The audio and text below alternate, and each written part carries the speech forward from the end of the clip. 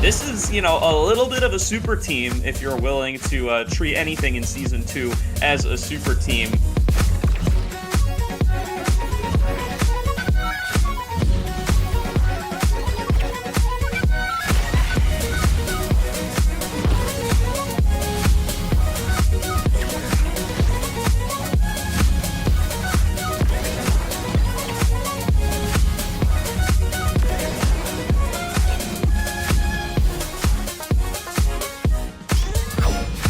We had Elo Heaven and Streak, who were first seed in the East Conference last split.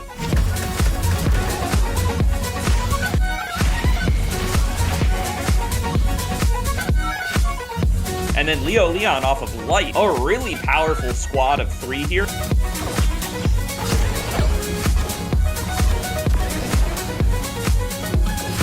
I've seen what Slop can do in the goal, and I think he's very strong. A bit of a substitute in Treddy. They're looking to fill that gap quite well.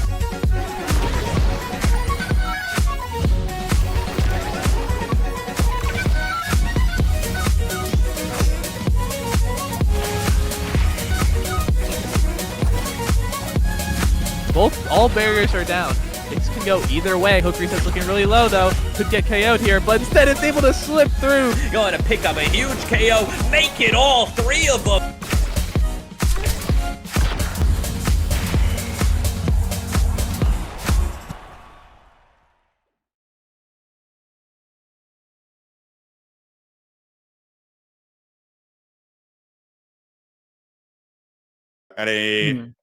Anything you want to say here? This is your moment for winning the league. First, I want to shout out to like the TOs and the casters. Like, thank you guys for doing this. Like, this league has been a lot of fun playing in. Playing with this team is easily the most fun I've had playing in any team environment, period. Yumi, what do you got for us? I just wanted to say, I'm on top of the West yet again. I will always be on top of the West. I've never ever lost any West tournament or event I've ever played in, and they call me the king of the West for a reason. I will never be defeated.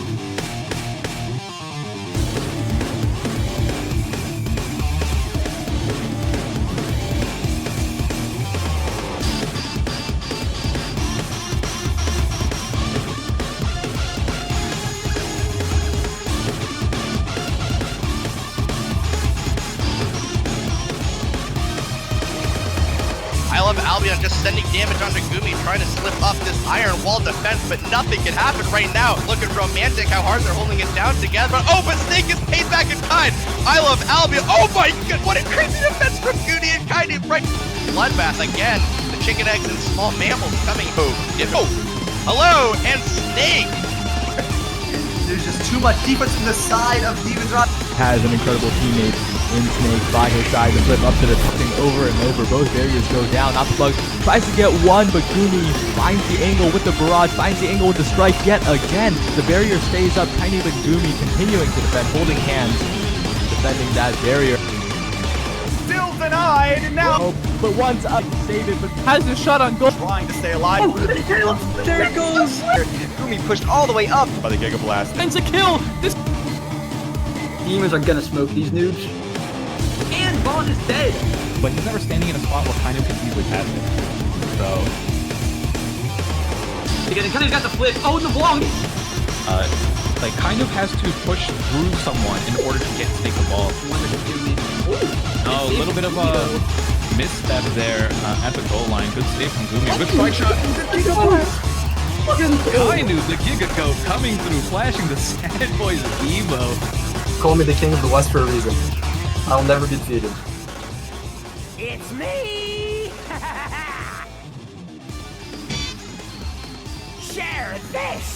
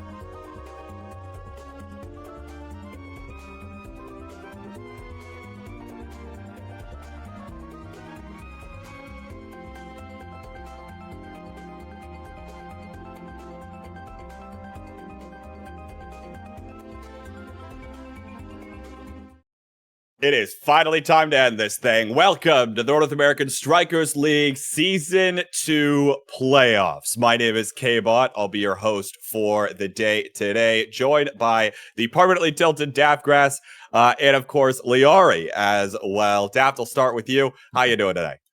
I'm doing just good. I'm sliding myself. Oh, I'm sliding the wrong way. There we go. I'm trying to put myself a little more in center frame. You know, Saya loves making me look more tilted than I am, but I'm doing great today. You know, we're gonna do that thing. We should just do a social post where it's tilting Daftgrass every time, like we get 5 likes on Twitter or something. Liari, how you doing? Liari is muted, maybe. Unless that was just muted. Me. Oh boy, I'm doing great. How muted. are you?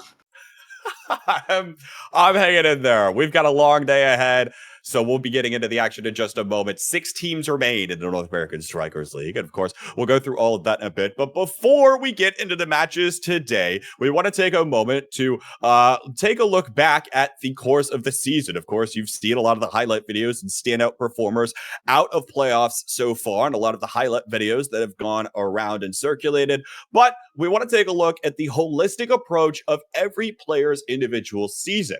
We asked players and staff members alike to submit votes for an all-star ballot, and we're going to show those results for you right now, starting with the first team. And Daftgrass, I don't think it's going to be any surprise who is sitting on the first team as we take a look at the graphic here. Gomi in the goal box, Kainoob as the midfielder, and Bells as the forward coming in here. No real surprises, Daft.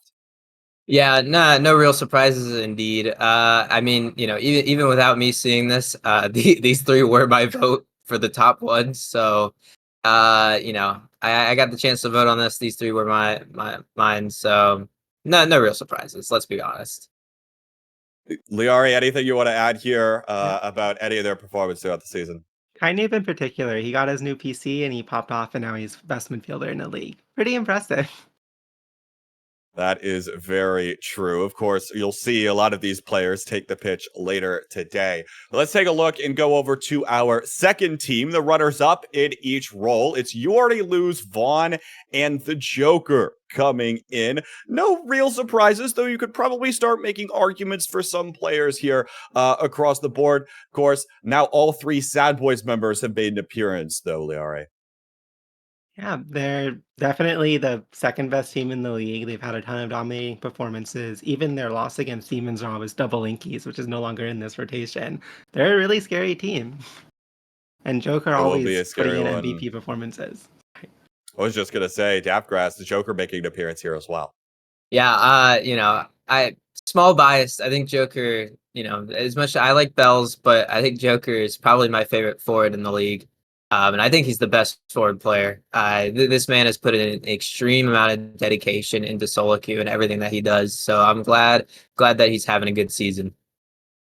Rounding out the All-Pro team voting, let's take a look at the third teams where we had a tie in the midfielder slot. Puffy FPS and Fudgy Waffles both getting recognition for that midfield slot, with Snake coming in as forward and Merchant Liari in the goal box here has certainly put a standout performance in a lot of people's minds for Oshino Corflin.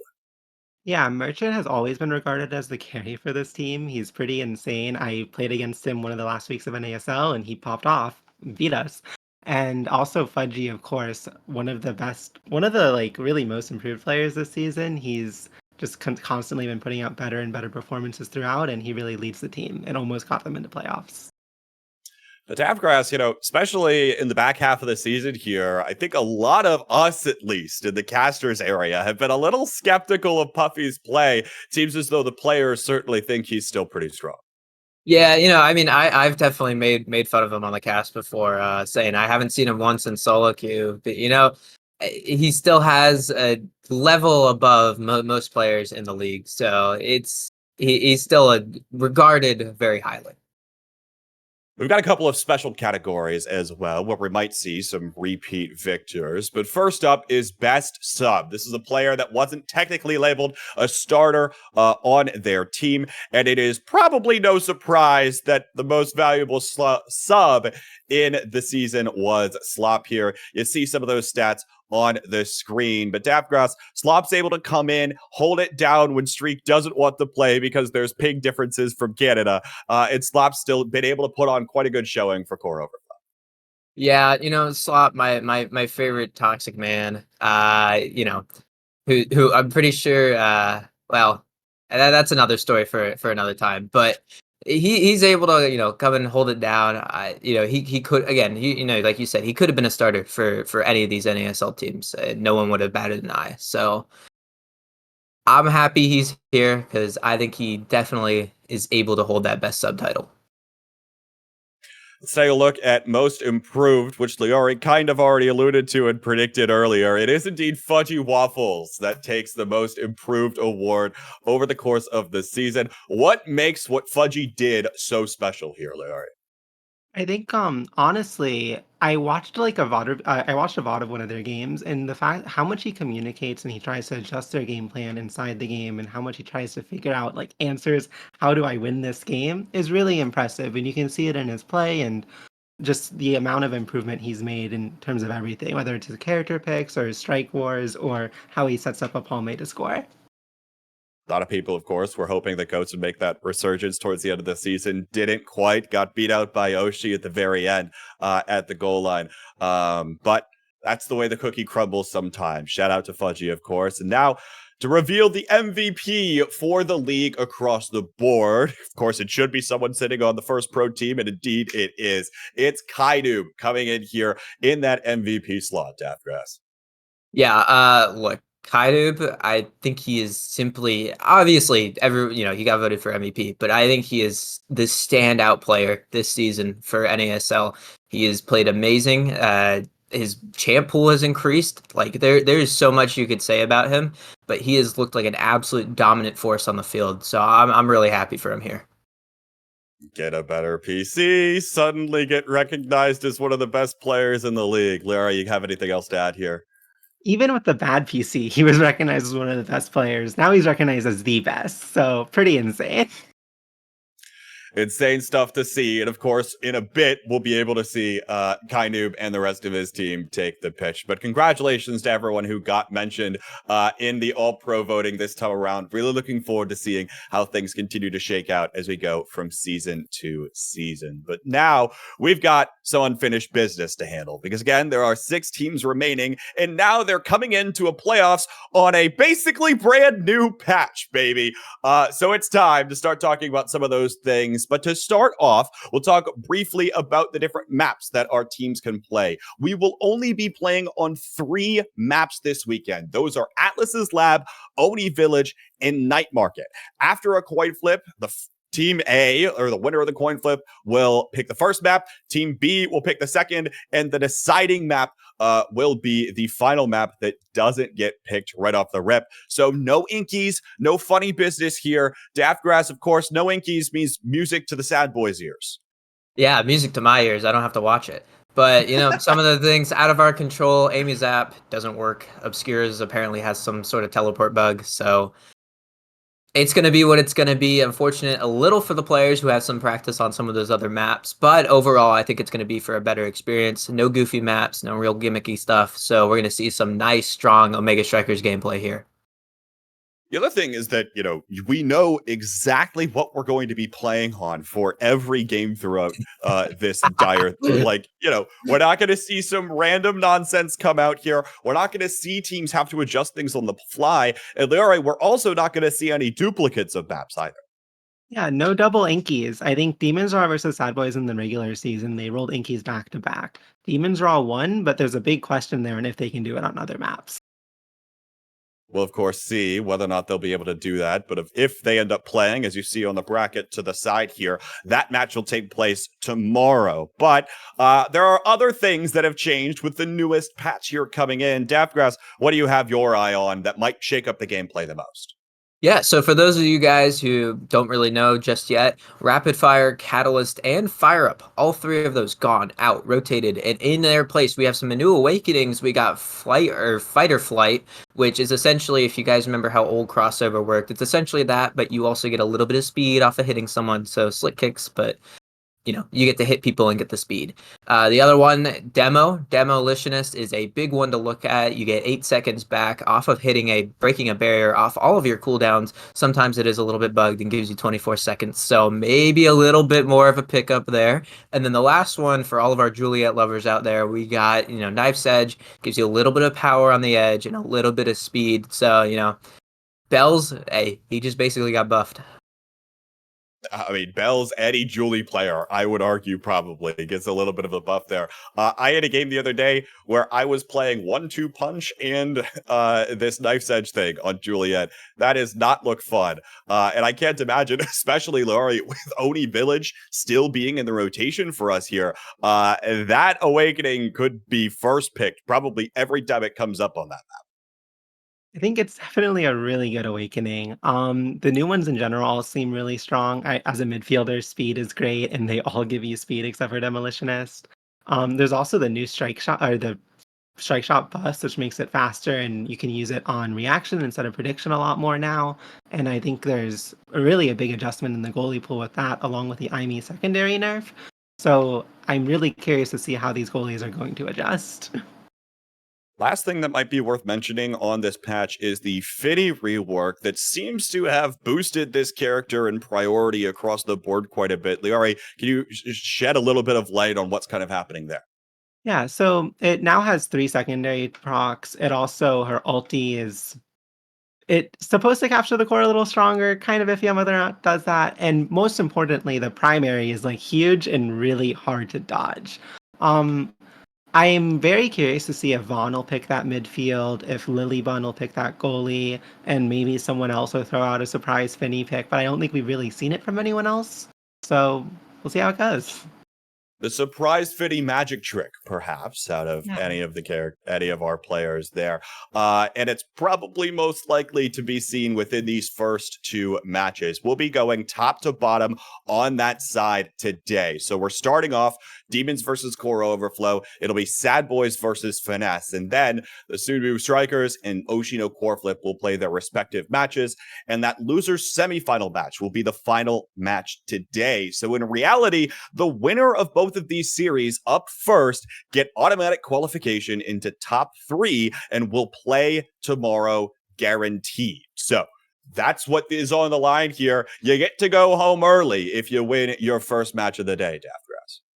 Yeah, and that could be a really good mental boost for you. Just getting that match out of the way, being done for today, mental resetting for tomorrow, maybe getting a scrimming tonight, scrimming tomorrow morning.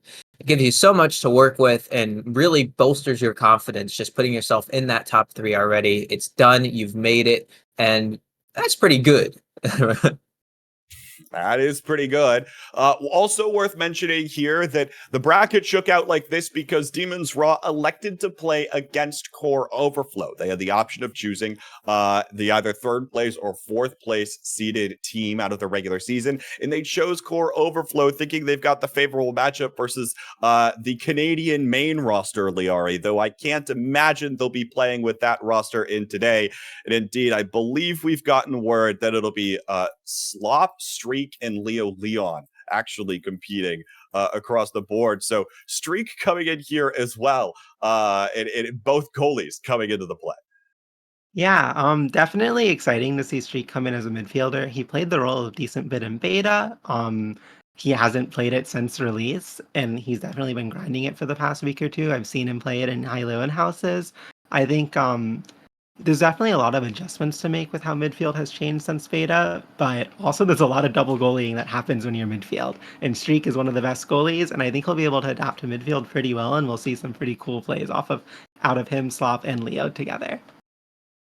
Well, we'll have to wait and see because I believe our players are just about ready, which means it's time for us to head into predictions. We'll predict the second match of the day of this next 2 matches first.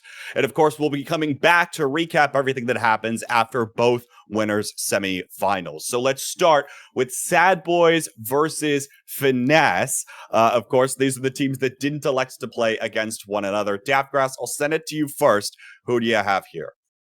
Look, I would love to see Finesse win. However, in my small bias, I am rooting for Sad Boys to win. I like playing with Vaughn, and that is my small little determinant on it. But again, That's it. You think about it. Obscura, Inkies, both gone.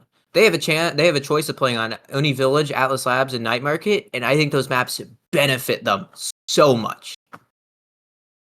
Great point, Liari. Who you got here? Is your bias going to creep through? I have a huge bias here. I hear what Dafka says about the maps being good for sad boys, whatever. I don't care. I've seen Puffy and Solo Q lately. He's been grinding the game. He's gotten better. Lilybun is the GOAT. Joker's the GOAT. They're gonna win. I believe in them. It's finesse. I'm sorry. I am not a believer, Liari. I'm gonna favor Daftgrass' more tactical approach of, hey, look at the maps that they're actually playing on. Oni Village used to be Sad Boys territory and Sad Boys territory alone. Maybe it's been less so in the past couple of times, but you can definitely tell that these teams or these players all feel incredibly comfortable on the maps they're going to be playing today. But up first, of course, is the undefeated Demons Raw versus Core Overflow coming in with Streak. Liari, who you got in the first match we'll see today? I think this can go either way in the end. Like, we can actually see Core Overflow come out the gate and stomp Demon's Raw, but Demon's Raw is gonna win, I'm pretty sure. Kind of is the Glizzard. And obviously Gumi is really good, and I love how they play off of each other, and Snake is consistently just insane at scoring and does a ton of creative things. Daft, who you got? Look, I again, I gotta give it to Demon's Raw. They look so good whenever they play, and Kainub obviously very deserving MVP vote. So hey, it's there for you. The desk is unsurprisingly picking Sad Boys and Demons Raw to qualify for tomorrow. Who could have possibly seen that one coming? We'll see whether or not the players can actually sort themselves out and get into things in just a moment. It's Spooked Altar and Borg on the mic for the first two matches. Demons Raw versus Core Overflow is coming up in just a couple minutes. Hey, everybody, how's it going? I need some claps for NASL playoffs, baby. I'm joined by with my co-caster, Spooked Altar. Make sure you're not muted as well, Spooked. How you doing? I'm doing great. Thank you for the warning, because I usually always start these muted, and then it's just a rocky start. Yeah. Well, good news, by the way, for chat and also Spooked for us. We're out of the Stone Age of OS, everybody. Hip hip hurrah, we're out of the Stone Age. We have custom games. That means that we can actually control and know what map we're going to play. And so we can actually talk about stats for said map and talk about things during the cast. Insane. I know, right? So I'm excited to be getting into this Demons Raw versus Core Overflow. We are in lobby right now, so the game should be starting momentarily. Anything you kind of want to bring up or talk about before the game starts, Spooked? I think that this new custom thing makes everything a lot easier, because we get to see like right when everybody's queued, because it just starts right away, and so we don't have to have that funny waiting period where we don't know, like, are they starting yet? Is anybody late? We get to see the map, as you said, and we can know the servers too that they're playing on, I think, as well. So we can talk about if someone's gonna get a lot of ping or something like that. I think I like it a lot. Yeah, I mean, I've been playing on it religiously. I was in tournament yesterday. I was just playing in-house scrims. It's just, I love this feature so much. I think obviously there's some changes and some things that can still come. One thing I really want, Odyssey, please listen. I need a big chat right below the players. I just need a chat, because there's times like right now when I'm in lobby where I just really want to type. Let me type to people in game, guys. Come on. But enough of the chatting. For those who, I guess there's no way you will know, but the order for this series actually, so we do have it. So we'll be playing on Atlas Lab first, and then I believe it'll be Oni Village for game 2, and if we go to a game 3, because it is best of 3, we'll be going to Night Market to round it out. So Atlas Lab first will be the game we're loading into now, as it should be started here momentarily, and we'll be able to see the trainings. Yeah, I think Atlas Lab is a very strong map. I think because of the new map pool system, I think I've been seeing it a lot more in tournaments overall. I think it has a good balance though of like just positioning for everybody. I think it's a good map to practice and play on. It does what all maps do a little bit in every which way. Like it's not too defense sided, it's not too offense sided, it's not too damage sided. So I think it's pretty good. I think it's a good starting one.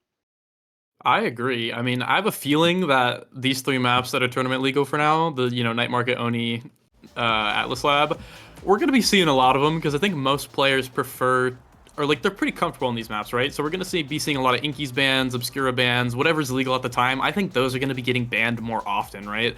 So will not be surprised if we see all that. And oh, okay, so we are in game here, and it looks like Demon's Raw will be banning that Luna. So that was actually about to be my one talking point. I mean, really, these players in general. We'll start with kind of Core Overflow, who actually were going to opt for ban the Vice on Atlas Lab. Definitely not a bad choice there, I think, as Kainoob and Gumi both have been playing a lot of the Vice. But one thing that I kind of want to see here is that Slop Atlas, actually, because they banned the Luna so much against him. He's been playing Enforced on that Atlas, and he's been picking and playing so well. And I am surprised about this, Spooked. There is a Finny locked in on Core Overflow. What? I swear to God. Okay, I'm leaking here. Streak literally, we're in analysis the other day. Streak went on a 30-minute rant about how Finny sucks and should not be picked after this. I don't know if he was lying to me, but he picked Finny. Okay. I mean, we're going to be seeing an Era X here on Atlas Lab with the Amy in the net. With it's actually a specialized training Spark of Resilience start, so we'll be seeing that. And then for the set of Core Overflow, will be Finny midfield into the Atlas goalie with Strike Shot, newly buffed Strike Shot, by the way, and Leo Leon on the Zentaro. And keep in mind as well, going into this, Spark of Resilience got a huge buff, so it is currently getting 450 stagger, 100 for, you know, just this training itself, and then 350 per Spark. Yeah, the Spark of Resilience change is make it really well to just snowball better, but it's not as good as the starting as it used to be, just the king of taking it if you want to live.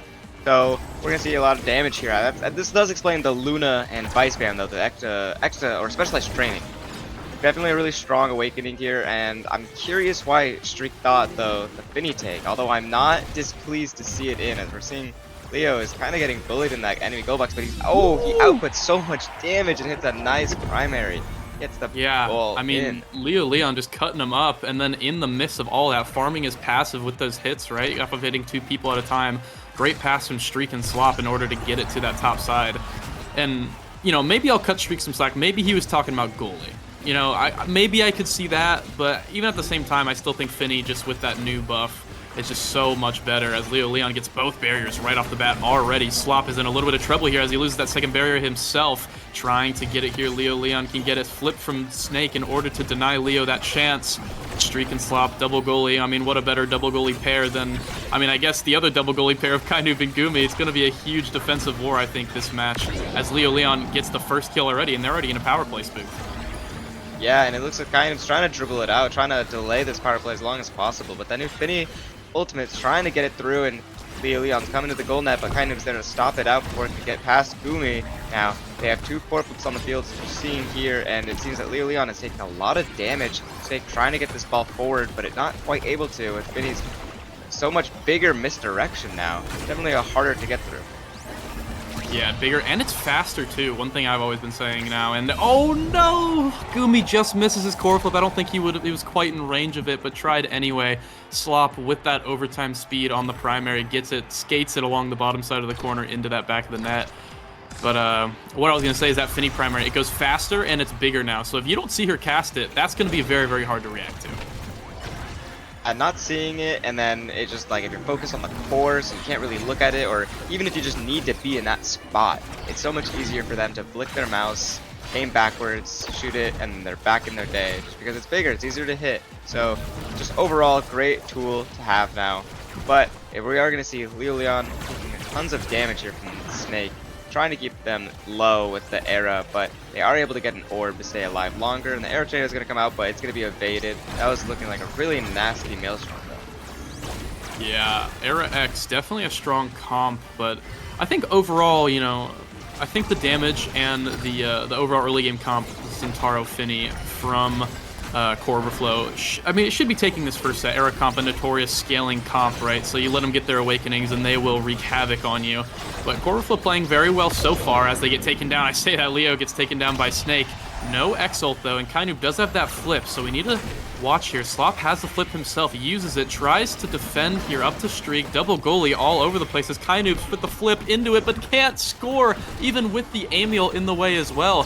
Gumi now has that flip too, as Snake very, very close as well. So, Demon's Raw, I mean, looking fairly strong still, but I'm surprised Streak and Slot managed to save that, but it's no break yet. Snake has that core, looking here, does not get it though. The new Finny secondary with that 3 burst helps save it. and they're just playing permanent defense. Can they get it out? Can they clear it so I can have a break here? Maelstrom going up top and right to Snake, who gets it in the middle of the net. Great shot there and great pass from Kainoob. Yeah, we were seeing a lot of good defensive play, but defense does not matter if you're never able to convert it and get that ball out and start putting on that offensive pressure, because eventually you will slip up and it will get through to you. So props to them for keeping them on the defensive that long. Definitely solid thing to see here from a scaling comp, which is not really expected, but it is maybe expected when you think this is Demon's Raw. So overall, it was a really good point, and hopefully we'll be seeing more repeats of that.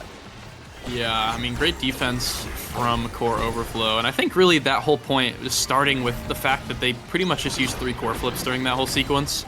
So the pressure kind of just getting put on over and over again, and actually Leo Leon going down at the start of that play is too. So it's not the best point overall, but you know, it's just 1 point, and Core Overflow still is up by 1 on this set. They only need 1 more point to secure this first set and possibly be getting a little bit of those good awakenings here, as a great clear from Slop actually gets it past Gumi's ult into the barrier. They are working with a barrier for themselves here. So Core Overflow kind of looking pretty here. Leo Leon trying to score, has the passive ready. Can he make that play? Not quite, as a great clear from Kainoob and Gumi both. Oh, well, back into Leo, almost scores it. Streak is kind of starting to take a lot of damage here from Snake too, but finally is starting to heal up a little bit. But as I say that, starts getting punched in the face by that X Maximus. Leo Leon and Streak trying to get it away from Snake, get it away from Kainoob's flip. Leo Leon trying to get into that top corner, but there's not really much to really go on there when Kainoob has that flip available and there's so much distance between them.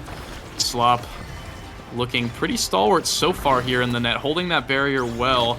Oh, Leo almost scores again. I mean, this whole time. Okay, there we go. So a great strike into the primary to get it right past Kainoob after the hit stun. And they get that first set. So yeah, great point there from Core Overflow to stabilize. Yeah, I think Slop is definitely a well-earned MVP here. He's holding it down in that net, as Deathgrass was talking about earlier, that if they were to be a starting, nobody would have batted an eye, because they're holding it down, and we're going to see here that they get their first choice of this Awakening. What do you think of this Awakening draft? It's not the craziest thing in the world. I wouldn't be surprised to see Leo pick... Oh, okay, so he denies the Chrono Boost, which I think is the correct decision, because you still get a dash training. I would say, I mean, Ariel's obviously is a better dash training, right? But you deny the Chrono Boost from Era. Don't want her scaling a little bit too much. She gets the Monu anyway, but Monu's not that big of a deal on this map. Still definitely can make an impact, so watch out for those tornadoes here. And Streak getting a very, very important second spark here. Look how tanky this Finny is. Over 2k stagger already with just 2 sparks. Yeah, the scaling potential of that Spark to Resilience now is really good, and it doesn't, you know, talk about the fact that the other Spark that you get it with does something else too. So it's like you just get so much benefits from 2 Awakenings. Sparks are definitely not what they used to be, because they used to be not really worth taking, but now it's like they are just monstrous on their own or together. Overall, I like how they play around other Awakenings now, and especially as we're seeing this new Awakening from Snake, who's able to get hit a lot though, so he's not able to try and use this new Fight or Flight, but he is able to find that barrier. So now we're going to be seeing as they're trying to get this goal in. Snake tries to use that X Maximus to get it in, but not quite enough. Now as Slop is having to hold it down, but Snake is also almost dead. They're fighting for midfield. Kainoob is also looking low. This might turn into a really good double power play from them. Yeah, Kainoob looking real low here. Leo hunting for him, almost finds the kill. Snake having to come back to play a little bit more defense. Streak's playing a little bit careful here, has the flip, so should be safe. Kainoob uses that flip in order to live. I believe tried to catch the core there as well, but just couldn't find it. And with the Atlas on the side of Core Overflow, I mean, they're just looking so much healthier, right? With that extra stagger, you pretty much just have to kill either the Atlas or Leo Leon, but it's so hard to when you have a million, you have a million stagger from just one spark of stagger. And it's so hard to kill Zentaro, I think, in general, because of how much mobility the character has. So just gives him so much time to stabilize in these points. But if they can take him down here, he's still tired, which they do. So Snake with the core flip invests it into the kill here. So they get a power play off it, and let's see if they can make anything out of this.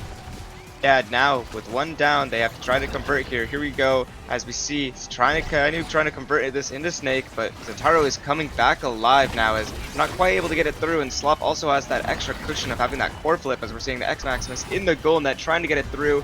The huge Era Maelstrom coming through to try to cut that corner off. Seems that they're doing a lot of damage now to Slop, but he's able to heal it up. Now, as we're going to see, it's going to be really hard to score here with this double goalie, the Gravity Well, to stop it out. And Leo Leon now converting, trying to make a play with that new extended dash from that Chrono. Not quite enough, though, because we're seeing both goalies are being stalwart defenders, holding it down. Really tough to see, and just win overall to get this last barrier, or will they get the goal first? Well, not quite. Slop is looking strong in net right now, but Demons Row are just piling on the pressure. It should be only a matter of time before they get a goal here. And one thing to actually highlight here is with that new fight or flight training, it's hard to notice too much with Snake right now because, you know, Snake doesn't really have that extra ult duration, anything like that. But it will, you know, allow the X to keep up with everybody in that X Maximus, but keeping up with everybody is still Gumi, who jumps forward with that core flip, able to find the bottom side here. And even though Snake couldn't put it in, Gumi, the help of your goalie coming in from behind here, definitely will help put that in there. But the good part with Core Overflow is they actually invest 2 flips, one from Snake and one from Gumi out in that set. So they managed to kind of stall out a little bit. None of them die, so they're not behind in levels too much. So definitely not the end of the set here as Leo Leon gets the first barrier for the side of Core Overflow. So looking pretty close overall, I think. Yeah, and definitely, I think Gumi made a really good play there as they shot it, and then they saw that the Atlas was using his primary, and they decided to core flip to wait for the primary to pass and then shoot it in, which is a really nice just play overall. I thought was really skillful and really showed the patience and like fast thinking of both players. And also really skillful is Leo Leon, who almost gets it in, but Gumi manages to save it there at the end. But these Zentaro combos are looking so scary for Gumi to try to hold these barriers. Oh, and a great combo there. Streak just not quite popping it in time, that Finial, in order to get into that top corner. Gumi might have been able to save it anyway, so it shouldn't matter. Streak, core flip coming out, blocked by Kainu, playing so incredibly well. Gumi keeping it out of Leo's hands for now, but Slop is just getting beaten up and then just killed into the back of his own net. Snake putting it in, securing the KO and the goal. That is a lot of XP. Yeah, as I was saying, you know, it's really hard to defend if you're not there to defend it, and Snake was practicing a little of that, you know, playing the brawling game, beating up Slop, getting the KO, but it seems this time that Kainu's gonna get the KO with a nice Maelstrom now as they're trying to convert, get one barrier. Can they get the second one here? Leo Leon coming back to help defend, but Snake is trying to punch it through them, get it through. They're not quite able to find it, not able to just quite convert that power play. Now it's one barrier up on both sides here. Seems that they're targeting Leo Leon for a little bit more damage now. But Snake can always just run around and decide to go get Slop, but it does seem their barrier drops and Leo Leon sneaks it through. The Silent Ninja striking there as they're able to get that point. Yeah, Gumi walking up a little bit too far with that core flip. Got a little bit ambitious, it looked like, trying to get involved in that offensive play.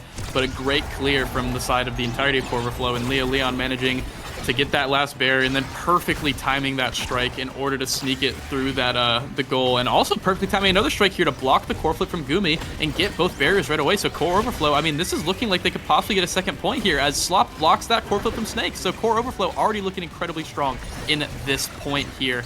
As playing defense though, they are still triple defense, so I mean, Demons Raw's piling on the pressure. Can they clear it? Core Overflow needs to get it out here, and they finally do have a little bit more space to breathe as Streak bullying Snake a little bit, not letting him breathe at all, as Leo Leon almost gets the core here. Has dash available, should here in a second. Ooh, the Monumentalist NATO almost takes him out, but manages to sneak right by. Almost gets it in there with the Zentaro combo, but not quite there.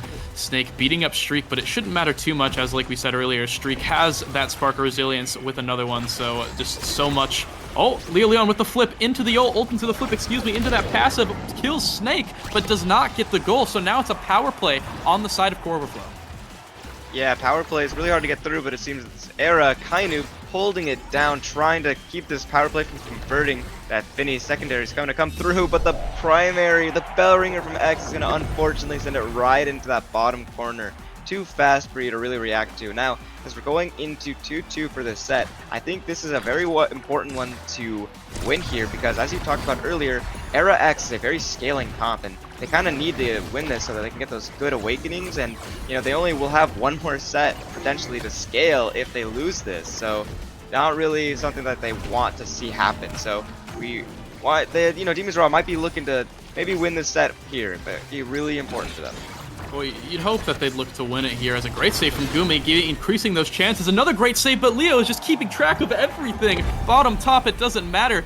great play in order to get both those barriers early on from Shriek, and then also Leo to keep up with that goal and winning that set. And like you just said, if the Era X cannot get something good here, it might just be over for them. But the new Demolition of Size switch, for those who aren't aware, just is another size training. You get size from it, 25% size, and whenever you get a barrier or assist in getting a barrier, you actually get 8-second reduced cooldown. Sometimes there is a bug in play. We haven't really found out how, where you get a little bit of, I think it's about 24 seconds decreased cooldowns, so it's a bit insane. So Slop denying that definitely makes sense for the side of Core Overflow. Yeah, having that just allows X to like go X Maximus, break that barrier, and then immediately go X Maximus again to get that last one, or to kill you. So definitely looking like a strong deny, but we are going to see another size awakening being taken on Snake here. And it does seem that Gumi denied a spark, which is pretty smart overall, because Shriek is scaling a little bit strong with those new sparks. You know, that the way that they scale now is just really good, and we're going to see this air tornado cutting off the bottom, trying to get it through, trying to get it in, and Snake is actually going to be able to get that because the Leo Leon primary, unfortunately, going to put Snake right in that perfect position to get that goal. Yeah, not quite what you're looking for here. I believe that actually weak side primaried, so he didn't really go very far. But, you know, only the first point. Nothing too crazy here, but a great start for the side of Demon's Raw. They're going to be happy about that, as Snake has the core flip, not using it for now. Shriek and Leo going to answer with a barrier of their own, but Snake wins that midfield interaction with the core flip and almost gets a barrier off it, but great layering of abilities by Slop, but it doesn't matter anyway, because Snake is just staying with that core so much with that fight or flight, just able to use that movement speed to his advantage here. As, you know, Corvo looking like they're kind of just getting a little bit out-pressured here early on. Has to use that core flip. Slop has nothing in the goal box, and he just gets Bellringered in the face along with the core. Nothing you can do. It's 2-0 Demon's Raw. Are they about to start this reverse sweep? Snake is showing everyone here what he can do, whether he's staggered or not staggered. Definitely an excellent Bellringer. I thought it wasn't quite going to connect onto the Slop, and they might be able to save it, but no. I was mistaken, as they were able to put it in and keep it in. As we're seeing here, the Bell Ringer is going to hit them one barrier, not quite the double, but they only need one more now, and still a lot more progress. So it's really good here, as we're going to see they're trying to convert one barrier down on both sides. Snake gets the ball, trying to juggle it, but he's going to get strike shotted away. Now as they're trying to convert it, Kainu up top with core flip, trying to get this through. The Maelstrom's going to come out, clear that lane for them. The Amy turn's going to help them put that in. Now with the core flip in the net, will we see it pop off here? We do, but it didn't hit the core now, as both barriers are down from the overextension from Gumi. As we're going to see the double core flip's going to come out right to Shriek, who's going to get it right for Leo Leon, who's going to get that point in. What a good corner shot. Yeah, great use of the Zentaro primary to strike and then use that primary immediately to stop the core in place and able to hit stun Gumi and or Kainu, whoever walks up to try to stop you, right? That's kind of the strength of that Zentaro primary, is if you can keep up with it and able to get a hit stun off it. It's just such a valuable scoring tool, almost, you know, almost as good, I think, as Juliet Punch, maybe a little bit better, some might argue, as Leo Leon doesn't even need it there, as he gets both barriers, almost gets the goal as they come in here, but Shriek finishes it off with some great strike war wins, getting into that top side, and they're not done yet. They want a 3-0 this first game and come out strong. They definitely just showed two really strong goals, so definitely going to be a hard thing to come back from here in this game for Demon's Raw, but if they're able to get this 1 point here, they're going to be looking really strong with that scaling, because we still haven't seen Castellast, so we know that both Era and X really want that, and you can see like extra special if that hasn't already appeared, so there's definitely a lot of scaling opportunity, but that's going to be really hard when both your barriers are down and you have the ball in your net, trying to convert it right here and now, trying to get this win in, take this to home, but they're not just quite able to, as that glitch pop's going to save that ball, get it out of there now, as they're able to get one barrier. Can they get the double? The double in the net, trying to get it through, but it seems that Slop here is just defending for his life, making sure that they are not able to lose, because they want this win now, but it seems Gumi's gonna die to save it, but it's not quite enough, as they're not able to get there back in time, and that's gonna be game 1 for Demon's Raw versus Core Overflow. And Core, I mean, bracket buster alert, guys. I don't know, a lot of you guys making your brackets might not have expected this, but Core Overflow looking so incredibly strong already in, I mean, this first game with the dominant 3-0. You know, that last set looked a little bit more shaky from them, but I think overall they managed to deny a lot of the best trainings, right, for that Era X. Not able to get all of them. We know that fighter flight on X and the build different, looking a little bit scary in the prime time from Era as well. But, you know, Leo denying that chrono boost, Streak getting multiple different sparks in order to survive that combo, right? Slop doing so well in net with 73 saves, 151 redirects. So, great. I mean, just a general play from Core Overflow to just take advantage of the weakness of Demon Raw's comp. Yeah, I think overall they played well. I was really excited to see that Finny, with those new buffs coming into play here, that's definitely interesting, especially with what we were talking about earlier. We didn't think Finny was going to be played in this match, and then from what you said, someone that really doesn't like Finny actually busted out Finny and showed us what that new buffs can do. They had what looks to be almost the most redirects in the game, so definitely on that core with 31,000 damage though. Definitely showing that Finny has those new buffs, those new damages numbers that can keep up with all the brawlers. Yeah, and I think the biggest thing really, and this is something that I notice as a brawler player myself, when you're playing against that Finny and they use the secondary on you, the damage buff, you know, it's not quite as annoying, I feel like, as it used to. For some reason, it doesn't feel that bad. But the worst part is that it's just a big area denial, right? Because before you just tank it and it's whatever, you just stay away from people, or you dodge it once and it's fine, you can just walk right back in that space again. But because it bursts 3 times, if the core is coming up near that area, you just can't contest the core at all. Because if you do, you're getting slowed, you're getting hit with 3 bursts of damage that is not weak, by the way, it's pretty strong, and also getting damage increase buff too, right? Or debuff, excuse me. So like, do it at your own peril, right? Walk into those Finny secondaries at your own peril, but it is definitely not something that you want to do as the brawler player. And something I was seeing a lot in that game was Snake on top of the goalie trying to do something, but Streak kept putting that Finny secondary on top of Snake in order to give Slop a little bit of space in order to just live a lot of times. And I think that was, I mean, my MVP that game, probably Leo, for just the incredible dominant performance of, you know, getting a lot of those goals, but Streak was so incredibly important to that comp, I think.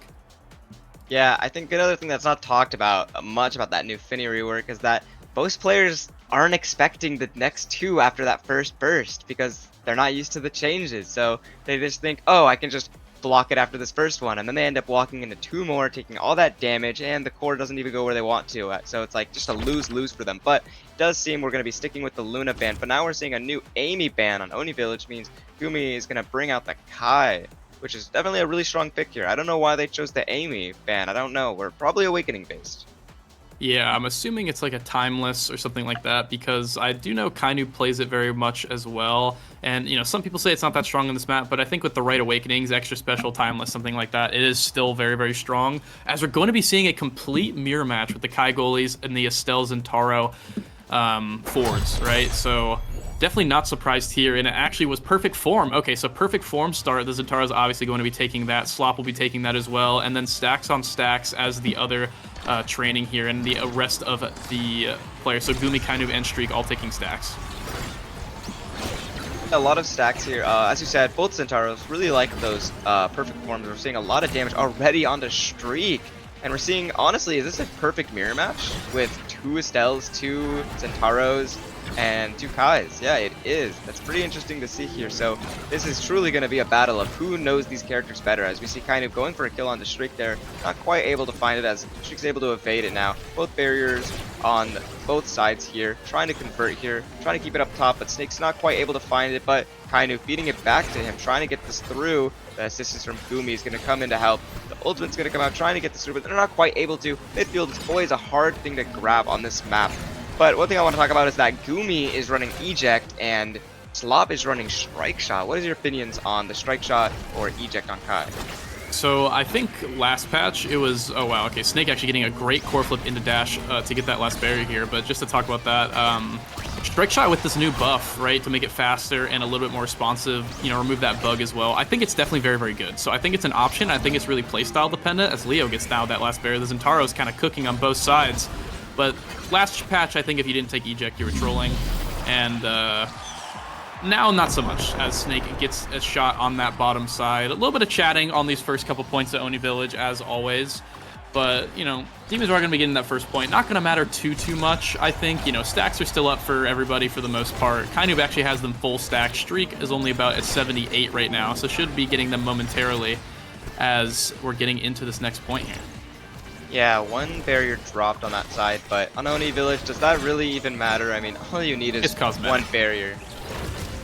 And so now it's going to be really hard to get this through, and we're going to see Kind of almost has the right shot there, but not quite enough, as Snake is actually able to find it though, thanks to that one more chance he got from Kainoob. Now, as we're going to see here, they're trying to convert this into a goal. One barrier gone for the side of Demon's Bra here, but you only need that last one. The core flip and the dash is going to come out from Leo Leon, but it's not quite enough, as Gumi's going to come forward with the eject, making that little extra room, that secondary, just enough to core flip and shoot it into that top corner. That's going to be looking like maybe set point. Yeah, and Slop using that flip there, unfortunately. I think he thought that it was going to hit that top corner and then bounce down a little bit, that type of, angle, but not quite. Just kind of goes right into that top side. Well-placed shot from Gumi, but Gumi running up a little bit too far and getting taken out on the speed boost. I don't know if that was from the Giga or if that was from Leo Leon.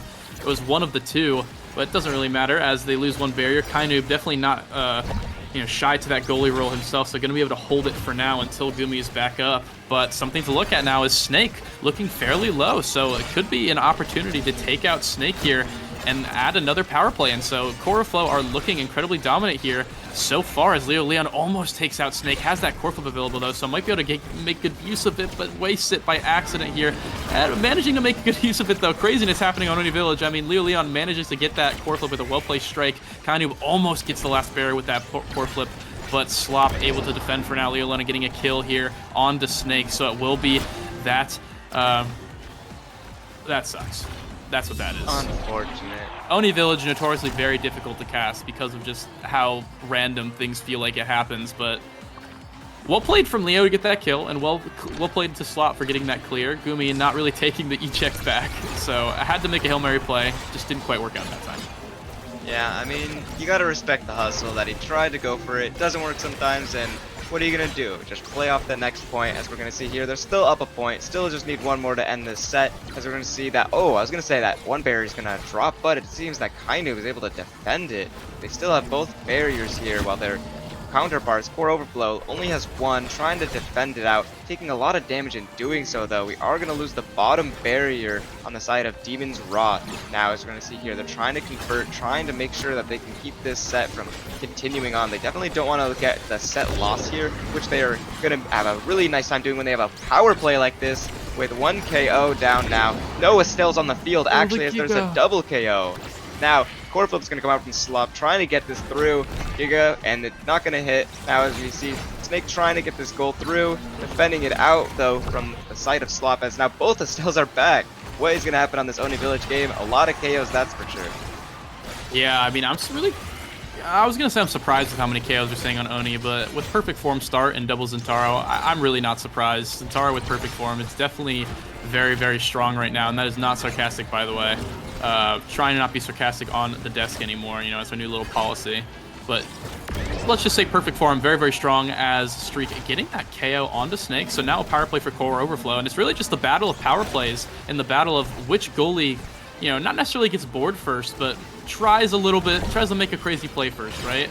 Because Leo and Streak, I mean, it doesn't really matter. Kainoob already respawning, the Giga Blast almost taking Kainoob off again, but not quite angled right there in time here. Leo has to be careful, looking very low, has a stagger, trying to play safe, but very, very scared here. Almost gets taken out by the barrage, but not quite. Leo is actually going to be able to live for now for a little bit longer, as Streak dribbling, managing to keep it away from Snake for now, into Leo, who gets a great strike while staggered into that top side. Kainoob and Gumi kind of just not ready for that angle on the top side. Thought that they could just bully Leo away, but it doesn't even matter as he finds that strike after getting hit. So great shot from Leo. Yeah, I mean, as we said, hard to cast because it's so hard to tell what's going to happen. Who would have thought that would have gone in out of all the things? Not saying it wasn't a good shot, but it was just so hard to tell that he was going to be able to hit while staggered. Incredibly skillful. Now, as we're going to see one barrier gone, and seems Kainoob's attracting a lot of damage for that core flip they have, trying to make the most of it, but they're kept back in that goalie box from Leo Leon. So much damage is just possible from this Zentaro with Perfect Form here, as we're seeing, trying to get top barrier, not quite. Slop is holding it down here, as it seems Kainu was able to get a orb, but it's not enough as they're still taking so much damage here. Seems they're trying to convert back to damage, and now Kainu finally has an opportunity to go push forward with this core flip, and then we're going to see a power play come through with a double core flip on the side of Demon's Raw. Snake, is he going to be able to block the core flip on the first one? The piercing shot is going to go through. Both barriers gone now, and a core flip on the side of Demon's Raw. Will they be able to convert right here? Core flip comes out, and it's not good because Slop is able to defend it out with the help of Streak. Now, how are they going to make this power play work? It seems that Snake is still just not quite in range to make it work. The Slop is looking very low here. Snake is trying to get that KO while Kainu is holding the ball, trying to keep through. Slop had to move forward so much just to try to get that orb, but it was not enough now as they have the power play trying to convert here. But this team is just made of all defenders apparently, as they're just able to hold it down for the core flip from Streak. But it's the piercing shot to piercing shot is going to send that in for set 1 for Demon's Raw. That was set 1. I mean, I think that, what was that? That was like 8 minutes, like maybe even 10 minutes. That was insanely long, it felt like, as we're getting into the draft here. And oh wow, okay, so a lot of important trainings here in the draft actually. So we have Hotshot going to be taken by Kainu, definitely very, very strong on this map in general. But the other Estelle has the opportunity to deny Super Surge from the Zentaro, will do it. So great play there from Streak, not letting Snake get that Super Surge. But Snake does get the Demolitionist, so does get size and does get the cooldown reset on the barriers. Not as strong in Oni Village, I will say, because, you know, that last barrier is so hard to hit. So it basically just kind of feels like there's one barrier overall, and Slop getting a missile prop shouldn't mean too much. Maybe helps a little bit with the strike shot, you know, kind of will now just have cross map barrages overall, and with Gumi and Leo both getting a spark of their own, so shouldn't be too much craziness as Snake, I mean, shows us what craziness is with that dash. Great job there, a great pass from Gumi to hit it all on that bottom side in order to feed him. Yeah, I mean, you're saying that Demolitionist isn't going to be able to do that much here, but as we saw, 3 dashes came out from Snake right there, able to show just how powerful Demolitionist really is, especially sometimes it does that little funny thing where it gives you 24-second cooldown reduction, and really helpful there, as we're going to see here. They're trying to convert on this last barrier, but they're not quite able to get it now as they're passing back and forth, trying to keep this barrier alive, but they're going to lose one, and they're going to lose a core flip too. Harder to convert here, as we're going to see Leo Leon is in that goal net, making sure that both barriers are dropped here. Definitely showing that core overflow is still in this, trying to give it through Slot. Misses the strike shot now, as they're going to lose barrier from that. Unfortunately, it happens sometimes. What are you going to do about it? Oh my god, it seems Estelle's going to checkmate them with the piercing shot and the ultimate Rose Thorns. Yeah, after this first awakening, it seems like Demon's Raw is starting to get unlocked here, wants to make this game quick and get onto Night Market for that game 3. Already a 2-0 in this set, but, you know, it's not over for Core Overflow yet, definitely, as we're seeing them, you know, have some signs of life here, but it feels just so much harder for Slop to defend against that hot shot and against that Demolitionist, like we said before. So if he can manage to hold that barrier for a little bit longer, let Demolitionist kind of just, you know, run its course off that first one, not get too surprised overall by the increased cooldowns, I think they'll be good to go here, as Leo gets the first barrier themselves and almost core flips for the second one, unable to get in, unable to get that KO. Good try, but Streak actually getting taken down by the core flip from the side of Kainu, able to take him off the field for another 7 or so seconds. Slop should be able to stall this out a little bit longer. Giga Blast will be missing here, but Kainu, you know, not quite able to get that piercing shot, and Snake actually strike-rolling 3 people on the side of Core Overflow in order to get that last barrier. Yeah, and as we're going to be seeing here, the power play is no longer there, but it also seems a new one comes in. When one door closes, another opens, as we're going to see here now. Core Overflow has the chance to make this play, but it seems Kainu is just holding down too hard in the midfield. Can't get it past until Snake is back alive now, as we're seeing here that is going to be really tough for them now, as they have no power play and all that HP is back onto Snake. Kainu is looking a little low though, and a little close to the edge with that. Giga Blast is going to come out and get that KO, where they have another power play, but Gumi does have that extra cushion of a core flip to keep it in. So we're going to see the core flip is going to come out into that corner, not quite able to get it through, but it does seem Kainu was able to come back in that time, and the Rose Warp hot shot is going to hit the ball, and it's going to go right into that bottom corner, excellently placed, and that's going to be the second set. Yeah, plus the overtime tick as well just sent that core, I mean, a million miles an hour, right? And that's the second set for Demon's Raw, looking like they want to come back with a 3-0 of their own. as we're getting into draft here. Kainu with the first pick yet again, our MVP of the season. No surprise here with the twin drive going to be taking that away. Egoist for Slop. Heavy impact going to help a little bit more damage for the side of Snake. Peak performance for Streak, trying to live a little bit longer. Same thing for Gumi with that bulk up. And actually Built Different goes all the way down to Leo Leon. So that size, you know, while the impact is pretty underwhelming now after the nerf, I think the size is still very, very important. And able to match the size with the Demolitionist on Snake now is Leo. So should have a little bit easier time getting these barriers, but it shouldn't mean too much. Yeah, and as we're going to be seeing here, I think the best boon from that draft was actually heavy impact from Snake, because they already have so much cooldown reduction because of Demolitionist now. But now with that extra heavy impact, boom, it's going to help them a lot with all these cooldowns. But it seems that Leo Leon's never going to let them get the ball, as they're able to KO the goalie, get both barriers, and now trying to get the goal, which they are able to do 1, 2, 3 all of the way through to get that last goal in. Now that's goal 1 for this could be potentially last set. So they are definitely fighting and trying to make sure that is not so. Yeah, Leo Leon playing his heart out, trying his best, and you know, really getting rewarded for it in that last point. Played so incredibly well, getting both barriers and killing Gumi and getting the goal. So well played to him. As failure to get that last barrier right now, but shouldn't be too big of a deal, as both barriers for the side of Core Overflow are still up as he gets it with the passive there. Great job as he uses the core flip, but you know, core flip down, gets the barrier. He can just say he used it for that. No one will notice. As loses the first barrier now and the second. Great job from Snake, who has all of his cooldowns back up again from Demolitionist. Watch out for him as he takes out Streak with that core flip. Looking now, doesn't have all the abilities again, but has a perfect form. Should be still a threat here in the corner as Kainu with the flip, but Slop able to predict the shot and save it as Streak comes back up. So an even game.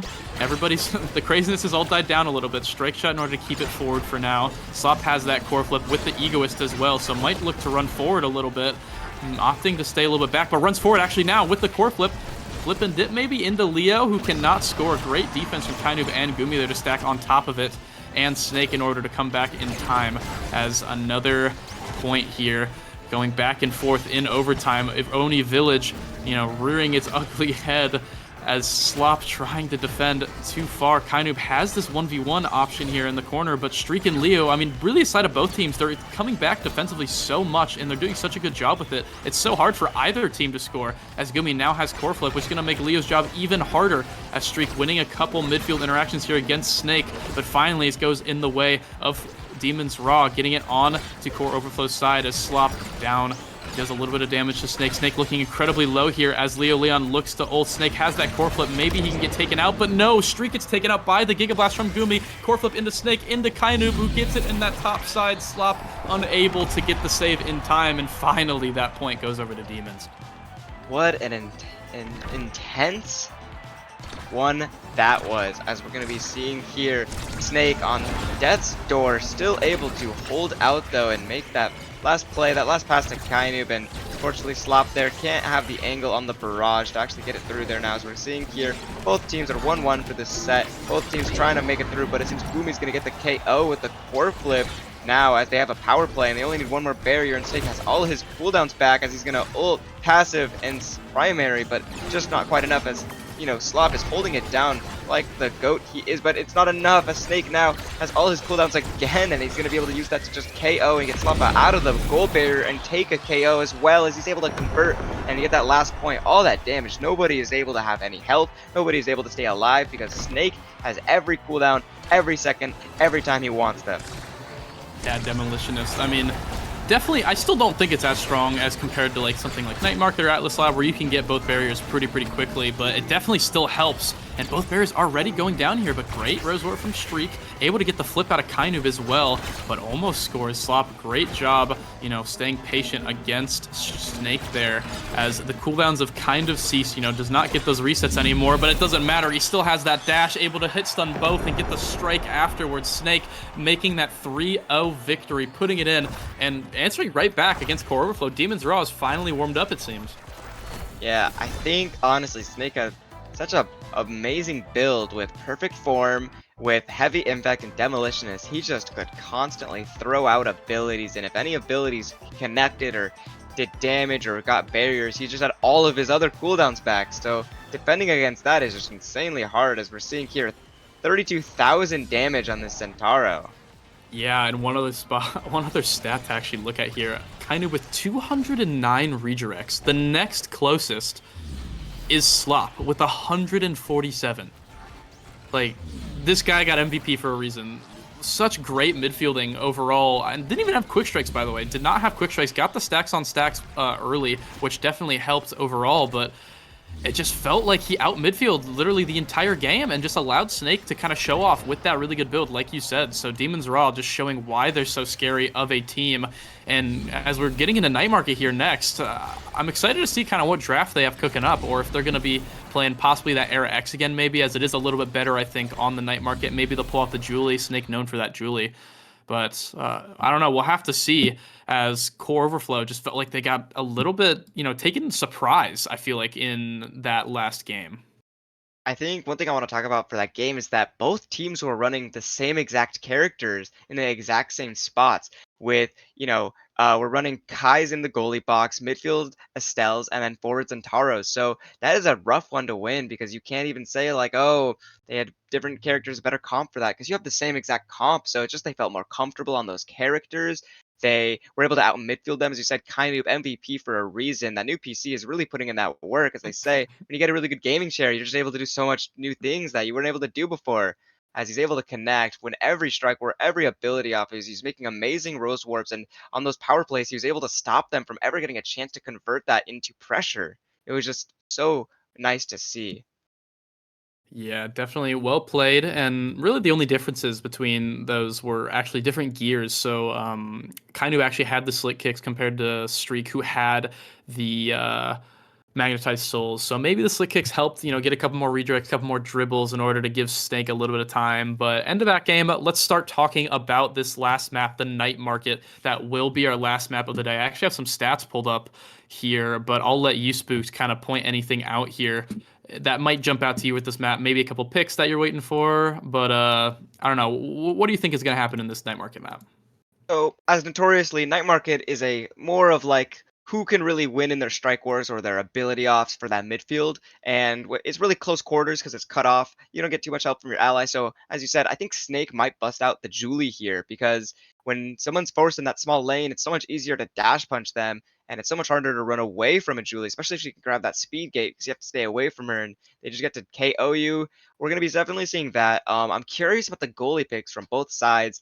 I doubt it, but I would like to see another Finny pick again, because Finny was nice to see, and I want to see more pro play with that new Finny buff. But we are going to get started here, and we are going to be seeing what is going to be hovering a Gumi on the Finny goalie.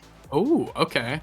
So I actually think this is really good. I think Era X with Finny goalie is really, really good because of the damage buff from the Finny, right? It just allows the Era X to do a little bit more early on because of that Finny. But I think the obvious weakness here is that defensive, right? As if you can get it into that Finny, especially with a Juliet or an Asher or something like that, it gets a little bit scary. And it looks like the Era Finny X is going to be locked in, as we do see a Vice Luna ban for both sides. And I think it's going to be an Era X mirror, actually, now that we're seeing it. But I'm very curious to see what Slop is going to play. It's going to be the Alice. All right, so going to be helping heal, maybe counter that Finny damage a little bit.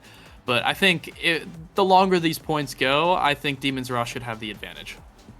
Yeah, I mean, I'm curious what Awakening was, because again, we saw a Luna.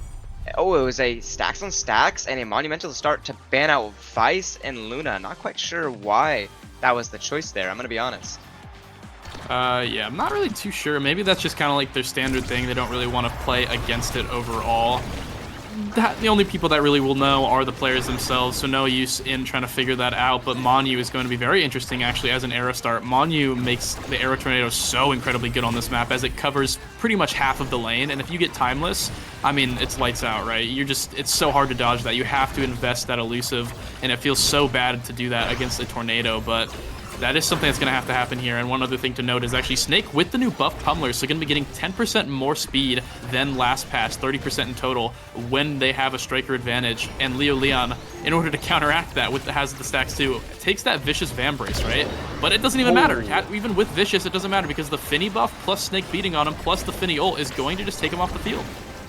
That was a lot of damage instantly. I saw that Finny debuff and get hit 3 times by that secondary is definitely rough for you, but then that Finny ultimate just sends them flying now as they have the power play, able to get one barrier, trying to convert. The Air Tornado is going to block them out for a second, but it seems that they were able to clear it out early enough to where it didn't actually matter now, as we're going to be seeing Leon trying to get back in there, give them that, you know, the X Maximus, get that healing orb, stay alive a little bit longer. Corp is going to come out from Streak, trying to convert it through, but it is going to be passed right back now. Kainoob, who's really close to Corplip, just got the barrier there too, and he's going to Corplip, try to get it through, but the strike shot from Slop is going to be able to block it now, as Kainoob is going to fight a tornado of the enemies, trying to keep it through here. Leon trying to fight back, but kind of on death's door constantly here as he's out of stagger. This team with the Finny has just extra damage that they don't have to compete with, especially with no awakenings yet, as Gumi has a core flip. I just can't even talk about how Leon is just getting bullied in that corner, not able to let him rest. This poor man wants to live, not able to do it now, as they're going to have this power play passing back and forth to each other. Pretty standard stuff here, as we're seeing here that they're trying to start fighting again, as they're not able to quite make anything happen out of that power play. Yeah, I mean, Streak definitely not, you know, a stranger to that goalie position. So making use of that double goalie here, Slop with some great saves as well. And yeah, like you said, Leo just getting beat up so much. The power of that new buff Finny, so much damage coming through. And with stacks on stacks and momentum boots, you don't really have to worry about your positioning as much, right? Because you're so fast compared to an Atlas with Strike Shot, who does not really have that movement speed, right? So not able to get up there for that top corner for the save. And Snake, with a well-placed shot, gets that first point for Demons.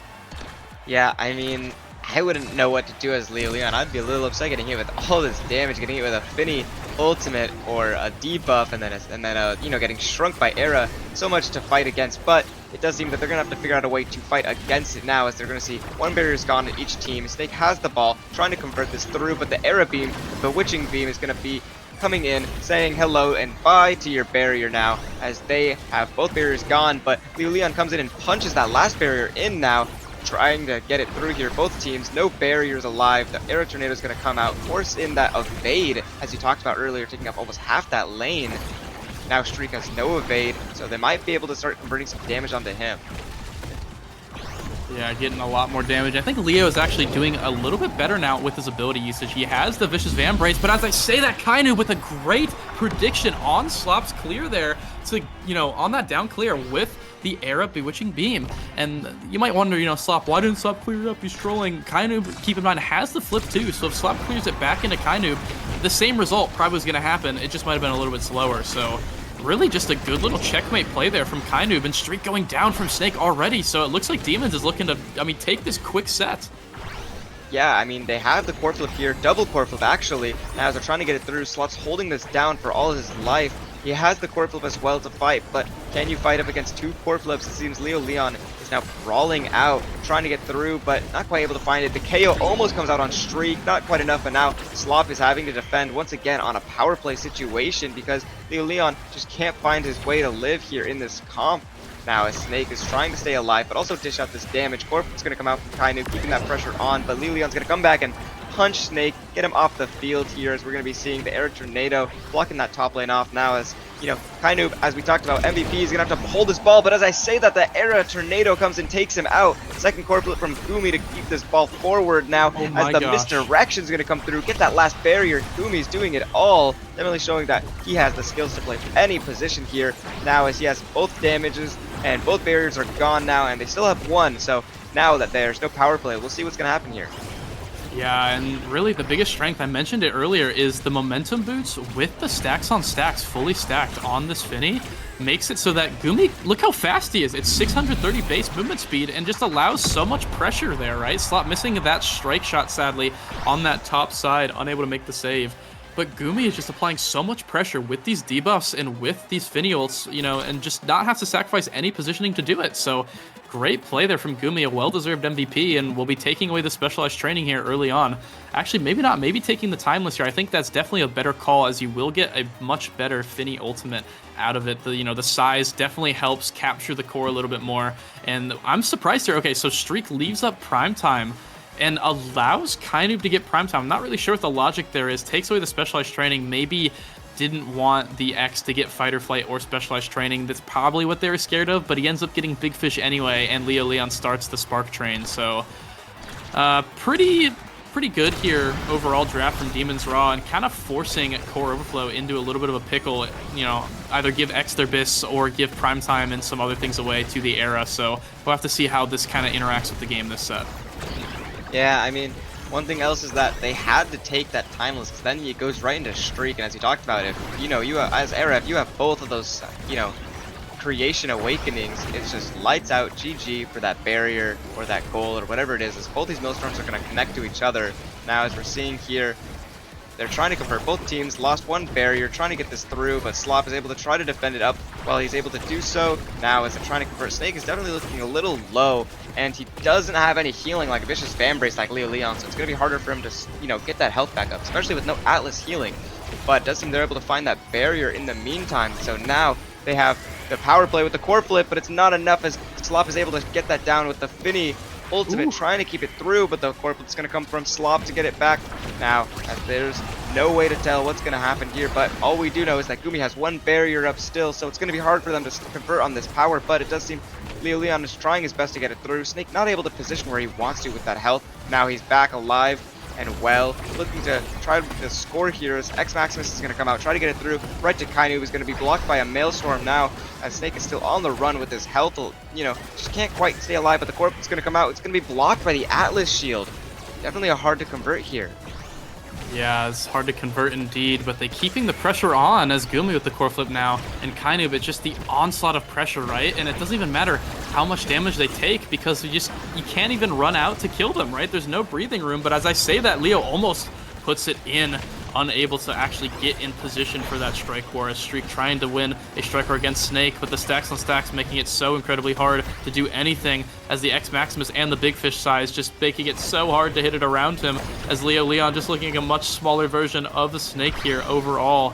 As Gumi puts it in here, Leo Leon with the X Maximus almost putting it in past Gumi. Another great save. That's 2 overall, as, you know, it seems like Coreflow's finally finding their footing in this set a little bit, but Snake ping-pong a little bit back and forth. Leo finally gets it away from him as the midfield goes over to Leo Leon and Streak, trying to get it in here, but Kainu and Snake with a great attack here forces Slop to use that core flip. Gumi now passing it over to Kainu, but a great air tornado in order to stall that push a little bit.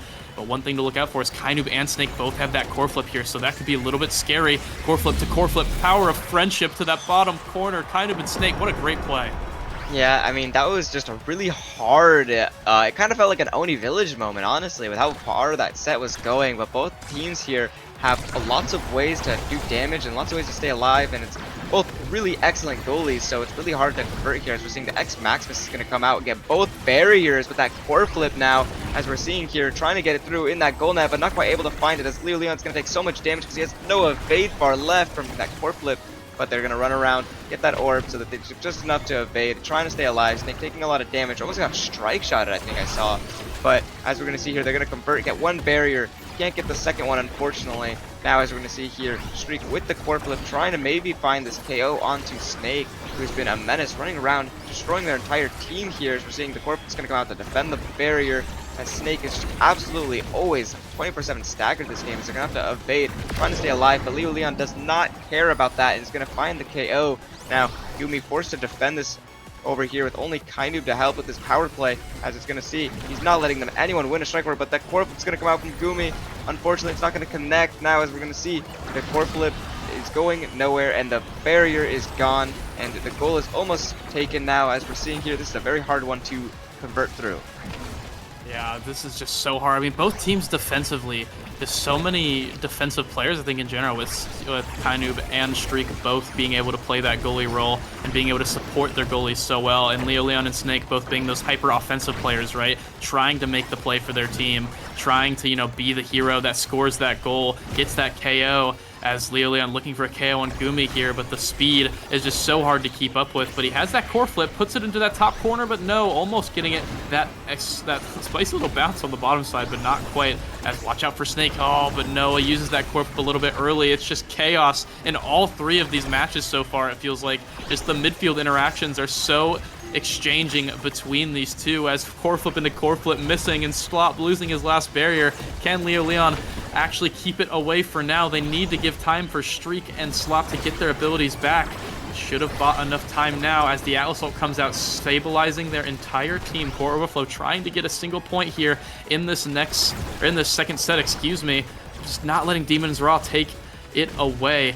As, Leon looking a little bit low here. Can Snake kill him with that ult? Not quite, but going to be staggered here. Gotta watch out for the Finny and the Era Tornado. Going to be very, very deadly right now as Leon playing aggressive anyway, but no, the Finny secondary takes him out. This is now a power play for Snake, Kainub, and Gumi. Can they finish it?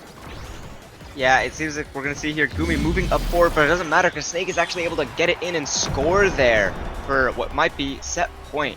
And I think Snake is showing his expertise on this night market map, because when he's going for that barrier, he actually hit it backwards onto the little middle part to make sure that Slop missed the core flip and then got the barrier like that. And if he keeps pulling out plays like that, it seems getting barriers here might be a little bit easier than what originally has been happening. But Slop is also an A tier, an S tier defender, so it's gonna be hard to get through. But it seems that Snake is trying to get the barrier, but as I just said, that S tier defender is gonna come through, block both those barriers, and Streak with that second goalieing done correctly is gonna block that, you know, from getting any of the barriers now. They're trying to get through here. Snake closer to core flip, trying to get through. The Air Tornado is going to block the entire top lane, trying to get it through there maybe, as we're going to see here the patience on Snake, trying to get the right angle, but his team has little to no like weaknesses now, but that core flip is going to be able to connect from what could have been one barrier into two barriers now, as we're trying to get through here. Gumi also has that core flip in case of anything, but the KO is going to come out from this huge X Maximus. It's going to be really hard for them to stop what's going to happen here, because Gumi wants to move forward with this core flip. He wants to make a play, as we're going to see here. The core flip is going to come out from their own side on the slot, but it's not going to be enough now as the rotation plays are coming through here, because Gumi has that core flip, but they're just not quite able to feed it to him in that right spot that they need it at. And it seems that Kainub also has a core flip, so right, we see a core flip to core flip power of friendship again. Doesn't seem quite so, but we are going to see a KO, as now they have a power play with the core flip's going to come out into the top barrier, and it's going to get that corner slot, and that's going to be the set point. What a crazy set. I mean, it was a 3-0 for Demon's Raw, but every point was just so back and forth and just so many long interactions. But like I said at the beginning of the game, right, I think the longer these points go, it just favors Demon's Raw, right? Because this whole game is just who can enable the X better. And right now, it looks like Demons are just able to, I guess, make Snake's life so much easier with the Finny and with the Era beams, you know, compared to, I guess, the Atlas, which all you really have is the heal. And so, yeah, you can heal your X back up to full, but that doesn't really help if he's just going to get hit back down anyway. So I think definitely going to be pretty difficult here to make a, I guess, comeback overall, as Slop has to deny the tempo swing, and Leon does get the stagger swagger, so it might, you know, help a little bit. But I think if they're able to just kill him here, especially with the Snake getting that 1-2 punch, as look at Leon already is super, super low. So we'll have to see if the stagger swagger can make a difference. But right now, I mean, nothing can really help that unfortunate bounce, getting both barriers already here for the side of Core Overflow. But Leon with a great play strike, getting the second one as well. So open map for both sides. Yeah, I mean, open map early, no overtime, definitely an interesting match that we're going to see here, but the tornadoes are going to come through, block them from getting anywhere, but that corner shot is going to be kind of come through. The expanse coming through from the Atlas. Snake gets core flip in the net. Will he get the ball though? He misses the core flip, unfortunately, but it does seem Slav is taking so much damage from this X Maximus that wants to get the ball in, and he will, because nobody is there to stop him. Slav is taking too much damage to be able to defend that by himself, or even with the help from Streak. Definitely a hard thing to see what they're going to have to do here, but if they want to make a change, they're going to have to do it now, because they need this set here. They cannot afford to lose any more points. They have to play really close to perfection here if they want to, you know, continue and stay alive in this set, or in this series.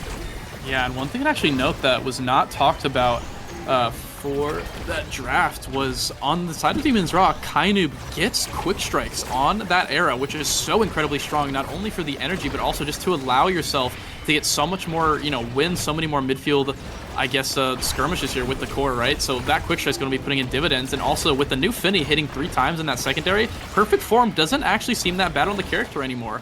And as we see there, I mean, just so much pressure overall on Demon's Raw, and putting it through, Kainub just has so much energy to play with, finding that flip in order to get pressure, and Snake finding that top angle shot. I think this game's a little bit over. I just feel like Core Overflow just does not have the tools to win here. Yeah, unfortunately, it seems that Demon's Raw has united with Oh, the no. Magic Omega as they're going to get a KO onto Leo Leon early in, as we're seeing here. Streak trying to keep this game alive, trying to show that they're still in, but it's going to be so hard to convert here as we're seeing that they have a core flip come out past to Leo Leon, trying to get this through. Leo Leon can't quite get that last barrier though, and now as you know, Snake is just fighting Streak, but with that Atlas heal, gonna come right back to full. But while that was happening, Leo Leon took so much damage from this Finny, so now Snake has a new target, but it seems that they had a target of their own, that last barrier, which they were able to find and connect to. Maybe we're seeing signs of life here, maybe that they're showing it's not over and they're gonna make the comeback of the series. But that gravity well is gonna actually rotate backwards and get that ball in. See, they're showing signs of life. It is not over yet. There is still chances for them to play perfectly and win. I mean, maybe I called it a little bit too early as they get that first point. I mean, this is prime reverse sweep territory, Spooked, right? You have so many times have we seen a lot of teams just get a little bit overconfident with this third set, right? And then when they have the advantage, they throw it away. So will Demon's Raw do that? I don't think so, as Streak now goes down right away. They still have the advantages, and Leo Leon and Slop are going to have to pull out a miracle in order to save this. Can Slop do it? 1v3. The Finial gets the first barrier. Can Kainoob and Snake get the second one? The core kind of floating into that space right now as Snake gets the second one now with that strike reset. Able to finally dig it out of the trenches when Streak comes back up, but both barriers are gone, and kind of it's literally just gonna, I mean, kind of just play around the core here with that quick strike, right? Farm up that energy, but Leo Leon has got something to say about it. Gets the first barrier, gets Kainoob so incredibly low, and Snake low himself, trying to bully, trying to get a bit more KO here onto Leo. Another power play for Demon's Raw. Can they end this? They have two core flips to work with. They should not make it here as Kainoob does another one for damage and gets another KO out of it. Gumi uses the core flip, but a great save from Slop in order to finally put it in, but it doesn't even matter. Great pass from Snake into Kainoob with a great beam on Slop's clear. There's just so much pressure coming into Slop's way. It's so hard for the Atlas to play this game, and Demon's Raw is going to be taking the series 2-1. Yeah, I mean, that was just a tough last set to watch. That Bewitching Beam getting that barrier. Definitely strong placement from another MVP, well earned from Kainoob, who had 210 redirects, the next closest being 177, and that was with only getting quick strikes in the last set. So definitely a lot of striking going on there. 44,000 damage coming on Snake here, with that X and that extra Finny debuff and those extra damage with 32,000. Definitely hard to play around that. I think this team just really committed to that damage roll, while the core overflow was trying to go for damage but also trying to stay alive with the Atlas. And I think right there you just have to fully commit to damage and just play that game out with them, because if you're going to go for healing, maybe bring in the new character now if it's allowed. I'm not quite sure on that, but maybe for that extra healing, if you're really going to go the healing route. But either way, probably best to just go all in on one thing, because if you go half in there, you're just going to get beat out by this team.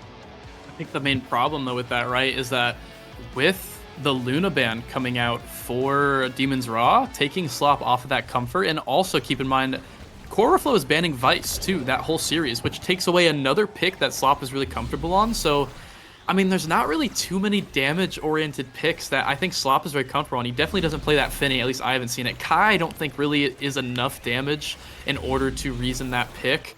And maybe Amy can come out, but I don't really know if Slop wants to play that Amy. I haven't seen him play it in a while this season, so definitely not too much comfort here for Slop to pick, so resorts down to that Atlas. And the healing definitely came into, you know, help them stall a little bit, but it just felt like it wasn't enough, as Demon's Raw just showed why they are the #1 team right now.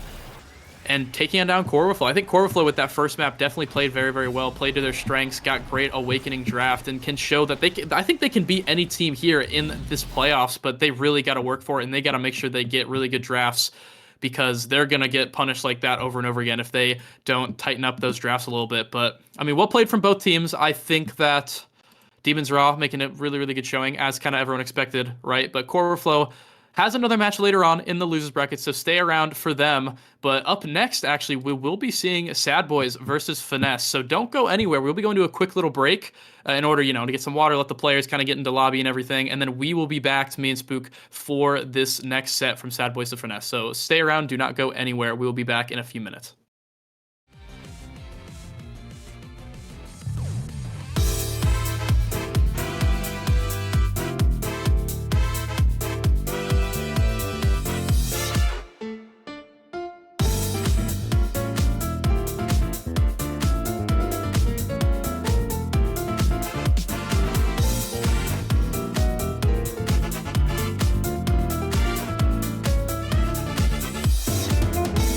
and they took a set on top of that. So things seem to be working better here for side of Ness. Seem to be working better. The rapid fire can go bananas with some things. As Freddy is looking, not Freddy, Puffy. Yes, Joker right there. Was doing a handed job at keeping him out of the fight and away, but a beautiful half splitter. They get past right through the members, and the punch stuns everyone. I'm in.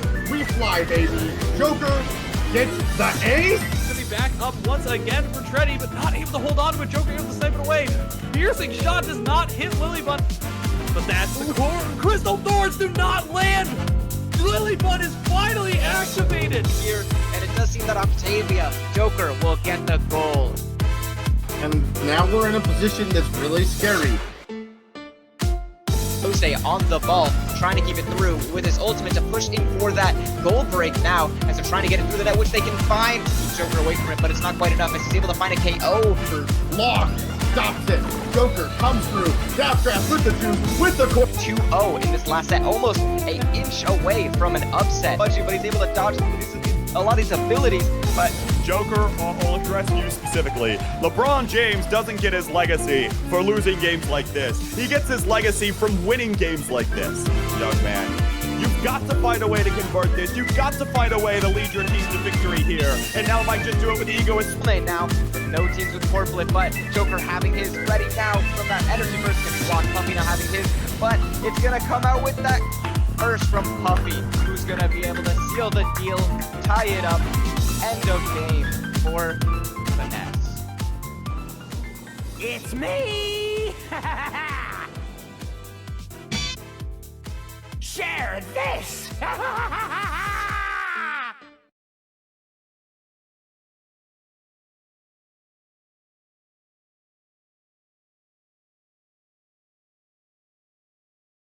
Do you get tired of winning? Do you get tired of winning? Like, you know. Honestly, no. It just feels like if we play our best, it doesn't matter if the other team plays their best because we're gonna win. I'm a big basketball fan, and we all know what LeBron said in Miami. Not 2, not 3, not 4, not 5, not 6, not 7. I wish I could say it was number 5. It's number 7. You're pretty much looking at, for about a year straight, your perennial rank 1, 2, and 3.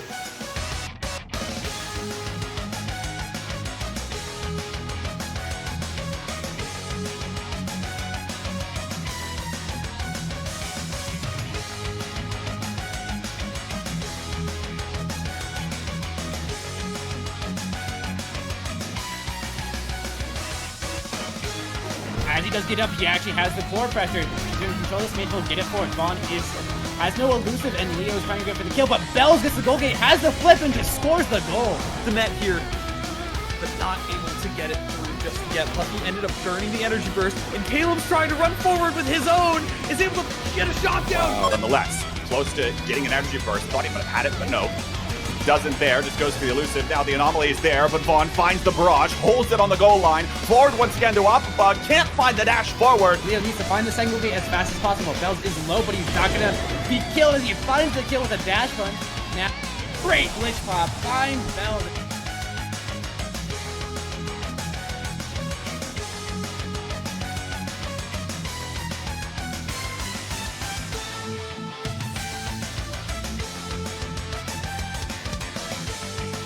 The secret sauce, it's just playing better and winning more, and these guys can't do it like we can. It's just that simple. It's me! Share this!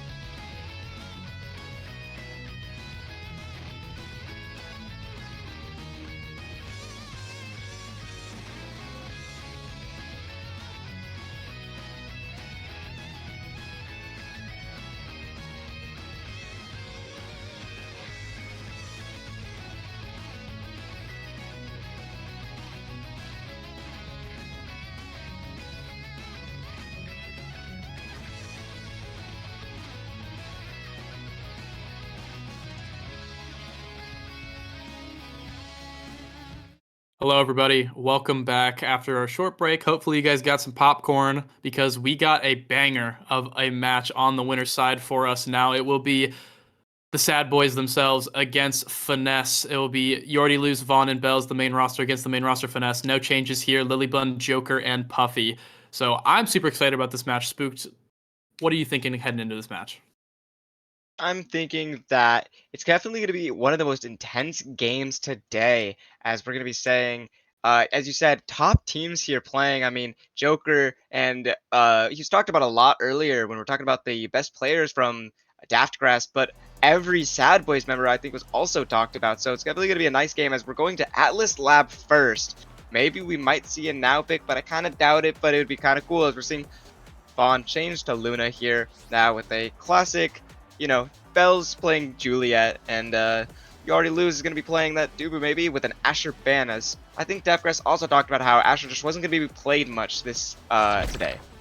Yeah, and the Luna bin as well, giving respect to Vaughn on Vaughn's lab as it has been coined. But that does leave open the Juliet and the Amy for You Already Lose, which I feel like we haven't really seen in a while, but is definitely Caleb, one of his best, if not his best character, in my opinion. So definitely excited to see that. And with the Asher ban, we're actually going to be seeing the Octavia. So I'm excited to see what the starting awakening is here. And keep in mind, guys, on this new patch, Octavia, in my, expert opinion, is broken. The character is so strong there with new Fight or Flight being added and Knife's Edge and a couple other trainings as well, just being buffed or being improved on. It just feels like Octavia, it's so hard to deny her everything, and if you don't have a way of keeping it away from her or killing her, it's going to be very, very difficult. So I'm excited to see how Sad Boys approaches this, as it is a reverberation and an aerial start. Yeah, definitely strong gameplay here, as we're going to be seeing here. As you talked about, Joker, definitely known as a monster on this Octavia pick, and it didn't respect the, the player and ban it, so we're going to have to see here. Maybe he's going to have to show out and make them ban it in the next game here, but as we're going to start off with, both teams have lost one barrier now as they're trying to convert here. Octavia entering that flow state with the Aerial's little boost here, keeping this in, trying to have maybe a conversion from Puffy. As we're going to see here, Joker's actually able to find that barrier through. Now Bells trying to get this to Vaughn, who's able to Giga Blast it, but it's not quite able to get that barrier now, as Bells is trying to look maybe for a dash punch or two, but not quite able to find it, as Puffy's aware of that. All this high rank player gameplay here, as we're going to see Joker now has the barrier, bounces off the black hole to dribble it to himself, as we're going to see Puffy shotguns to pass it back to Joker, who has core flip, who's able to get it right into that goal. One thing I don't think people talk about enough about Octavia is that she gets so much energy because she hits that core so often.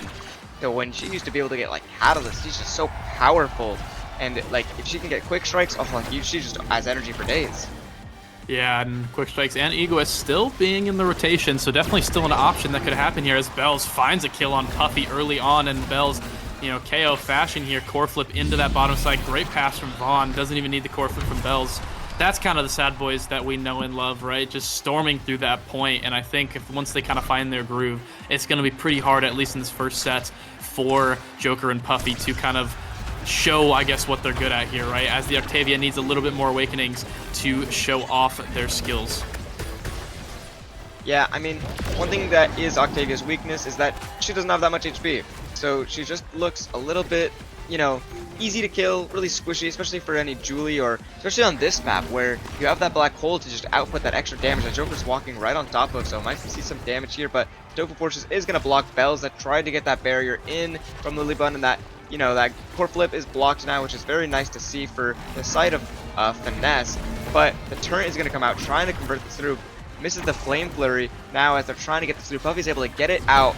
You Already Lose has the core flip extra cushioning for that, that last barrier here, as the Cyber Swipe in is going to come in. Bells with no evade bar left to get this through now, as the core flip is going to come out, get it through, but it's going to go around the barrier. That is unfortunate to see from Joker, but it does happen sometimes. You just got to play off of it. Yeah, unfortunate core flip there, but it's definitely not the end here, as You Already Lose looking pretty comfortable in net with that core flip, so definitely not rushing to be using that, as Bells, great dribble up top into the ult, finding that barrier. Vaughn and managing to heal up a little bit as well, and an insanely good Giga Blast off of the bounce in order to hit it into that bottom side. Well played from Vaughn there on the Kai. Vaughn is definitely known to play that guy as much as he is that Luna, and he is on Vaughn's lab here, but might not be on his main character for it, but still doesn't take away that it is his lab, his space, and you have to respect it, or else things like this might happen. But it does seem that both teams have lost one barrier with, you know, y'all making an insane play there, but Lilybun also making just a crazy save right at the goal line, literally.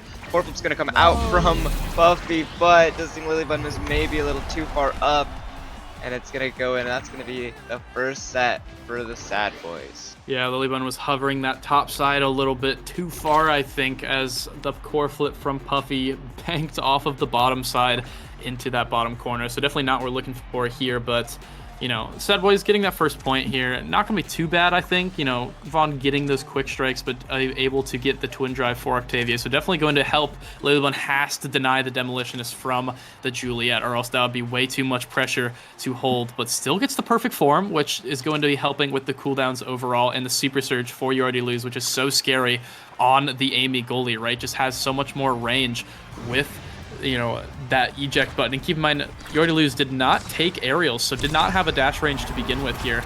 So as we see right now, the Super Surge is going to do so much pressure and so much damage right off rip on the kickoff. Yeah, and it seems that Octavia is able to move around a lot more freely with this twin drive. You know, and every time Octavia levels up, you get more stagger, so you get to stay alive a little bit longer, which is really nice. And seems Octavia is just smoothing through everything here as they're able to avoid taking damage or taking hits. But Puffy does seem to be really low because of all that damage that they now can do. But that black hole is not going to quite find the KO, and a twin drive coming through on Octavia here. But it does seem Bells is able to get one barrier. Will they be able to get the second, or will the Joker be able to juggle it away from them? But it does seem that, you know, Bells is able to get it through them, but Lilybun is there to hold it off. Joker's doing their part to just make Bells distracted. All eyes on this guy now as he's going to force out the core flip from Bells because of that ultimate, which is just so nice. The base drop, I think it's called. Now, as we're going to see here, they're trying to convert. A lot of damage is done to Puffy this whole game, though, from that black hole, as they're able to just Vaughn and Bells stuffing it through this corner with y'all coming through with the core flip into the corner, but it's not quite enough now as Vaughn is going to bust out a core flip of his own, stall it out a little bit, trying to get maybe a little damage, or maybe just miss the core, but it does mean that Bells is in the corner with the ball, but he's not quite able to convert as they're able to hold through, and Joker is staying alive here. The log coming through, Joker trying to beat it to Puffy, trying to just make something happen, something change here, as they're getting a lot of damage on, but Bell's able to find a kill, but it does seem Joker's able to find one of his own, and he's also able to make a play and get it into that bottom corner. What an insane back and forth. Yeah, Joker had a really, really good play there where he used, you know, spotted that Vaughn did not have any energy, right? So channeled that Octavia ult, hits him to the corner of the map, and then core flips him off of the edge. So able to stack, not only kill Vaughn, right, but also stack the secondary from Octavia in order to get so fast that there's basically nothing that You Already Lose can do without any abilities, right? So great play there from Joker in order to salvage that point. And it feels like that one little slip up from Sad Boys, right? You know, Joker found that little bit of a mistake in order to get it here, and that's just what Octavia is, right? The character is so incredibly strong right now that if you don't play around it, then you're going to get punished. So Sad Boys normally, you know, that entire point felt like they were playing around it so incredibly well, but just like right now, it just feels like the Joker is just having a heyday. Yeah, I mean, I am also an Octavia player, and I think it's so fun when I get to just be everywhere and be able to cover every little hole in their offense or defense. Like right here, we're forcing out 2 core flips from 1 speed boost from Octavia, and the goal, it's still not enough. You just have to pass away from her. Sometimes it's worth just to pass back and forth between your allies, even if it means back passing, just to make sure that Octavia runs out of that flow state, because it's so oppressive, especially when you have twin drive, because guess what, Octavia, Joker can just do it again here, but it does seem that he has attracted the attention of Sad Boys, as now they're taking a lot of damage, doing everything they can to make sure this guy is at no HP and has no flow state, because he has no HP to go in there and try to get the ball, but that twin drive is making him, he has another one, but all that damage is coming through, and it seems we only lost 1 barrier in the midst of all this fighting. Yeah, it definitely feels bad as the Juliet, or really in general, just to be sitting on the Octavia, but I really think that's what you have to do, and Bell's actually finding a KO onto Lilybun there with that core flip, so well played there, and able to get the final barrier. So great play from the Juliet in order to get you know, this power play, and maybe they'll get a point, but Lilybun will be coming back up here. So can Vaughn get this point here will be the question. No, Puffy actually gets the Egoist proc and runs away with it. Maybe we'll be able to find this barrier. Does not have the shotgun to follow up with that strike, so not quite there yet. And Joker looking incredibly staggered as that secondary finally runs out. And a great barrage from Vaughn, getting it right through Lilybun's ultimate there. So Sad Boys, I mean, showing that they still got some life in them, and they have a new strategy against this Octavia. Yeah, I mean, once you figure out how to play against Octavia, it's really hard to try to, you know, rematch that and play differently as Octavia. But if anyone can do it, it might just be Joker. As we're going to see here, they have to fight through a turret as no more flow state is going to be fought out. But it seems Puffy's able to get a shotgun shot onto that barrier. Both teams now losing one. Joker with little to no HP here, as we're seeing Bells is coming for that kill. Not quite able to find it though. That punch misses. As we're going to see here, the black hole, which never misses though, is able to get it through. But Lilybun is holding out with this defensive play here. Doku Fortress is going to come out, trying to block it through. Vaughn is trying to push up with this core flip that he's about to get. Maybe make a play here with it. Yep, there's the core flip, and there is the barrier break. Now, Joker back alive, trying to make something happen, but Vaughn is just too oppressive and is able to get that goal in. Now it's 2-2 set point for both sides. Yeah, great barrages from this Kai, and a great job, I think, from Bells this set in order to pressure Lilybun, pressure Joker as well. And, I mean, honestly, just every single member that's looking low, Bells kind of playing a bit of that KO Julie with the perfect form and the reverb, just has so many cooldowns, and has the pummelers as well, keep in mind. So if whenever they get that power play, he can just be everywhere at once. Yeah, as we're seeing here, Joker trying to make something happen here, but he has to use all his evades on just staying alive. Because if he doesn't, something like that happens where Biles just comes in and says hello with the core flip kill now with the power play inside. Y'all coming in core flipping, but it seems it's going to be blocked by Lilybun's own core flip, but Bells is going to come in and punch it in. Definitely a hard spot to defend now as Joker is back alive. Everyone's back alive, trying to stay alive here, trying to get this last barrier, because it seems that every time that they, you know, just can't quite get this last barrier, but if they can, maybe we'll see a goal come through here. But Bells is not going to let a round for that to happen, as he's going to break that, you know, barrier open. Now it's open net, but it's open net for both sides here, so anything really could happen with Bells, you know, barraging, and Bells coming in, shooting in that barrier, getting Joker gone. It's going to be tough to see what's going to happen here. Yeah, pretty tough, but there is okay, Vaughn actually using the core flip, not quite what you want here, so the the power play not quite working out for Sad Boys, but they still are on the offensive here, as Bells has that dribble on the bottom side with the dash into the punch, almost there with the core flip. Can they do it with the ult? And oh my gosh, Bells, there's a reason why this guy was a first MVP for forward position. That dash into punch, into core flip, into ult, into strike. I mean, just comboing his ability so well. The mastery of Juliet that Bells shows on this character is just so incredible to watch as we get into this draft here, as Sad Boys goes up 2-0.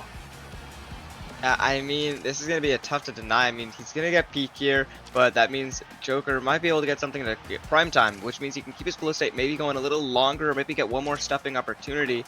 Definitely going to be tough to see here. The new Awakening Knife's Edge doesn't seem to want to be taken by anybody, but it will land in the hands of Puffy, and I think that Awakening is really strong. So we're going to see here what maybe can happen there, but y'all gets that Deadeye for all that extra damage to help with Bells' KOing spree. Yeah, Joker getting that prime time, which definitely not one of the best on Octavia. You know, you want that chrono, you want that cast, you want that stagger, all that goodness, right? But still going to help, you know, reset that, I guess, secondary more often with the second primary. So not a bad thing for sure. But Sad Boys is just overall doing such a good job at keeping the core away from Joker that once those abilities run out, if Joker can't keep up with it, just like right there, he can't keep that flow state up. So well played from Sad Boys in order to, I guess, keep it away from Joker. And another thing to talk about here, as a great barrier take, you know, almost 2 from the Sad Boys. Actually screw that, as Joker comes up on that top side, and Puffy too managing to get that last barrier, and Catch You Already Lose off guard, actually getting a quick little first goal. So well played from them. You know, what I was going to bring up here before this next point starts is that the peak performance actually from Julie is really, really strong here, as the perfect form with the reverb, and reverb having more stagger from that peak too, getting a much higher bonus. Bells has a lot of cooldowns and a lot of stagger to work with, so it's going to be so hard to shut him down. Yeah, I mean, you can't KO him and you can't out cooldown him, so what can you do against him other than just run away? But also that peak performance gives him that little bit of speed, but even if you did run away from him, you have to go to the core, so he's just going to stay there and show his expert combo capabilities on that core, so it's going to be hard to tell what's going to happen here. So we're going to see Y'all in the core. He doesn't core flip though, it opts for letting his teammates do it because he has Bells and Vaughn who will get that barrier and that goal, as we just saw Bells putting it into that top corner, making an excellent play here.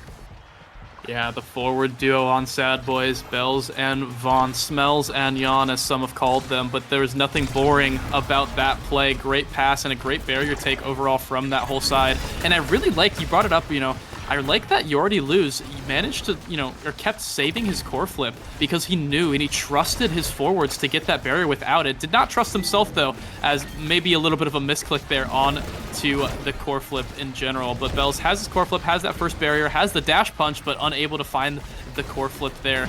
So will they get this last barrier? A great barrage from Vaughn, actually finds it with the missile prop. So really, really good here. And core, or excuse me, not core overflow, that was last game. Finesse have to watch out here as Vaughn has that core flip coming up, and with Joker using his, there's not really going to be too much to stop it, but Joker and Puffy might just score here as Vaughn goes down instead. So the flow state stacking, Caleb trying to do something, but there's nothing he can really do with only dash, and Puffy and Joker managing to finally put it in for that 2-1 on this third set.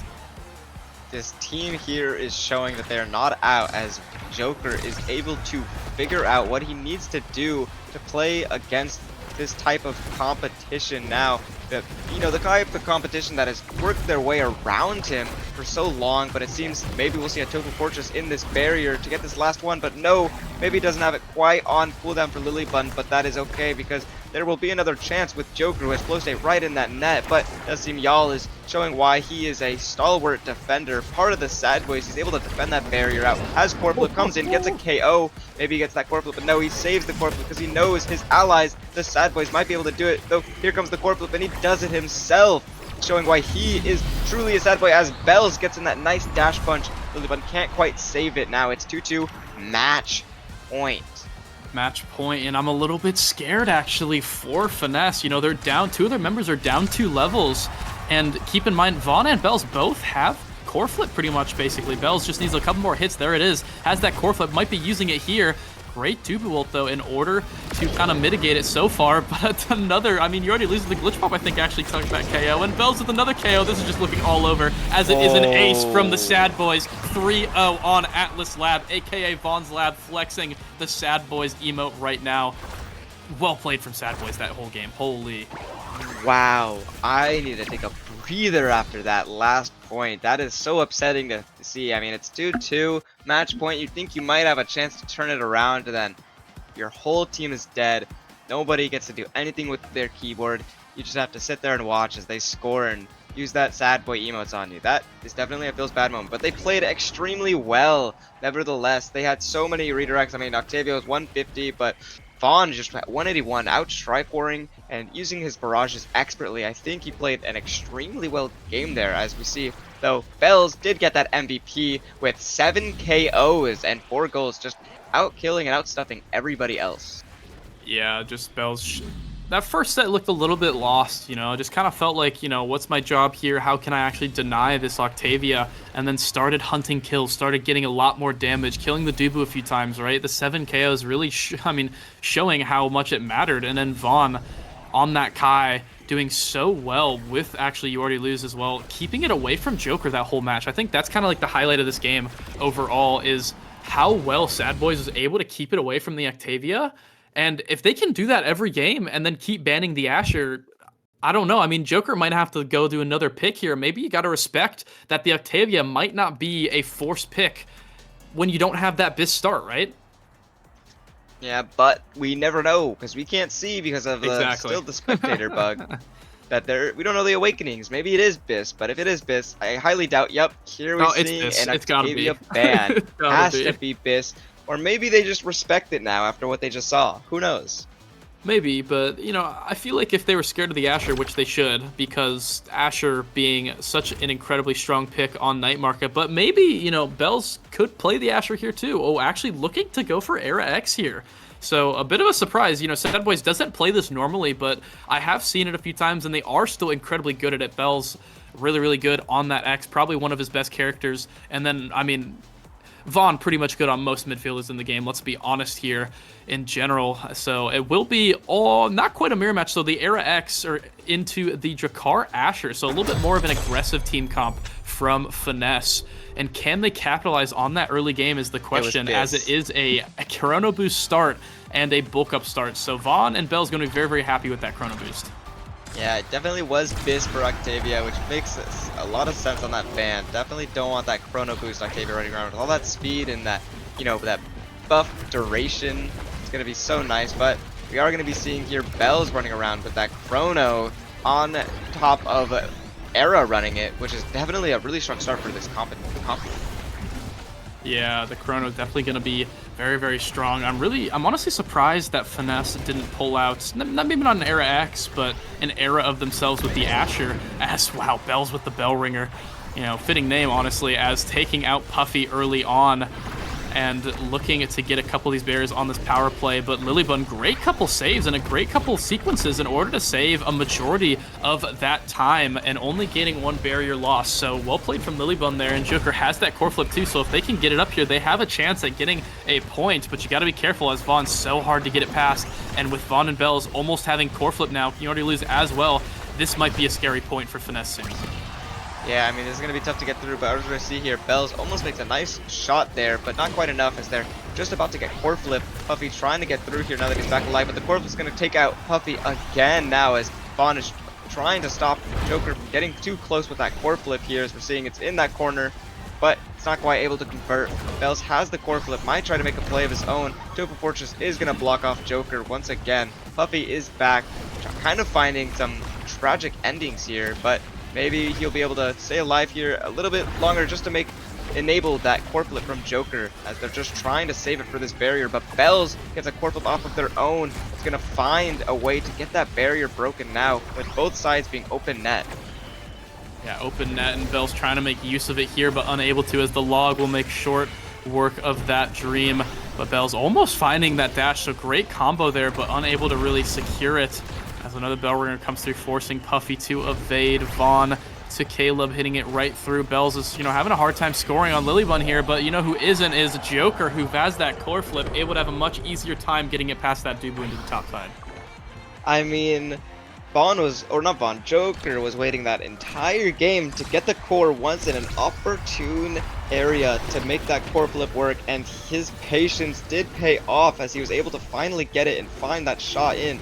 And now, as we're seeing here, the double barrier break immediately from both teammates here, from Joker and Puffy. Now, only one broken on their side. Definitely seems like they have a strong lead maybe on this night market map. Maybe this was their pick.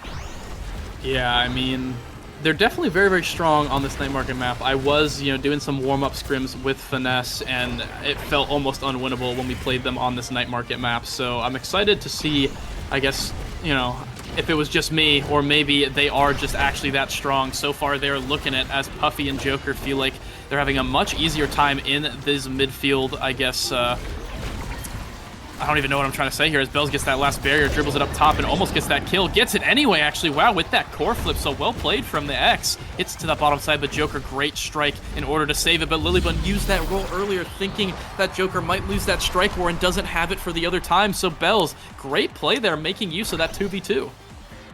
Definitely a tough one to see here, but those double KOs that were coming out were really cool to see, actually. But now it's 1-1 here, so definitely a closer game. But as we have said before, this Era X game is a scaling one, so while, you know, Finesse might have it now, they're gonna have to make sure that they win this set, and hopefully that just the Era doesn't scale with the X, because then they're gonna be in real trouble here. But as I say that, they were able to get a really nice goal there, so now it is set point for them. Yeah, set point for Finesse. This should be their strongest point, at least depending on how the Awakenings end up rolling. But, you know, Vaughn trying to do something against Puffy here, but it's a little bit hard to actually do too much into that Asher Drakkar. as you can only really shrink realistically one target at a time unless they line up for you, as Bell's trying to line him up for him in general here, playing so far up, letting Vaughn do most of these midfield interactions. Joker playing so well here, getting that core flip almost online here. 1 or 2 more strikes will do it, but you already lose using that core flip himself. Core flip from Joker, managing to get that barrier. Can Puffy get it to Joker here a couple more times? Can they get this last goal? They need this first set in order to get a strong lead against the Sad Boys, as Bells has something to say about it. So does Caleb, but Bells and oh no, Joker trying to get this bottom side. I mean, this is just absolute craziness. The Asher is just so hard in order to control, and you can't control the Asher when they have the core one-on-one with the goalie. You already lose, can only save so many. Definitely a good first set for them. Hopefully we're gonna see here, the Castellas and quick strikes for this X here. Definitely a really and hard prime denial. time for the era. Yeah, this is a really hard set we're seeing. It seems that they're going to go for the quick strikes denial, and X can go Castellas or spec training, and they're going to upper spec training, probably leaving up Castellas and prime time so that both of them have to deny that. As we're seeing here, the Castellas is going to be denied, so they kind of really were able to control this draft just by having Bells go spec training. And now that, I don't know, the 8% speed boost on that Stagger Swagger is really good, and also now Vaughn just can't die from damage. Yeah, the Stagger Swagger going to be helping so much. I mean, good job from Lilybun to deny that prime time early on, the foresight for that draft, but it doesn't really matter too much in the end, as the Stagger Swagger are going to be helping so much in general, I think, against the comp of Finesse. So I think good draft on both sides. You know, they both kind of did what they could to negate both sides, as Joker with quick strikes will not be complaining overall, I think. So well played to them, and I think just seeing on how much of that, you know, Era X BIS was shown in that first draft, right? It's going to be hard, I think, for Sad Boys to really take this game. I think this game is in favor, in my opinion, for Finesse. I mean, yeah, they definitely been showing a really strong performance so far, so if they keep it up like they've been, like right now, they're just on the offensive here with no barriers down on their side, but both on the side of Sad Boys. They definitely are showing their strength, but then again, Bells comes in and shows why they are still in it and why they are the Sad Boys, as he was able to get a KO and both barriers here now with huge X coming in, but no X Maximus, because they just used that, trying to get this barrier through. Y'all moving up, putting that Tofu Fortress in, but they're not quite able to convert now with the logs coming out, 2 logs, but it is enough as Vaughn is able to use that to make a shot into that corner for that first goal for the side of Sad Boys. Hey, we see a little bit more X lore from Bells like that, and I think maybe Sad Boys are going to be showing them that Era X does not need full BIS. Actually, I keep saying that they don't really have the best trainings, but I really think they do. I mean, they both started with Chrono Boost already. I keep forgetting about that, so they don't really need too many else. I think just as long as they can deny Asher just getting those one-on-ones with the goalie over and over again, right? Letting you already lose, I guess, breathe a little bit, then they have a fighting chance. I think this is a good series, I think, really show that who's the better team. Yeah, I mean, we're going to be seeing here, if they do pull out the win here, we're going to be going on to Oni Village, which is a definitely more defense-sided map than any, and also a really hard one to cast. So that one's going to be interesting to see how it's going to go, but Puffy is definitely taking a lot of damage here. Bell's trying to convert, but that slow from the Molten Bolt definitely going to stop him from really doing too much here. Now with the 1v1 Joker has on the goalie, getting it to Vaughn though, able to figure out his way to win those 1v1s now with Bell's doing a lot of damage to Joker, trying to get it through here. Vaughn trying to push up, make a play with his speed, but it's not quite enough. But it might just be actually what am I saying, as they're able to defend now. Lilybun showing why they are just absolutely insane in this goal box on this Dubu pick. Really strong, but Bells gets an insane KO with that X Maximus plus core flip now as they're juggling it, trying to get it through here, but that log is just in the way. Just what a nuisance, a thorn in his side that he can't quite get through. Yeah, pretty difficult. Bell struggling against this Dubu, but managing to find the kills here and there, right? And a great dribble there, but no, unable to land the bull rush. You know, maybe not quite as much practice on the X as the Julie, but it doesn't even matter, as Strike War practice, converts through all characters as they get the Strike War on the Puffy, and Lilybun was not there on the bottom side to save it. So well played from Bells. Finally, after so long, it felt like in that point, getting that conversion. And really, like we kind of said, if Bells can get his X enabled here, as it is here, right? That tornado to get both barriers, and then Bells with the dribble into the bull rush. hit stunning everybody and then just putting it into the bottom part of the net. So 3-0 for the Sad Boys. I mean, surprising me. I thought Finesse would have the edge in that game, or excuse me, in that set. But Sad Boys just showing them why they are one of the best teams in the league right now. Yeah, I mean, and then they're now, X is going to be able to get perfect form. It seems that Monumentalist has the smallest chance to fall down to Era, maybe make those tornadoes really powerful on this map. It's going to depend on Joker, though. What does he want here? Knife's Edge is a nice awakening that he will take because it's so good on this map to just, you know, relocate and just make any play you really want to play. And Puffy getting that aerials is also really strong, so I think honestly this draft might be a little bit in the favor of Finesse, but I don't think that means Sad Boys got anything weak to say. Yeah, no, I mean, I think it was fairly even. If not, I actually think Sad Boys might have the upper hand here, as Bells shows why with that bull rush into the specialized training punch. So well played there from Bells. But I think the Monu era, like I kind of said in the previous series, Corverflow versus Demons Raw on this map, the Monu is very, very strong on era on this map specifically, right? And just cuts off so many chokes. And with the perfect form onto the X and the build different on the Dubu, there's just covering so much space with all the abilities, right? And the cooldown reduction on the X2 especially. So gonna be pretty hard for Finesse to live here, as it is for Puffy to live with that specialized training X Maximus. Yeah, and now Bells has the 1v1 in the goal net, and his patience is gonna shine through as he's able to get that nice corner pocket around the Tofu Fortress. Didn't strike early because he knew that he had to be patient there, had to wait for the goalie to just panic a little bit, because you might panic if you're a goalie when you see Bells in your net with that core. And as we're seeing here, that bull rush is gonna come through and he's gonna get that barrier. Now with one barrier, Vaughn unfortunately missed a core flip now, trying to convert here, trying to get it through here, as that X Maximus is going to come through and punch it in now, with the core flip's going to come out, not quite able to get on the core or get anybody, but Puffy has lost all of his health. But it does seem Vaughn has found himself KO'd now, as they're trying to get the core, keep it away from Joker, because he's already got one barrier, don't want to see him get two, and now he has core flip, even more dangerous. Puffy has to evade that or die as he's running away with the Molten Bolt, which is a really good strategy that Jakar has, where he slowed down the X that he's trying to run away from, just to stay alive a little bit longer.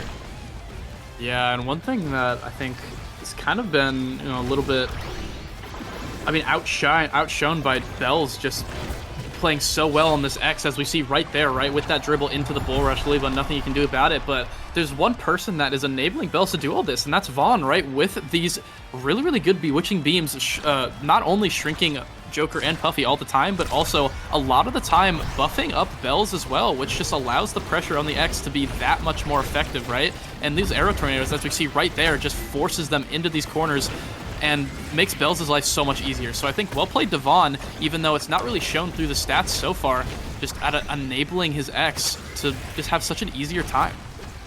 Yeah, and unfortunately, Luluban accidentally gets their own barrier there. Really hard to just, you know, make those correct plays, like precision-wise, when you have all this in your net. And it seems Bells went for a nice shot on that for the set point, which was just out of Lilybun's range. Unfortunately, Bells is just playing perfect macro game. It's really hard to compete with that unless you also have like that perfect precision of your own. And it seems X might be able to land themselves extra special here, and Era might be able to find themselves big fish for that extra midfielding pressure and taking it away from Joker. This is looking a little bit scary for Finesse. I mean, these trainings are just helping Sad Boys so much, taking the big fish away from Joker, and also going to be helping just in general with the extra size and midfield interactions for the Era, and the extra special, like you said, going to be so incredibly strong, as we see Yordi Lu's actually denying the missile prop from Jakar, but that does leave a pop shot, so that might help out Puffy a little bit. But if you look at the level increase, Bells is level 9 right now, guys, almost level 10, hitting that Omega level, you know, so incredibly hard. And as we're seeing here, look how much damage and pressure is coming through from this X. This is so incredibly difficult to stop. Bells showing why he is the all-pro #1 forward in the league right now. Yeah, I mean, we talked about it earlier, how Era X is just a comp that scales, and scaled they have, as they just have so much damage in their hands and so much core control capabilities. But that doesn't matter to Joker, because he's going to show that he can dribble out, dodge all of these tornadoes and abilities and Bewitching Beams, and he's going to be able to get that corner pocket in, showing still signs of life. They don't have one set for nothing, and they're trying to make a comeback here. Don't want to just end this series out right now. They want to go to Oni Village. They want to play that matchup, but Bells has other things to say as he's able to punch out the goalie, make some plays onto Joker, get that KO onto Lilybun.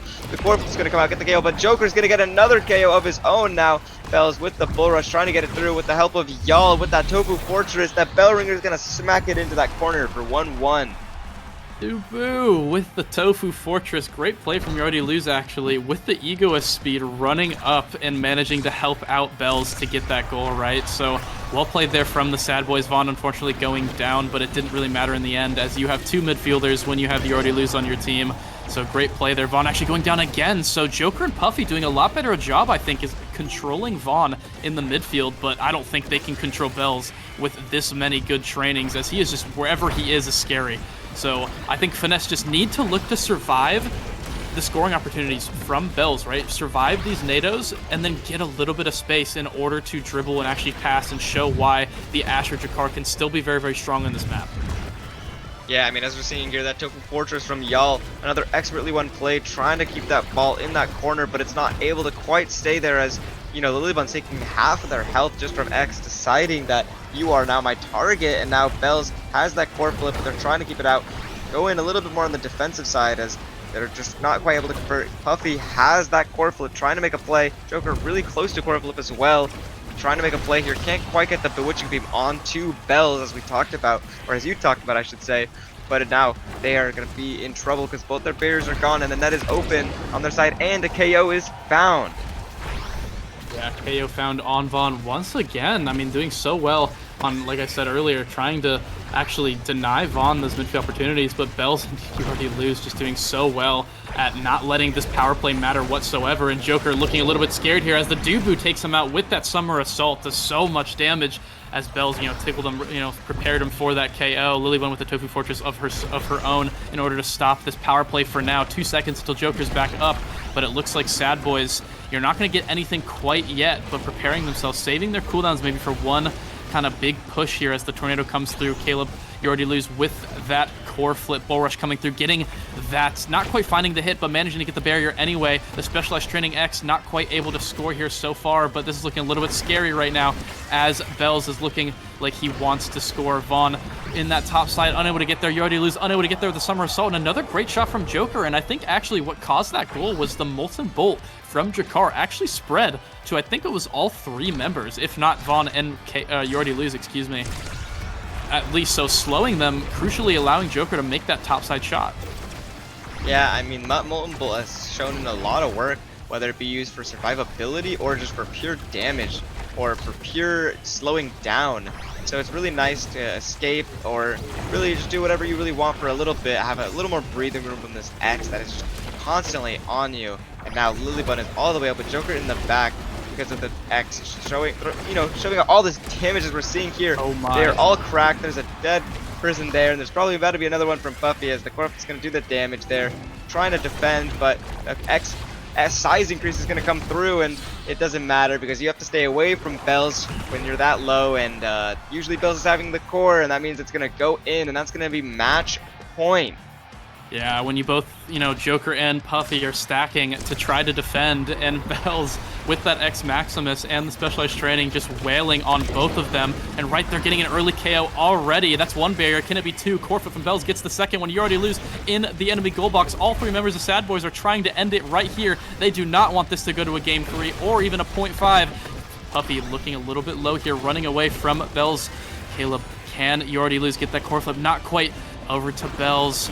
Puffy looking a little bit low. Does not quite go down, but it's going to go down to that Specialized Training anyway. A 12 KO streak. Can Bells be stopped? It doesn't look like he can, as he has the core flip. Can they get it to the X? Into that bottom corner. The Tofu Fortress managing to stop it for now. Can it finish it off into that bottom corner? Great save from Lily and Joker, managing to stall for Puffy to come back online, and they're able to survive the Sad Boys onslaught, but I might have spoken too soon, as Lilybun goes down to the Specialized X, and then Bells puts it in for the 3-2 on that 4th set. Well played to Sad Boys. That's a 2-0 on this winner's side bracket. That was an intense game. It was looking like Finesse was playing the map better at the start, but that X lore and era, you know, scaling capabilities just makes it that much harder. They just played the characters better, and what look at Bells' damage. 60k damage from Bells that game, basically. 8 goals, 13 KOs. I know my MVP. I mean, I said it earlier, I think Vaughn definitely helped with those midfield interactions, and so did You Already Lose, but I mean, we got to give the MVP to to Bells there with those 8 goals, 1 assist, 13 KOs, 59,455 damage, and 57 shots. That is wild. Definitely showing up with those new X buffs. Nice to see here. They scaled incredibly well, especially with a Chrono start, and you know, that Octavia band's gonna come through and make Joker just not able to quite do what they want to do, and then they're gonna go play Asher, but it's just not enough as they just can't outplay this team, this Sad Boys menace. Yeah, I mean, Sad Boys saw him, at least I saw him, prepping a lot, at least this last week, scrimming a bunch, you know, kind of getting back in the game. They are definitely not washed up. They are incredibly strong right now, looking very, very, very scary overall in the, in the game. And I think they're pretty excited to bring Demons Raw back to possibly that winner's finals game. So I think they're looking for revenge here. Not today, but tomorrow. So today, actually, what you guys will be seeing are the losers. I don't know if that's semis or quarters. Doesn't really matter. The first round of losers will be going on after this desk that we will be pulling up later on. But I think that's it for us, Spooks. So anything to shout out? I mean, yeah, definitely, you know, tune in for tomorrow for that Demons Raw versus Sad Boy games, if I heard right from you, because that's going to be quite the game to see the rematch of the century. Definitely a really exciting game here. We're going to want to see that happen. But other than that, that's all I got to say. All right. Well, you'll see me tomorrow as well. So definitely make sure you guys come in for that. But don't go anywhere as we have a long day of playoffs still ahead of us. That was about only half of it. Not even, as we have both of the losers matches and the losers semifinal for us later on today. So we will be jumping to a quick desk before the next series to talk about what we just saw. So K-Bot, take it away. Well, expected results, I suppose, across the board. Demons Raw looked a little shaky maybe in game 1, but ended up taking it in the last 2 games. Then, of course, Sad Boys take the 2-0 up over Finesse there. Daftgrass, give me your thoughts, especially for that Demons Raw core overflow match earlier. Well, you know, we could talk about it all we want, but that difference maker in that series really was Gumi. Gumi putting on an absolutely star performance, and especially in that last game, you know, when you get to that third game, first 2 games, throw them out the window, right? We're just focusing on this last game. That single tiebreaker, Gumi on that Finny pick, creating absolute walls on the field for his team, dumping out 32,000 damage from what I remember. And that really is the difference maker compared to something like an Atlas, which doesn't really have that forward pressure for your team on night market. On the flip side of that, though, with the last match we just saw, Liari, you were a bit stressed, and I have to imagine still a little disappointed and a little sad about what we just watched. A little bit, yeah. I think, unfortunately, game 1, it looks like Finesse lost the coin flip, rolled Atlas Lab. I don't think Duvu is a great goalie on that map. Really easy to play KO into him. And then also Octavia, also kind of easy to KO and kill. Looked like a pretty hard game to win. The second game, Night Market, just better, but I felt like Sad Boys really got a lot of good awakenings and obviously played insanely well. Bells had so many great goals, and Vaughn was setting up the puck perfectly. And yeah, I'm excited to see Finesse's losers run, but Sad Boys look dominant in that game, and I'm very excited to see them against Demons Raw tomorrow. So, of course, that sets up the match that everyone probably expected about 3 months ago when we were coming into this. It's probably the most hype rivalry in all of Omega Strikers. The Bounty Hunters equivalent versus the Sad Boys will be Demons Raw versus that very team. But that'll take place tomorrow because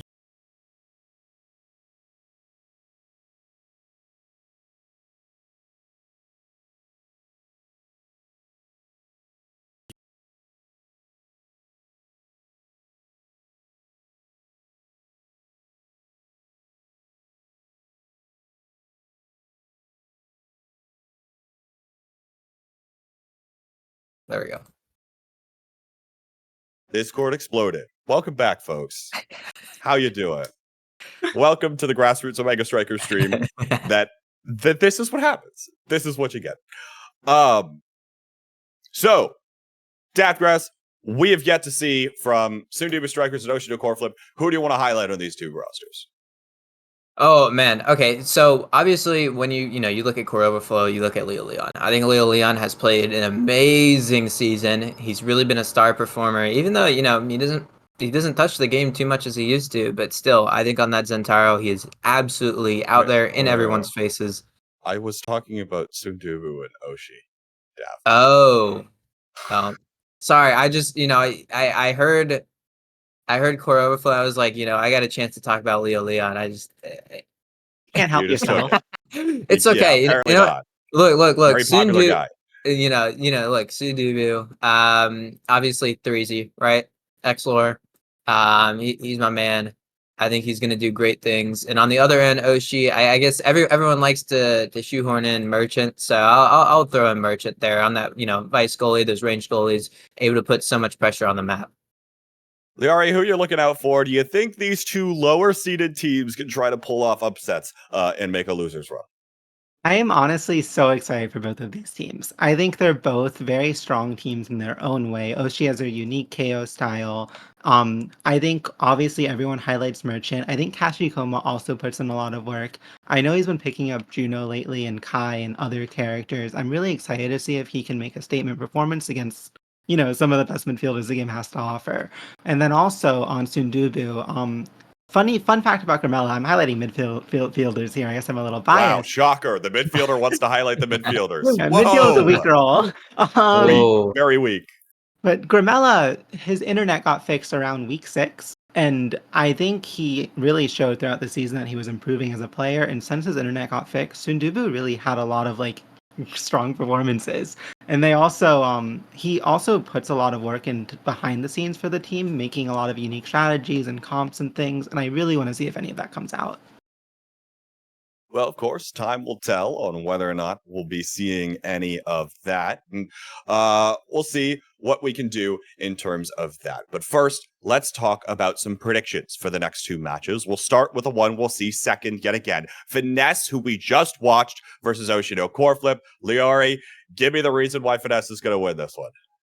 I think at the end of the day, Joker is a very versatile player who just beats Miri Meg. Puffy, even though this is the statement game where you would want to see Kashikoma pop off and carry against Puffy, but I don't think it's going to happen. And Lilybun is better than Merchant. Merchant's the best player on their team, so it's kind of hard to see Oshi winning. But they do You're have not a going route to with defend KO. the fact that Lilybun's better than Merchant. You're just going to say it. No bias, by the way. I was going to say I'm no not bias, by the way. No Zero bias. bias whatsoever. Even though- who you got here? In my no biased opinion, I've said it before. I think Joker is the best forward in the league, which, people might disagree with me on that, and that's okay. But I think he's put in the effort, and I just think he's going to absolutely 1v3 the game. But on the other hand, I could see a world where Oshino Core Flip wins, and I wouldn't be too shocked, but I'll give it to Finesse. I think I'm going to give this one to Finesse here, too. Seem like the better team across the board. Oshi, here's the thing. This will be the real test of whether or not Oshi has scaled, okay? Because they played against all the high-level teams earlier in the season. They played against all these winners bracket teams. They couldn't pick up a lot of those victories. Ended up coming through the end of the season. Now we'll see whether or not this team is fully gelled and fully synergized. I don't think they've got it in them today, though. I think the skill check is a little bit too early. But up first, before we get to that one, it's Core Overflow versus the Sundubu Strikers. Daftgrass will send it to you first. Who you have? Look, this match, honestly, more than the last one, I think is going to be fairly even. You have this game that's going to be played on Central servers, so Streak, not a fan of Central. I think that's been pretty well known throughout the league, so I think it's going to be closer than people might think, and I want to actually give this one to Sundubu Strikers because I want to see them win. You're going Dubu. Yep. You're locking that in. All I'm right. locking that in. Who you got?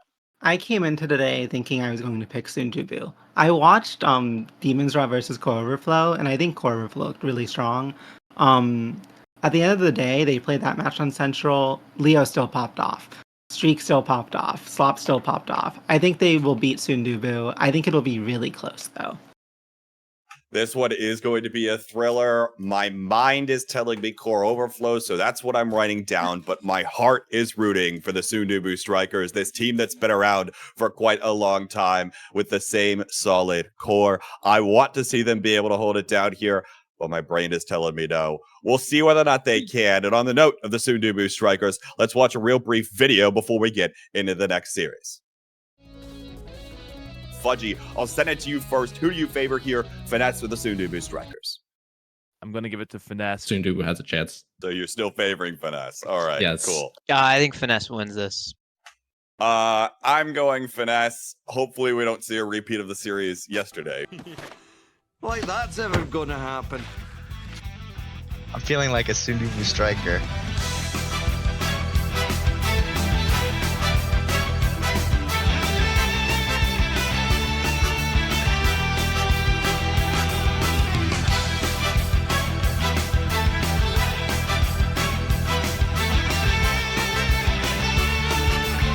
Put some respect on Sundubu Strikers right now. Thank you very much.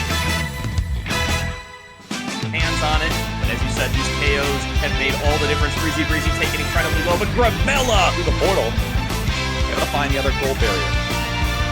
Here comes Obscure Bread. They're still behind. He's going to have to make a little bit more happen, but been really impressive. So Back the triple goalie, back at it again, trying to keep it real here, not letting it slide through.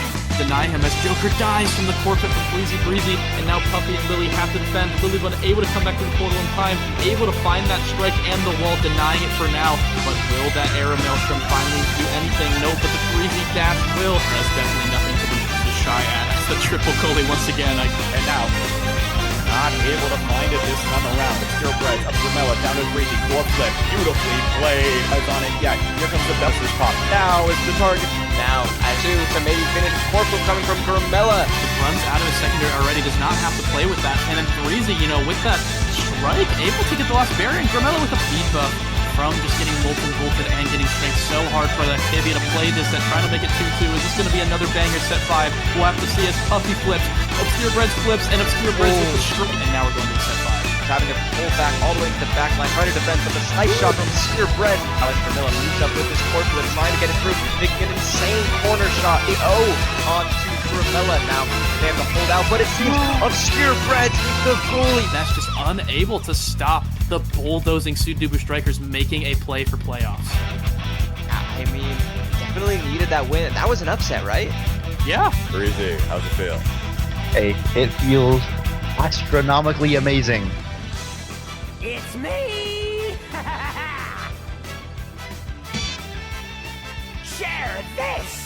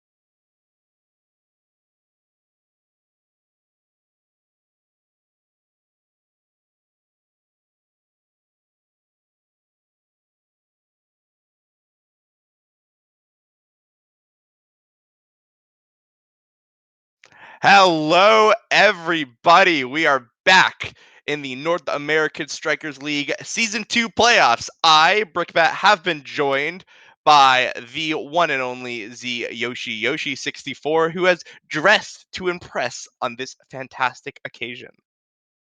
Gentlemen, ladies, I'm ready to watch a little bit of Finesse versus Sundubu Strikers. Oh, cow. Hey, guys.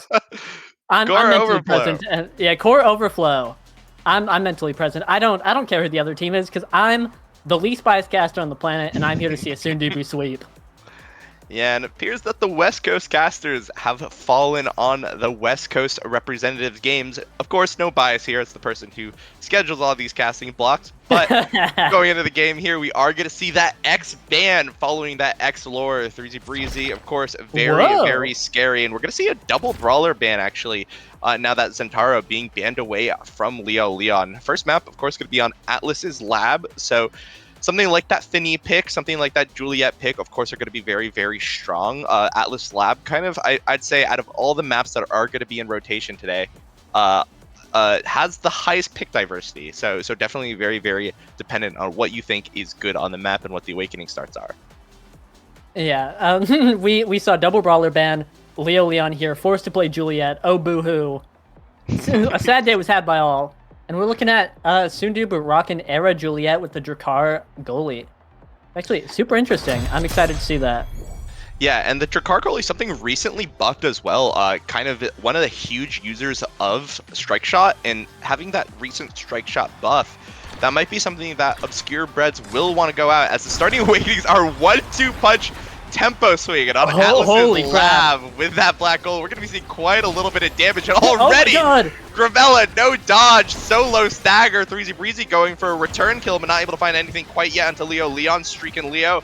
Now on the offensive with a little bit of help from Slop's barrage, but it's cleared away with a lock and load from Obscure Breads now. Leo Leon finding possession of the core now, and it's immediately passed over to Gramella, but Streak is going to intercept with a Finny secondary. Now Gramella has to play his life, but won't be able to. No dodge to work with against the Juliet special. Now Slop is positioning forward, trying to find any sort of aggressive play. Leo Leon taking quite a bit of damage, and if he takes a little bit more, might be sent off the map with no stagger or no dodge to work with. But for now, it's going to be 3Z Breezy denied his core full energy, as he's got to burn one dodge himself.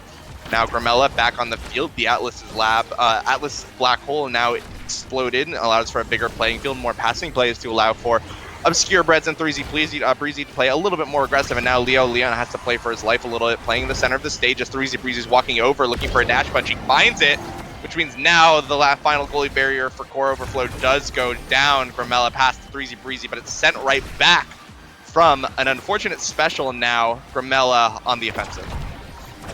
Yeah, here we see 3Z knocked out Leo Leon, who made a crazy save off the bumper there.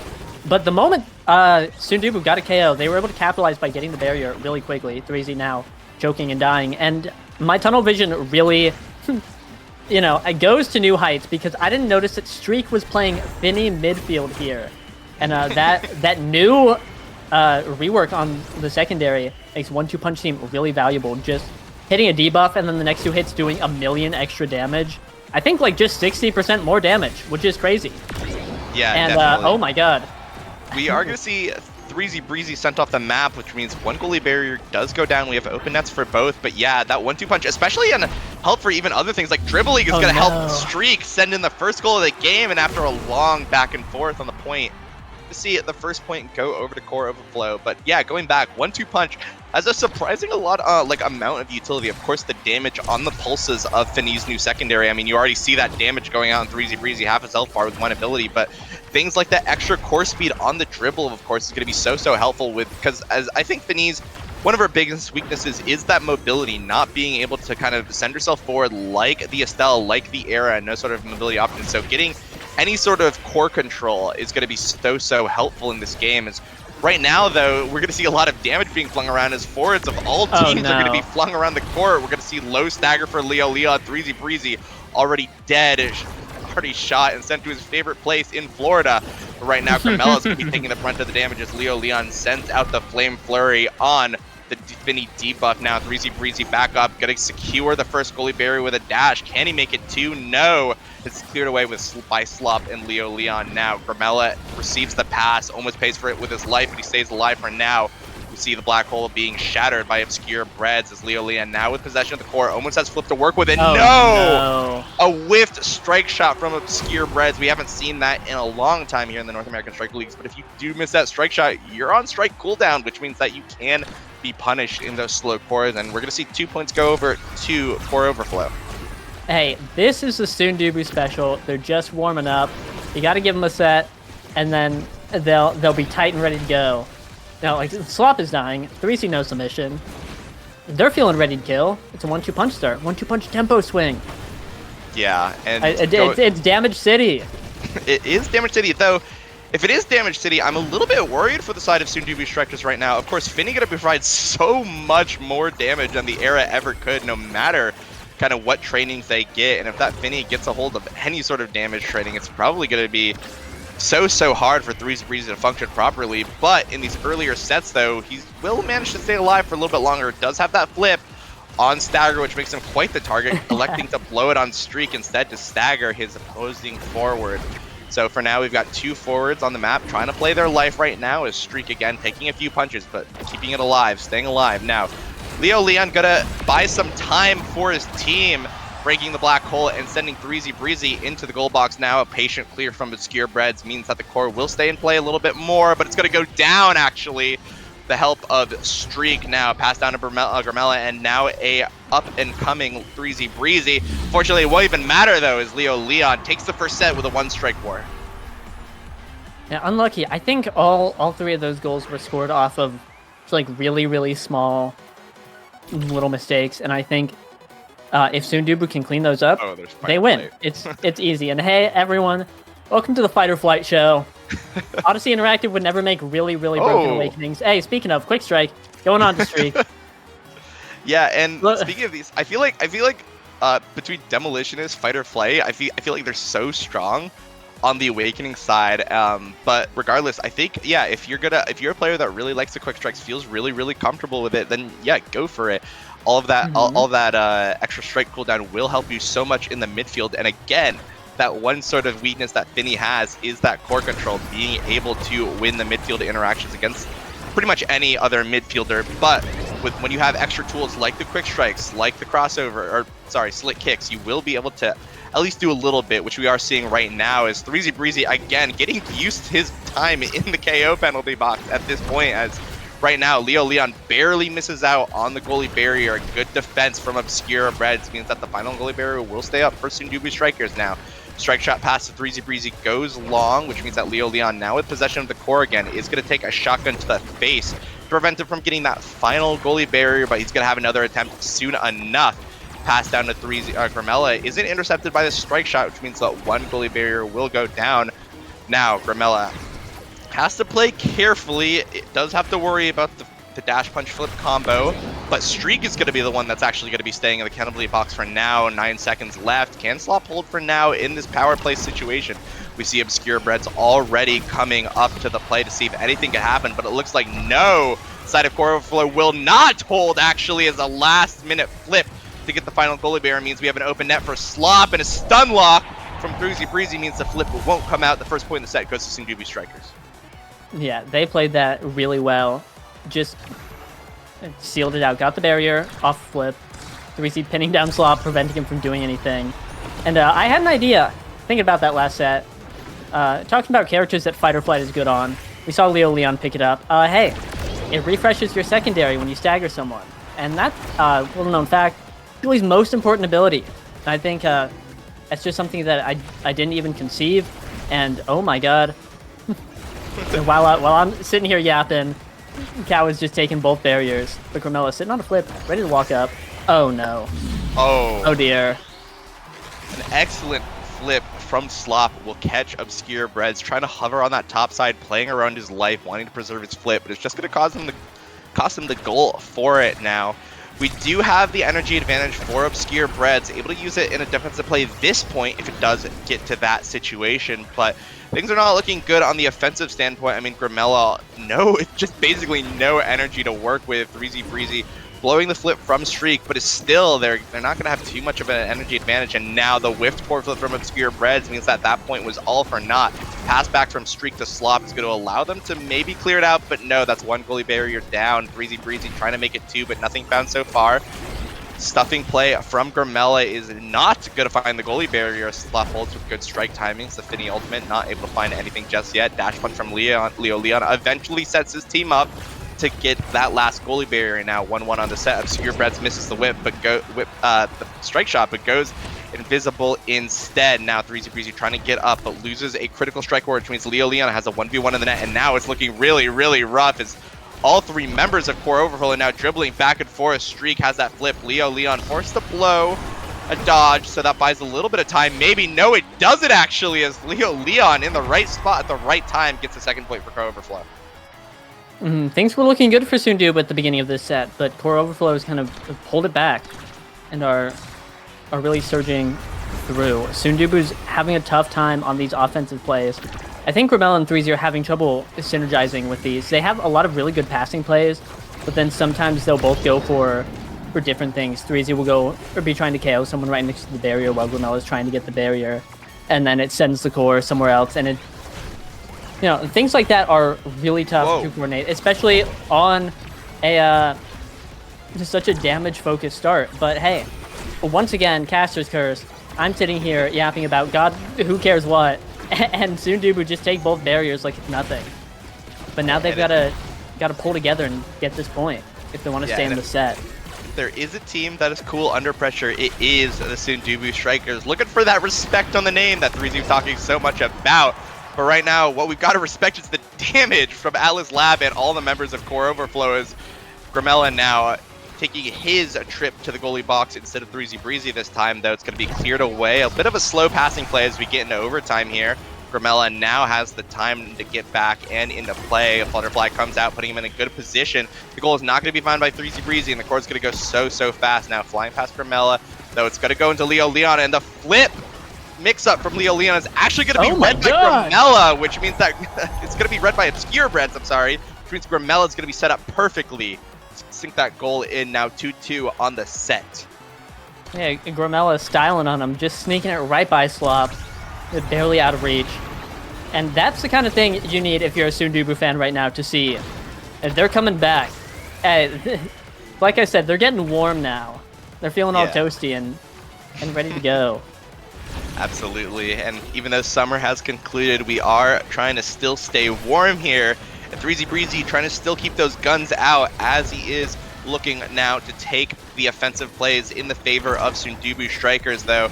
Gonna have to retreat a little bit as one goalie barrier goes down and he himself gets debuffed by the Fini, which means that he's gonna be sent off the map with a core flip, a tragic loss in such a critical point, and Leon sinks it in with a dash punch, so little that Obscure Breath could do in that situation. Now we have a 2-0 set advantage for Core Overflow. This is going to be a really important draft. This kind of decides if Sundubu is able to get back into the game right now. And we're seeing not a lot of...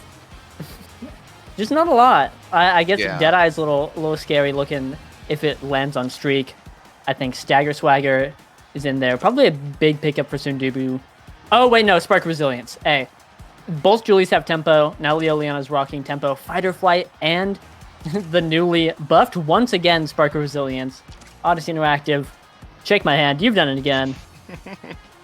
Yeah, and I'm actually really curious. I was so confident that Streak was going to go that Deadeye for all that extra damage, but I think that Streak, once again, elected to cover for weaknesses rather than change up the game plan too much. I mean, it's already been working, you know, going for that quick strikes, using the slit kicks, trying to out midfield the era at her own game, basically, and Deadeye's not going to help with that, so why swap things up, really, when things are working so well, and things are already paying out as Streak and Slop already able to make a really good dig against the forward pressure of 3Z Breezy and Gramella. Butterfly not going to help them get core possession, unfortunately, which means that Leon once again will have another scoring opportunity, which he converts on, able to get that second goalie barrier down for the Sundubu Strikers. 3Z Breezy able to respond, able to get one. Can he make it two? No. Cleared away with the help of Leon now. Gramella desperately trying to keep the core in play, trying to help up Obscure Breaths in the era, able to get a clear, but now Streak is the one with a flip, playing it so patiently, and now they're going to pay off in dividends as they have the full time of the power play to make anything. Now, Gramella and Obscure Breaths trying to hold it down. They are clumped up. It's going to make this really hard. Can Streak send it in, trying to preserve the core flip, but he's going to opt to use it instead. Now Obscure Breaths just one hit away from this tempo swing Spark Juliet being sent off the map, but now Gramella is the one that's going to have to watch his life as over and over again the damage keeps flying out. It's so hard for the side of Sundubu to stay alive. Yeah, here we're looking at 3Z Breezy and Obscure Breads holding it down. And honestly, Sundubu's kind of been down a member this whole time, but they're still, you know, Obscure Breads is online. The Iron Wall is ready to hold it. and they're just struggling a lot getting it through. It's so hard. Just streak on the Finny is somehow not what I would expect, but doing an incredible amount of work. And Slop holding down this one barrier just expertly. Oh my god, but Bread saves those. He's like that twice, guys. Yeah, and a third time as well. And yeah, a third time. Your Reds is holding it down, but it won't matter if Grimella and 3Z Breezy can't convert, which they're struggling so hard. I mean, all the cooldowns are going out in the defensive play, and once again, side of Sundubu Strikers waits with a bated breath. Now the flip comes out from Streak. Not going to find the hands of Leo Leon, unfortunately, but that buys more time for Sundubu Strikers to make a comeback in this point. The Molten Bolt comes out. Streak is going to be burning away if only he can stay alive, but with the orbs coming up, he's going to be feeling healthy, and a one-strike war on the 1-2 punch means that the court will be going so quickly into the net. Now we are 2 points away from Core Overflow taking a clean game off of the West Coast representatives. Yeah, we got the extended cut of that point there, lasting forever. And again, Sundubu is holding really well. Breads is absolutely online. And 3Z looking pretty good right now, getting one barrier. They just have to keep pushing this. They have to ride the momentum and get it through. But they're struggling so much in an awkward strike angle. And as 3Z is getting tossed around. Yeah, and it seems like all of their momentum is just kind of, the wind in their sail has died out a little bit. They've got to pick it back up. Yeah, and even though Winterfall did not make playoffs, it does look like summer is over and done with as 3Z Breezy again. I mean, that KO box for the Sundubu Strikers is just well worn right now. And Leo Leon with such a destructive play. I mean, sending Obscure Breaths away from the net, can't even defend when he's staggered and just punching it in past Grimella. Things are looking so rough, and it's looking like Core Overflow is running away with the game as Grimella again gonna die. Gets sent to the KO box again, and now Obscure Breaths forced to defend against the power play. But right now, Leo Leon waiting right there in front, gonna win the strike war, and it's over. The first game goes to Core Overflow in a decisive 3-0 game 1. Yeah, Sundubu kind of staring down the barrel that last point. I think mental little shot, ready to go next. Hey, ready to put on the reverse sweeping shoes and take the next 2 games. You know what I'm saying? Absolutely, and we will be off of Atlas's lab, which means that the remaining 2 maps in play hopefully will not have as much damage coming out from the map itself. Oni Village and Night Market not providing any sort of damage from their map hazards, but of course, Night Market, you know, less so for Oni Village, but Night Market, of course, being a map infamous for a lot of KOs, especially on those Juliets, on those X's we saw in the previous series. Basically, Bell is taking over once he got that specialized training on the map. I mean, it's claustrophobic. It encourages a lot of brawling, a lot of standing on top of your enemies. But we'll see then if the side of Sundubu Strikers can adapt to this Finny pick, because it's going to be so rough. Slop is a Luna player, kind of tried and true, and if he's holding it down on that Kai, you're gonna have to pick. You're gonna have to pick your poison essentially. Do you want Slop on that Luna providing, you know, 1,000,000 damage, or do you want Streak providing 1,000,000 damage as well on the Finny? And it's whatever you do. You can't ban out Leo Leon. He's gonna go on that Zentaro. He's gonna go on that Juliet. He's gonna go on that X, and all 3 of those characters are more than capable of doing enough damage or confirming your staggered HP bar off the map. So getting into the second game, I'm really worried what we're gonna see from the Sundubu Strikers draft. Yeah, I think Core Overflow really just played the damage much better than Sundubu. They had way more, or just significantly higher damage numbers, more KOs. We had Leo Leon rocking a bold 8 KOs, and his teammates also packing quite a punch, whereas 3Z only clocked in 3. So it's Oni Village. This is, if I'm the Sundubu, this is where I want to be.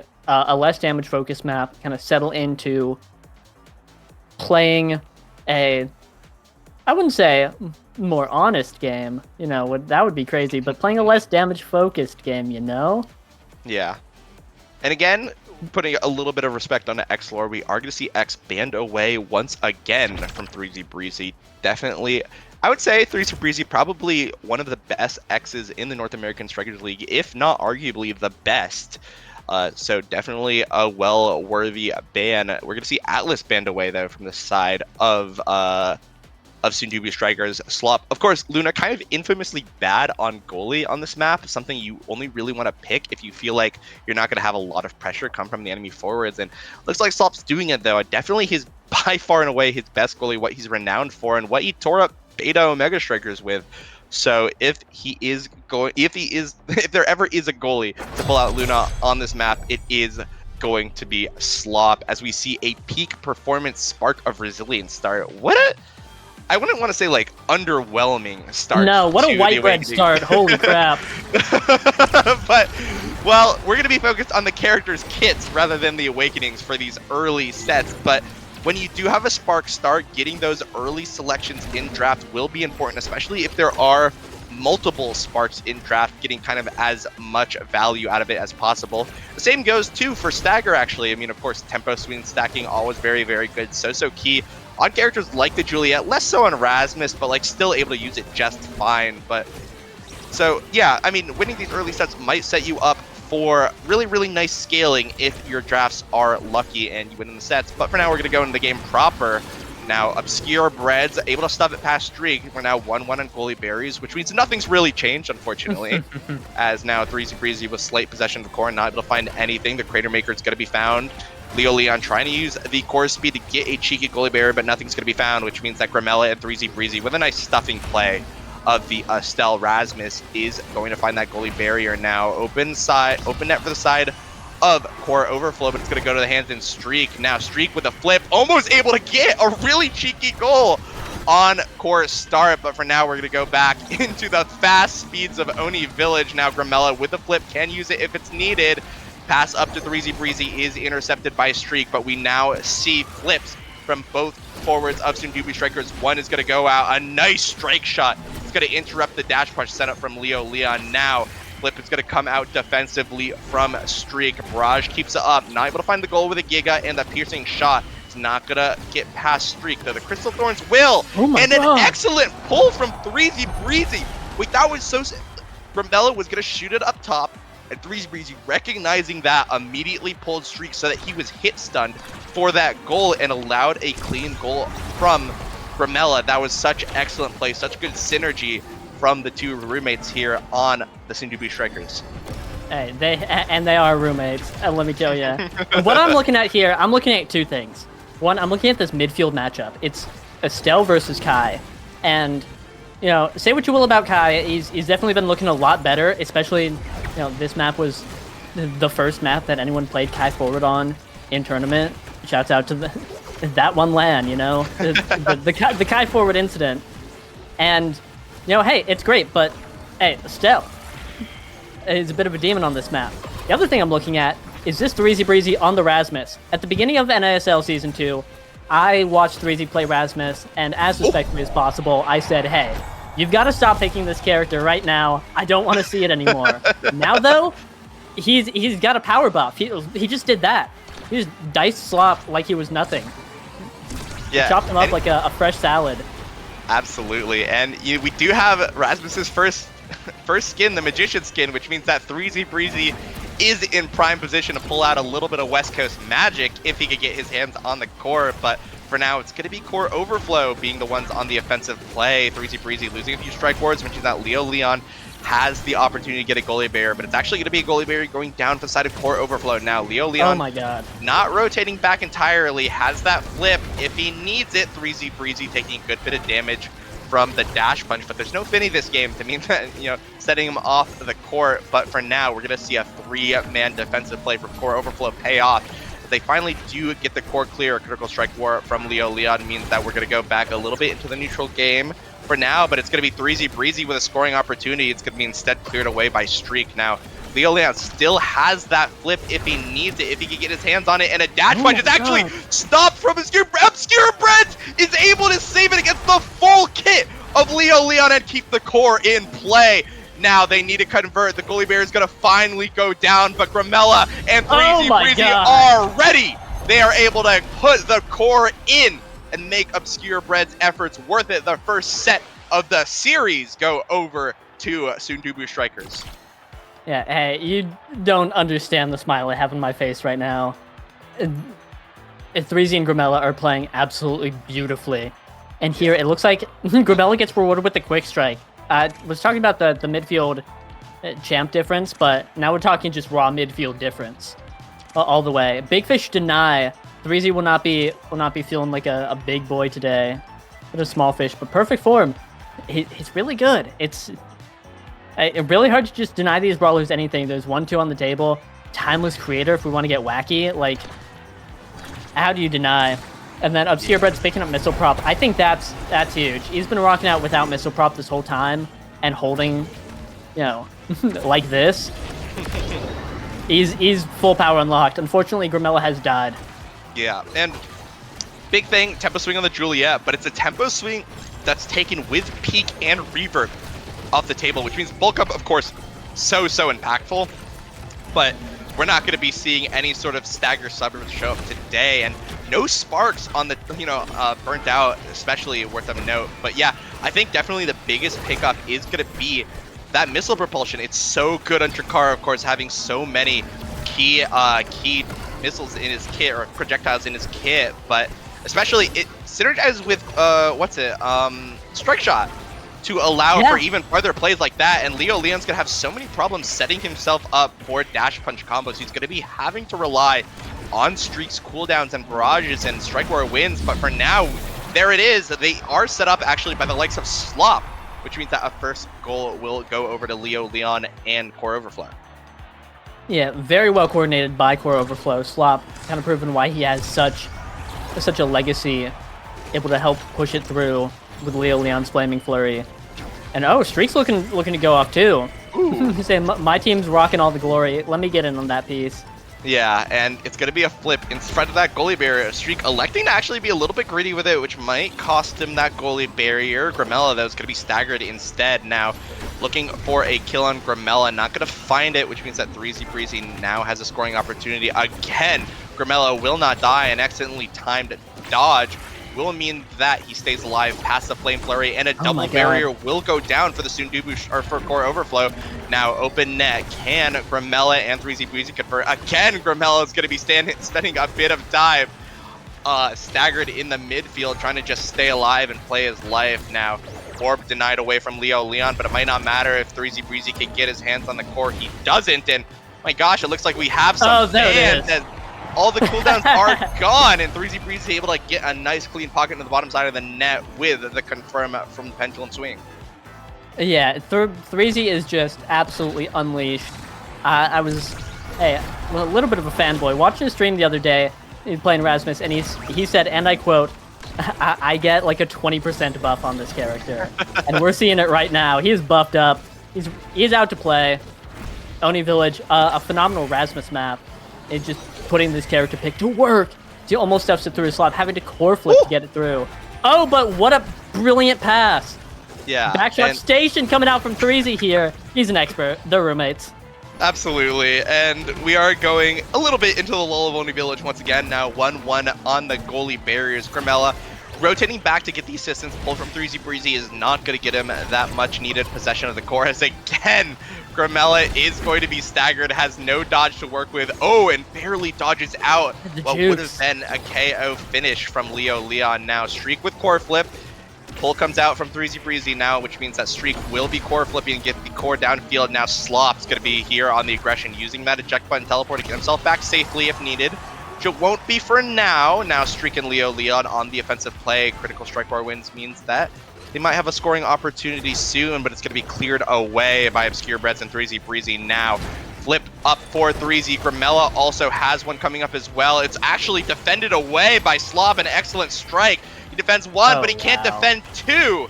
As now flips are down for the side of Sundubu Strikers entirely. They need to convert into a goal now, or we're going to have an energy disadvantage coming into it, and they do.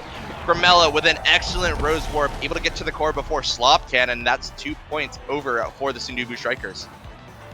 Yeah, beautiful play coming out by Grimella and 3Z. I can't understate it. I'm gonna keep saying it until the day I die. These two are one of the strongest forward duos in NASL.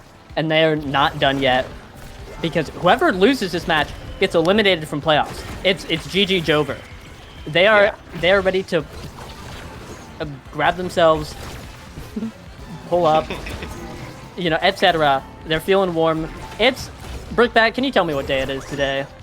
Hey, it may be Saturday, but I'm feeling a little bit like it's the middle of the week right now. It might just be a Westie Wednesday, but okay, no, not if Leo Leon has anything to say about it. Now. Leo Leon pulling out the calendar, pointing at the date, and saying, it's not Westie MF Wednesday. It's Core Overflow's holiday right now, and he's gonna find another goalie barrier in. Yeah, it's Boxing Day. The Canadians are out in full force here, despite the Denver server, even though it's not in Montreal, even though it's Central.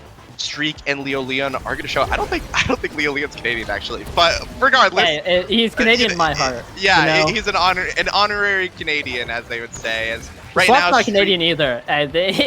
Also worth of note, but it's fine. It's like the identity. Happy Boxing Day, everyone. Yeah, happy Boxing Day.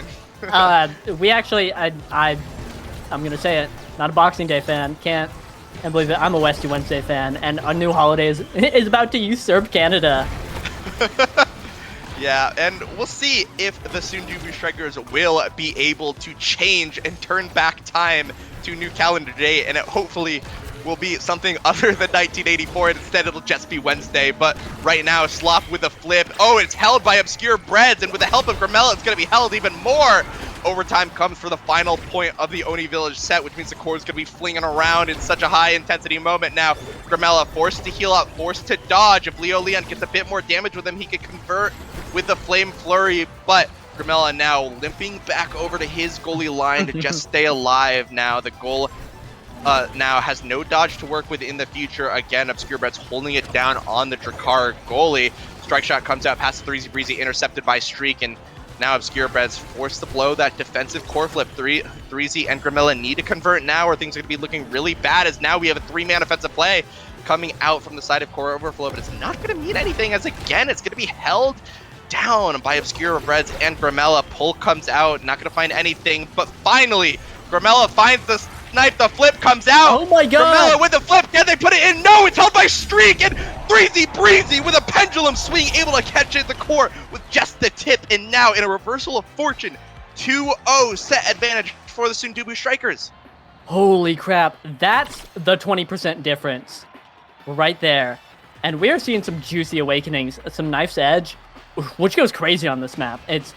I hadn't even thought about it, but that's absurd. I feel like that's got to be taken by someone. Prime time coming out for Obscure Breads. Holy crap. Hey, can you get more defensive than this guy and his build? Absolutely. Jeez. And Gramella critically able to get a spark. 3Z Breezy as well, denying a spark away from the Juliet. Wants to deny any sort of damage when you have that tempo swing. But Leo Leon is going to take his consolation prize in the prize fighter, which of course, when fully stacked, will be much more impactful, or a little bit more impactful actually, than a double spark of strength. But for now, it's not going to mean anything. It's just playing core control. We're going to see a double barrier down for the side of Obscure Breads, and a quick core leads to a quick goal, as Obscure Breads cannot defend, and that's a point over for the side of Core Overflow. Westies now, hear my call. It's time. The Sundubu Strikers are in need of your help. Lend them your energy. Give it to them. Yeah. They need to win this game right now.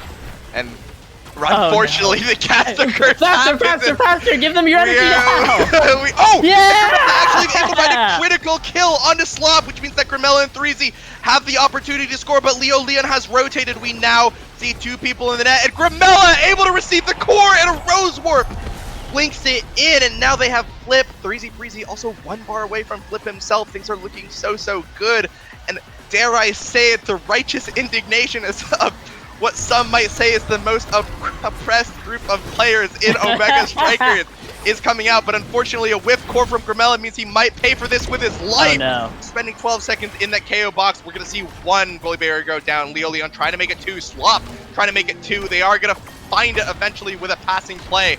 Now 3Z Breezy needs 1 or 2 redirects to get that critical flip to save this point, but it's going to be cleared out regardless.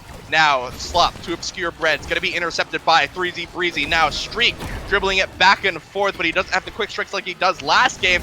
But Obscure Bread's holds, but it's only so much. As, did I just see Slop also? No, he eject button back. Okay, I was like, whoa, friendly fire incident. But Obscure Breads is going to be the one sent into the net alongside the core. Not going to spend any time in the KO box as he's needed back right away for this new point now.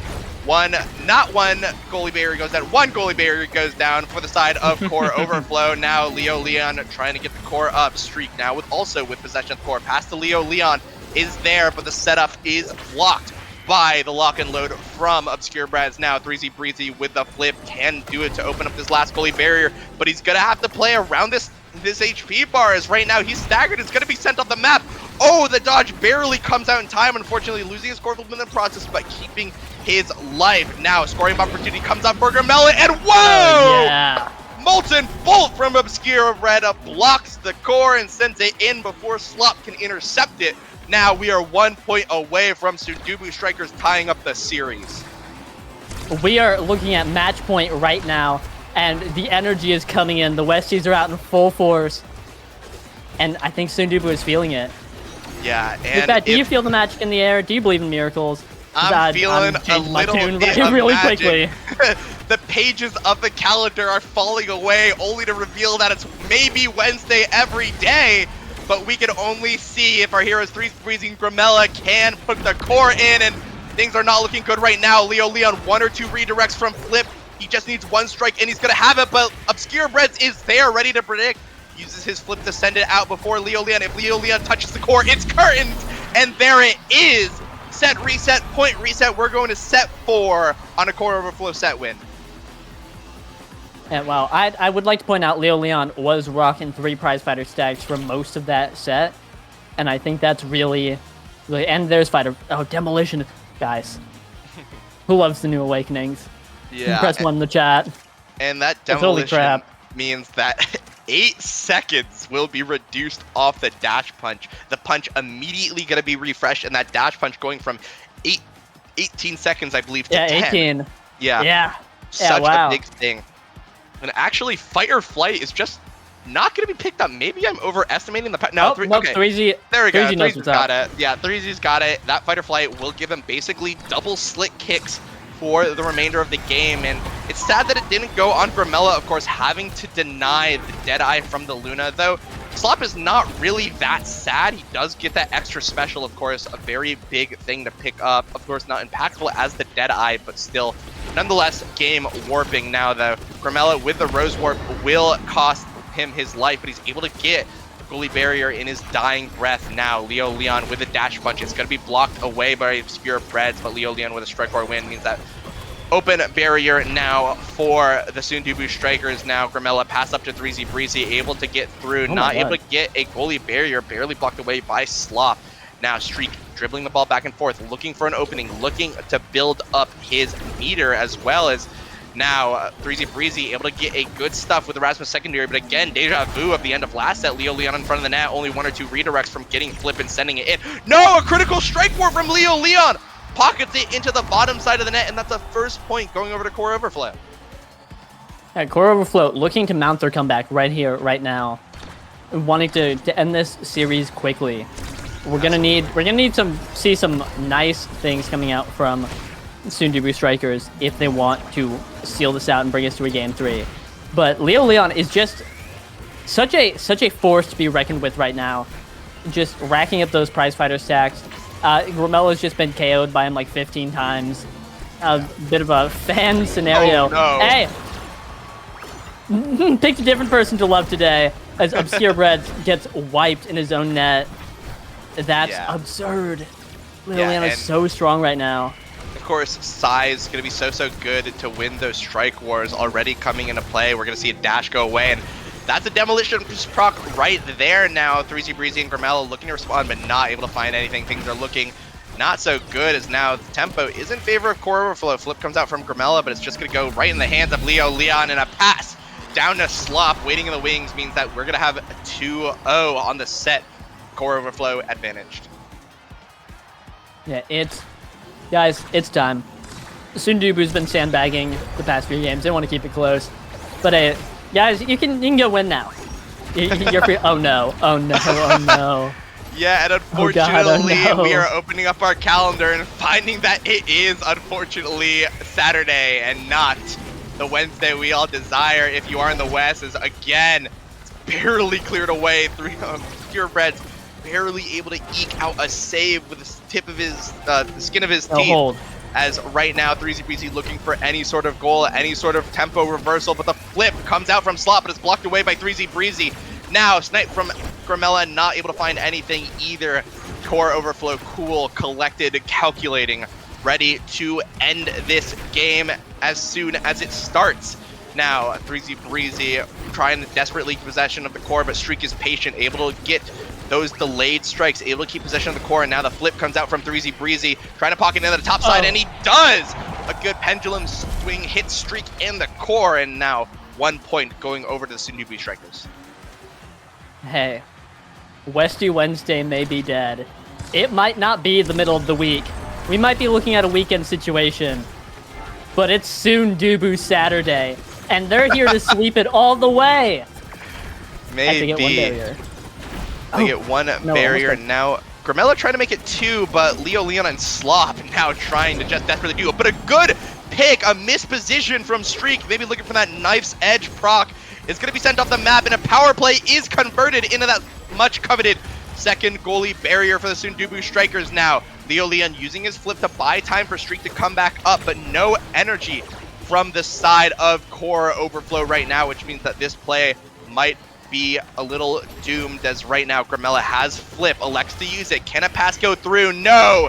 Streak intercepts the pass, and now Grimella has to pay for this with a stagger, might pay for it with his life in just a second. Now able to win some critical strike or wins, but a pass up to Streak is found. Nothing comes of it though. Now defensive flip comes out from Slop.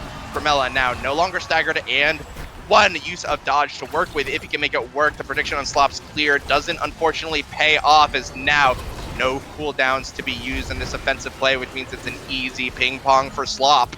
Now Slop giving Leo Leon another scoring opportunity, and Leo Leon converts 1 point away, and a good dash strike redirect is now going to even up the game. One set away from determining the fate of the series. Yeah, we are looking at set 5. And this is such an important draft. Spark of Resilience is there. That means that we are going to see that tempo swing on a double Spark of Resilience spark, but instead, it looks like Leo Leon's going to opt into double size, which is honestly as deadly on that Juliet, and it also denies away a pick from the Rasmus. He does have a triple spark to opt into if you'd like, or Grimella does, I mean. But unfortunately, it's going to be taken away by 3ZBreezy before it gets to there. Now, Aerials does fall down to Grimella, who's not sad at all. Aerials is one of those misses. And, we may have missed it on the cast, Luna, but we do see that, which is really important on Luna. Very, very important. We were focused on other things, but in the interim, we see that twin drives fall down. I'm a Sundubu thinker. I'd be thinking about Sundubu. I don't care about no twin drive. They've got this. Yeah, maybe, but this increased aggression from Slot means that it's going to be one more cooldown down from Obscure Breads in every single play, basically. And when you're playing on such a knife's edge like you are, especially, which like if one goalie barrier means that 8 seconds is going to be refunded to that Juliet, that one cooldown will mean the game. So we'll see if we see a play now. It has to be from the forward duo of Grimella and 3ZBreezy, but it's looking like it's not going to be the case, as right now Grimella is going to be spending some time in the KO box, and 3ZBreezy and Obscure Breads are going to be the one to hold for now. Now, notably, 3ZBreezy is not going to be a target focus, as he has a lot of stagger to work with, and even though extra special and super surge and twin drives, oh no, Grimella's dead again, and that's going to be an open net for Sundubu Strikers. It's going to be not punched in. A good block and load from Obscure Breads will clear the core, but 4 more seconds until Grimella's up, and right now, Sharks in the water on the passing play, but oh, a good Molten Bolt will not mean anything, as Streak able to intercept it with a flip past to Leo Leon, who strikes it away. The course too fast for the Molten Bolt to catch, and now 2 points away from the end of the series. Yeah, this is so tense. Cal has all the momentum right now, absolutely running away with it. Slop dropping. Oh my god, an ult on 3Z. I thought it wouldn't mean anything, but with the Leo Leon, everything, double size, triple prize fighter, tempo swing, it's looking like a bit too much for Sundubu Strikers right now, and they're gonna need the Westie power right now. Nothing dramatic. Send it in. This back against the wall. O2 comfort zone. They need it right here, right now. Yeah, and we'll see as right now 1 goalie barrier down and the flip down for Obscure Breads means that if Leo Leon gets his hand on the core, it might be curtains. Look at that offensive pressure from the side of Core Overflow. Now 1 more hit away, but Grimella is there with a dash range, but he's going to pay for it with his life. Now a power play for Core Overflow, and it looks to be a Boxing Day for the Canadian team, but it's saved once again by Grimella or Breads. But it's not going to be enough. All the cooldowns sent, all the cooldowns burned, and it's Core Overflow sending the West Coast packing. Just like Boxing Day. No! No, congratulations, Core Overflow. Hey, can we go next? Yeah, and Core Overflow now stands victorious here, moving on in the losers bracket. Sundubu Strikers almost made the run, almost tied up the series, but it just wasn't enough. The super team from Core Overflow, Leo Leon, BestieInSlot, even though Streak not in his role that he's been playing throughout the season, will pull it out. 255 redirects, 7 goal participation, but I think the monster of this game was Leo Leon. A 9 goal participation, 8 KOs, 46,000 damage, 200 redirects on a brawler in Oni Village. Of course, 3Z Breezy matching him with a 206, but not matching him in the sheer statistics. 18k damage and just more participation was putting so much pressure on Grimella, who had to pay for so many plays with his life, and with that double size, the demolitionist, the built different, that Juliet was so scary. And with that, we will see Core Overflow move on, but that won't be the only bit of Omega Strikers we have to see, as I believe I will give a bit more time for the replays to play out for now. But yeah, that's that. And unfortunately, we are going to see the West Coast go home. And if you are a West Coast fan, you're going to be rooting for Demons Rob, but that's basically just rooting for one of the teams that are favored. You're basically a TSM CLG fan at that point. So bit unfortunate. No hate to Demons though. No hate to Demons. If there is a West Coast, quote unquote West Coast team to pull it out, it's going to be Gumi. Gumi is King of the West, undisputedly the best West Coast player. But let's not talk about that right now. Let's talk about Core Overflow, who will be facing the winner of Finesse and Oshi no series. But for now, I believe I've bought enough time for the replays to stop playing. We are going to send over to our height videos done by the oh so excellent Ratman Rob. But for now, I'll be Brickbat, joined by Z Yoshi 64. We'll catch you later for some more top level Omega Strikers. He'll be Brickbat, but not for long. I'll continue to be Z Yoshi 64 forever and ever. And we'll see you later.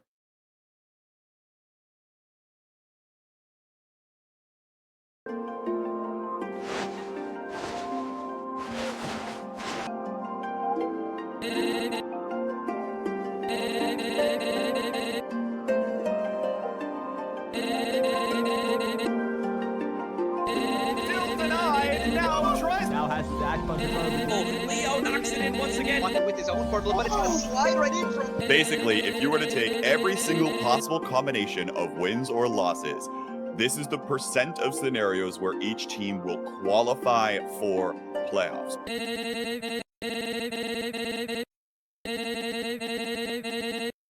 推しのこれフリップ。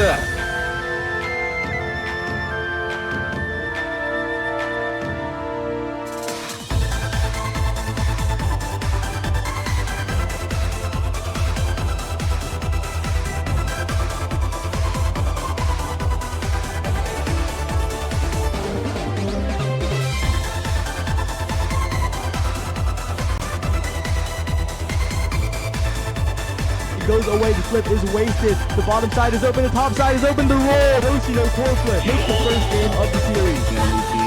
And it really makes the enemy turret so much more threatening as Miri gets both the goal gates and just scores it.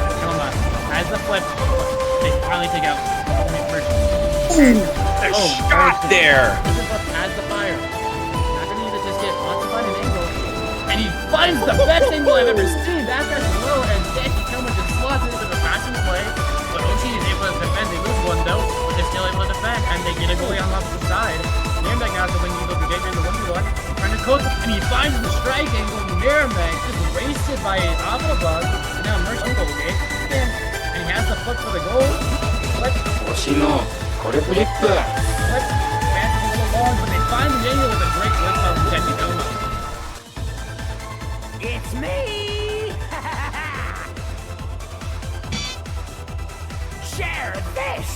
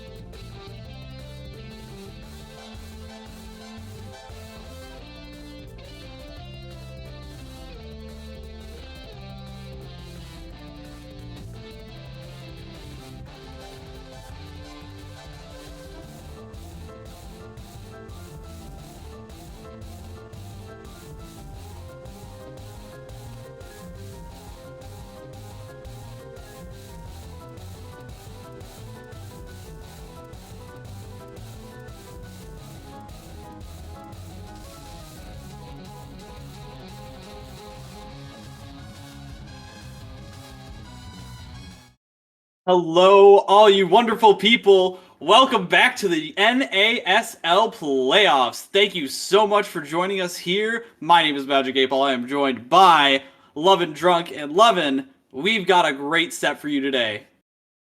Yeah, that's great because I'm really just here to watch the games. I just end up having to do some narrating over them as I guess part of the caveat of getting to hang out with you, which is what I look forward to when we're doing this. Right now we have Finesse going up against Oshino Coreflip, both of them looking relegation in the eye as they both want to continue their playoffs hopes, dreams, and aspirations. What do you think about what we're about to experience? I mean, everyone has their ideas of who's going to win this going in, but everything is going to get laid out in the arena.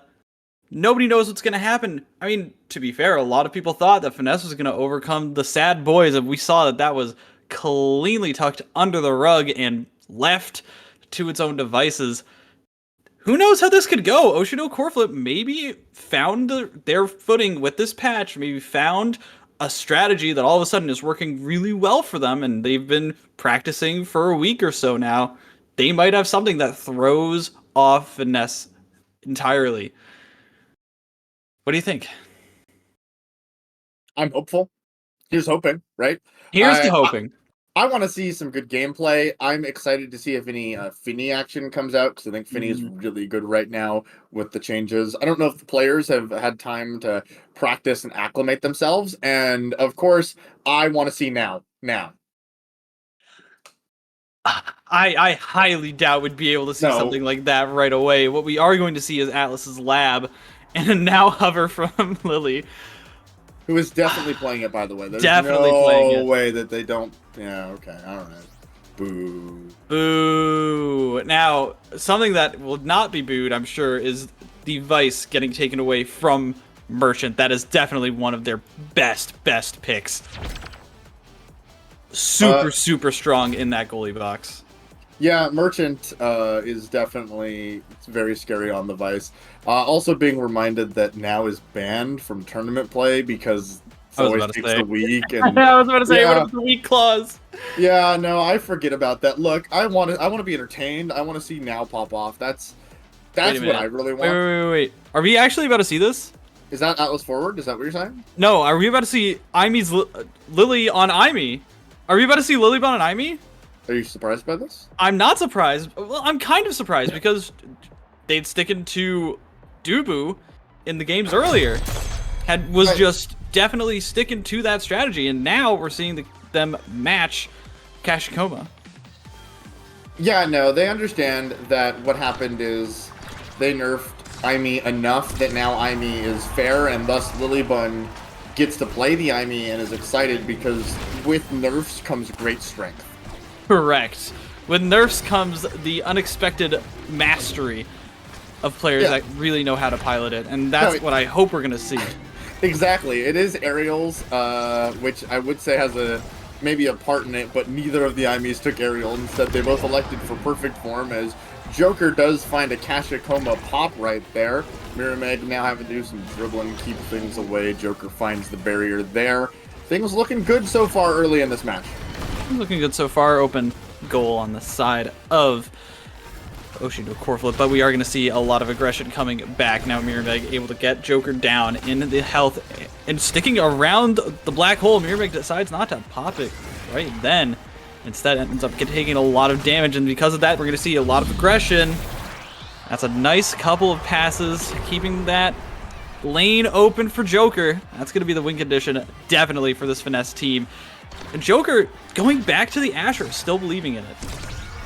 Yeah, what's interesting is the probably more experienced Asher player Mirameg is immediately just off of it, right? Mm-hmm. We would expect that Mirameg might be the one who has the faith and the belief in the Asher, but instead, they're on Julie. Instead, on the Juliet. We're trying to punch things and keep things at bay. Fortunately, that health bar is not at bay. Gonna get helped out by that special from Atlas. You're gonna see the first goal open for Oshino Coreflip, but they're still struggling to get control of that Coref. Maybe finally a breakaway and the nice placed turret from Kashikoma, and that's a nice little punch in from Mirameg. Nothing too crazy, a little bit classic. All in all, this is about what I'd expect from this back and forth. Yeah, it has been a good start. The defense has looked a little whack, honestly, on both sides, which is kind of the Atlas Lab special. But hey, Lilybun locks it down there a little bit.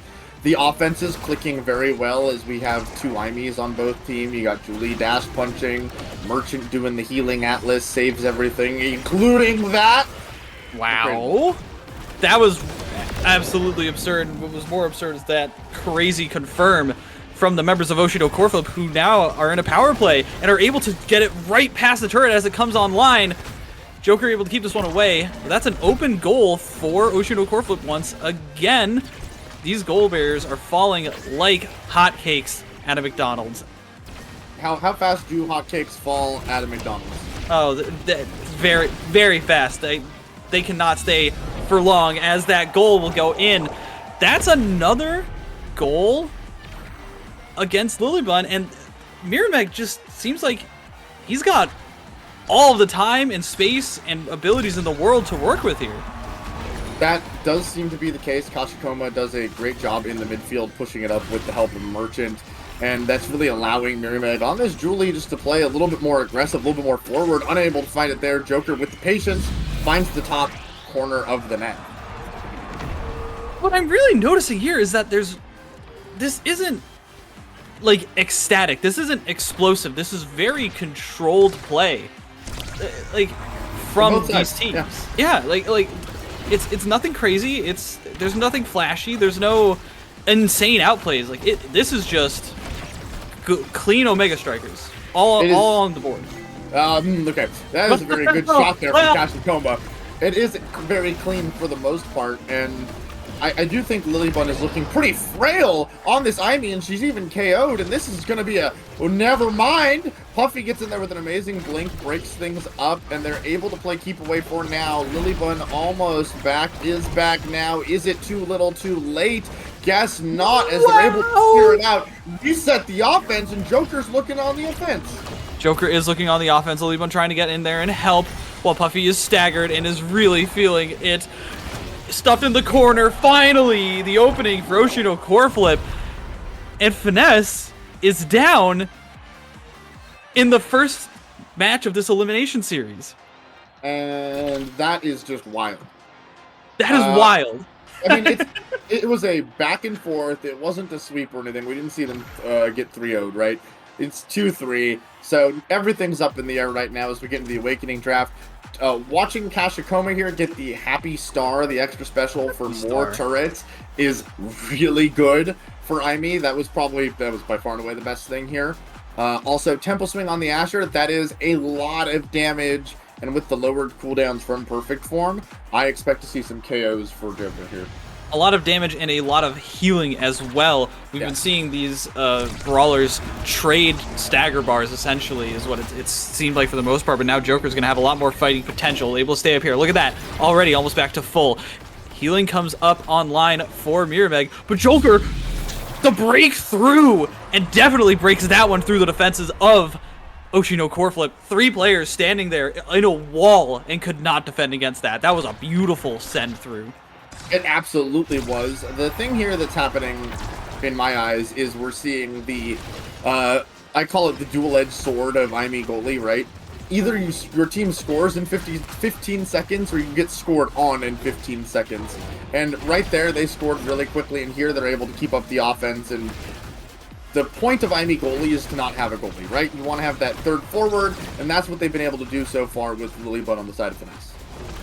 What's interesting is that it almost feels flipped, like Merchants on Atlas, and obviously we've seen it before, but again, you're expecting these ranged goalies, and instead Oshino Corflip deciding to play a much more traditional comp with the more damage-oriented midfielder alongside the Juliet, which I mean, isn't anything new, it isn't anything crazy, but it's new for them, and the fact that they're pulling it off with such well-executed play is the important part here. Yeah, and Lilybun has looked really good this whole season, and very potentially strong player right now. One of the best goalies in this game, obviously. That goes without saying. That's what we're watching right now. KO, power play, for Finesse, Lilybun, Mirimeg, Joker, Puffy FPS. I'm just naming people right now. Yeah, I was about to say, you're just reading what's on the screen, my gamer. Screen.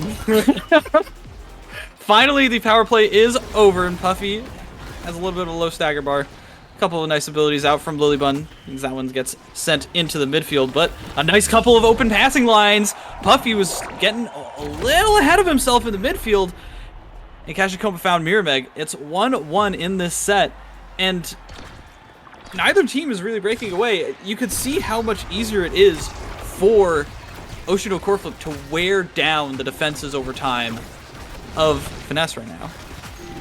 With great patience and great responsibility, Mirimeg is able to take that barrier away from the Lilybun, and the problem with the Aimi is that the ability cooldowns can be a little lengthy, your ultimate isn't that great on defense, the blink isn't that great on defense, the glitch pop, everything isn't great on defense. In fact, being dead isn't that great for defense either, as Kashikoma is unable to push it past Joker and up to Mirimeg just yet. Joker doing a great job in this power play for Oshi. Oh, a nice punch stuns Puffy. No abilities able to come on out. Again, the thing that Finesse really did well was they got the core into Joker's hands and were able to play around it convincingly.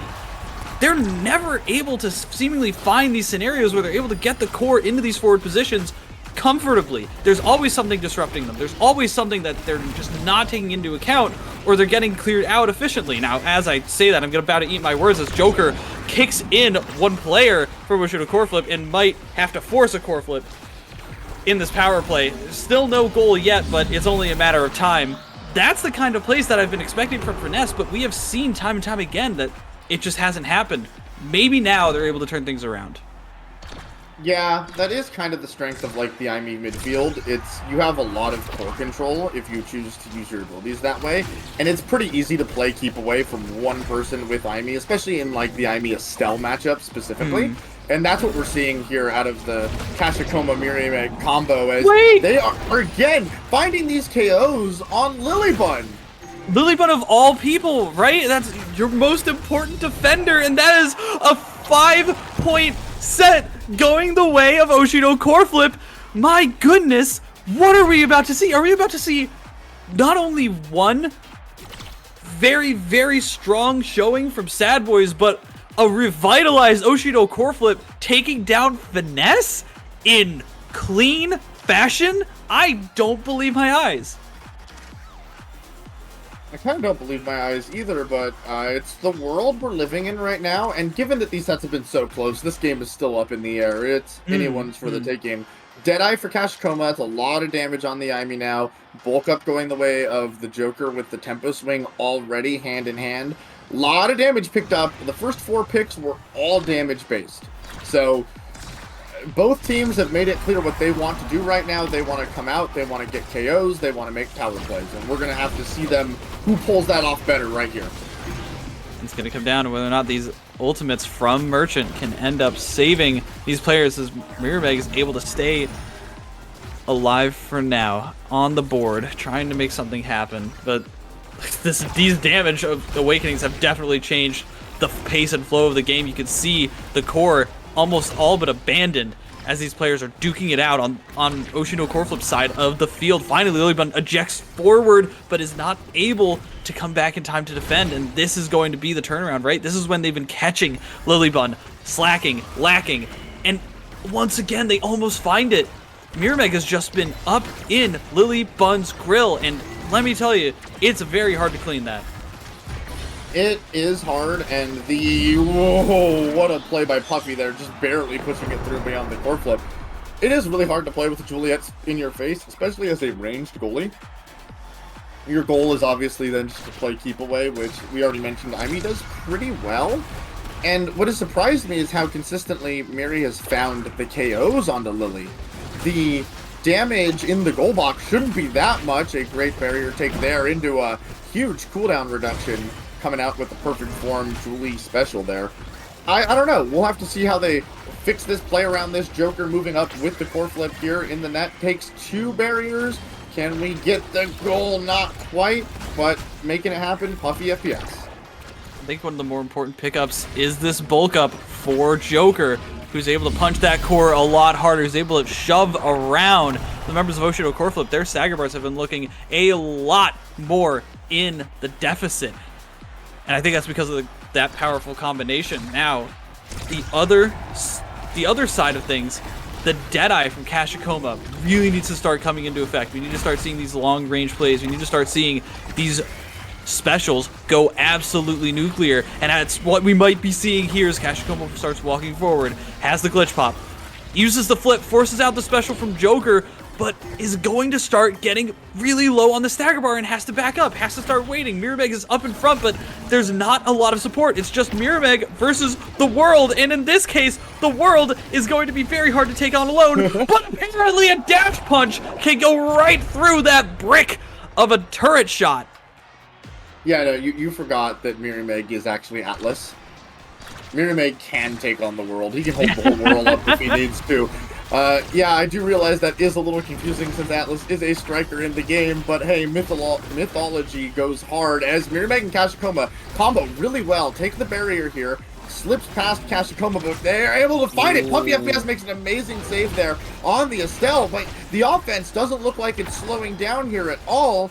If they can get it right back and reset there, it is. Turret doesn't quite find purchase. KO on the top side onto Puffy, but Mirrormeg core flip dashes away from it, and okay. Wow! The fake out, expecting the core flip from Mirrormeg or something in the top corner to just send it right in, but the stall with the special to make sure that that was a guaranteed goal and to save the core flip for next time. Oshino core flip in the name has two of them online, and this is exactly the situation you want to be in. That's one goal barrier down. Here comes the next after a dash kick. Not going to find it, but that's still a lot of damage and a lot of pressure, and here comes the ultimate. This is so much tension. Joker needs to find this right now, and he does find two goal barriers. This is to try and save this match. Joker needs to find this KO, and does after the turret comes online with Puffy grinding, trying to fight Merchant, able to get one through, has the core flip, doesn't find it. No, wait, there's only 4 seconds left in Kashikoma. Mirrormeg is low as well now, though.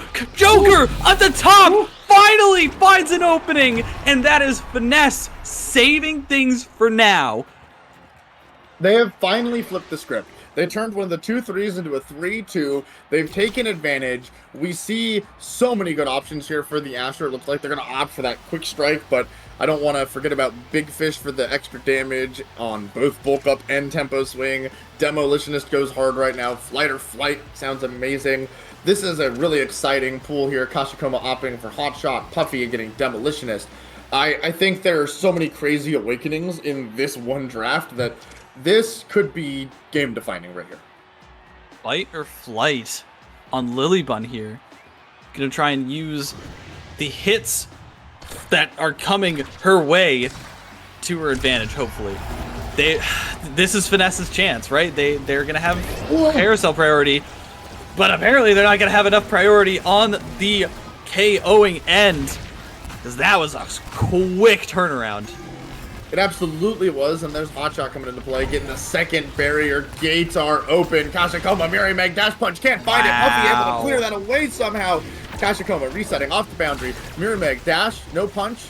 Other way around, doesn't matter. And Imes just whip their ults for fun. Mirrormeg's punching. Puffy's able to sneak it by Merchant. Gates are open on both sides. Kashikoma, core flip, push it forward. Good glitch pop by Lily, but Kashikoma's making the plays. Can they get this in? Not quite. Joker pushed away by Merchant, who has no abilities right now. If they can get it through, Kashikoma, oh no!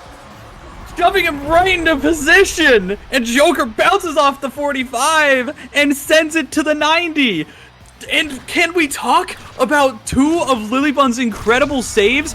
Glitch popping before eject buttoning back to get the perfect angle on that primary, and as well the evasion on the Mirrormeg dash punch. Finally, these are the kind of miracle saves that Lilybun has been pulling all season, and now looks like she's finally able to get back to that masterful ability.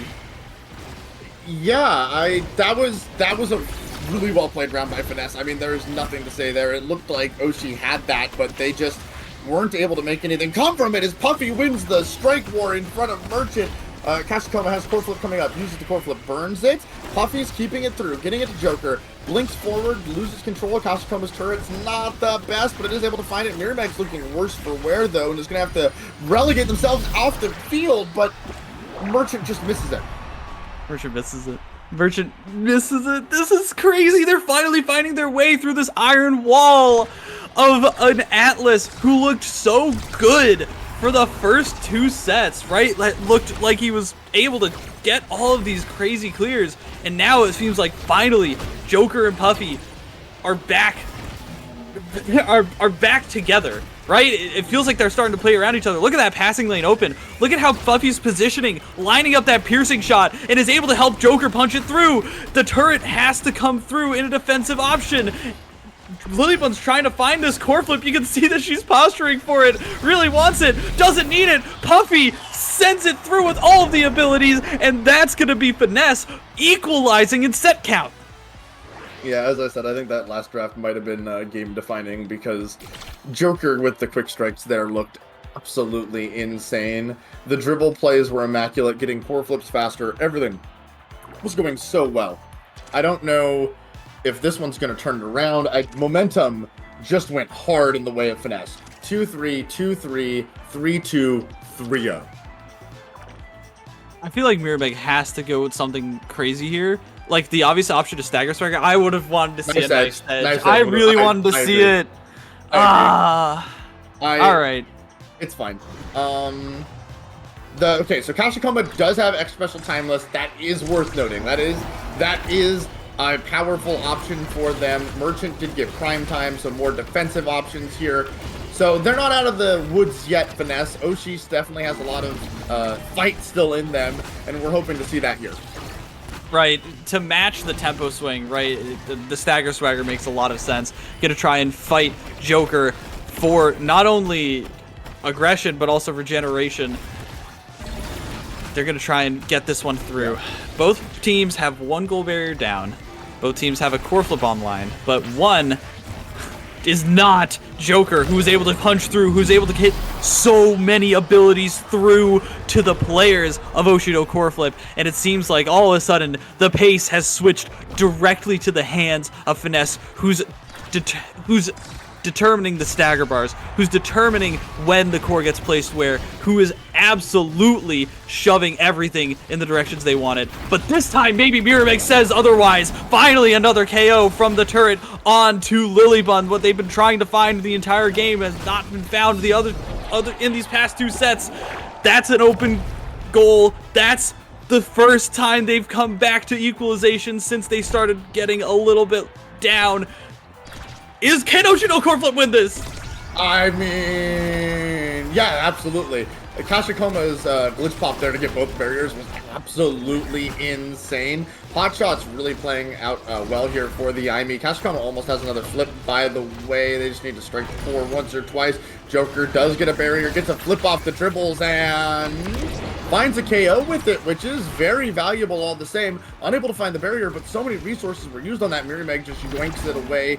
Merchant unable to save it. Lilybun makes a great play there with the eject button. They do get the barrier there. Miramag does find a KO. Can they clear it out? Can they actually have an offensive attack here? Yes. It looks like it. Kashikoma has to go to the edge to receive that. Lilybun with the core flip somehow goes right through Miramag's special on the Juliet. I don't think that should be possible, but here we are all the same. And Puffy FPS is back.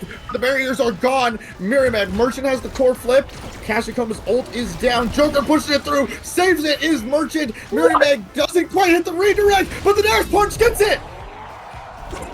Absolutely insane save from Merchant, waiting out Joker, waiting out the player who has done that, stuffed that so many times to goalies, and slips it right underneath him, gets it to Miramag, and the beautiful dash punch once again. Oh my lands, Oshino core flip, do you all believe?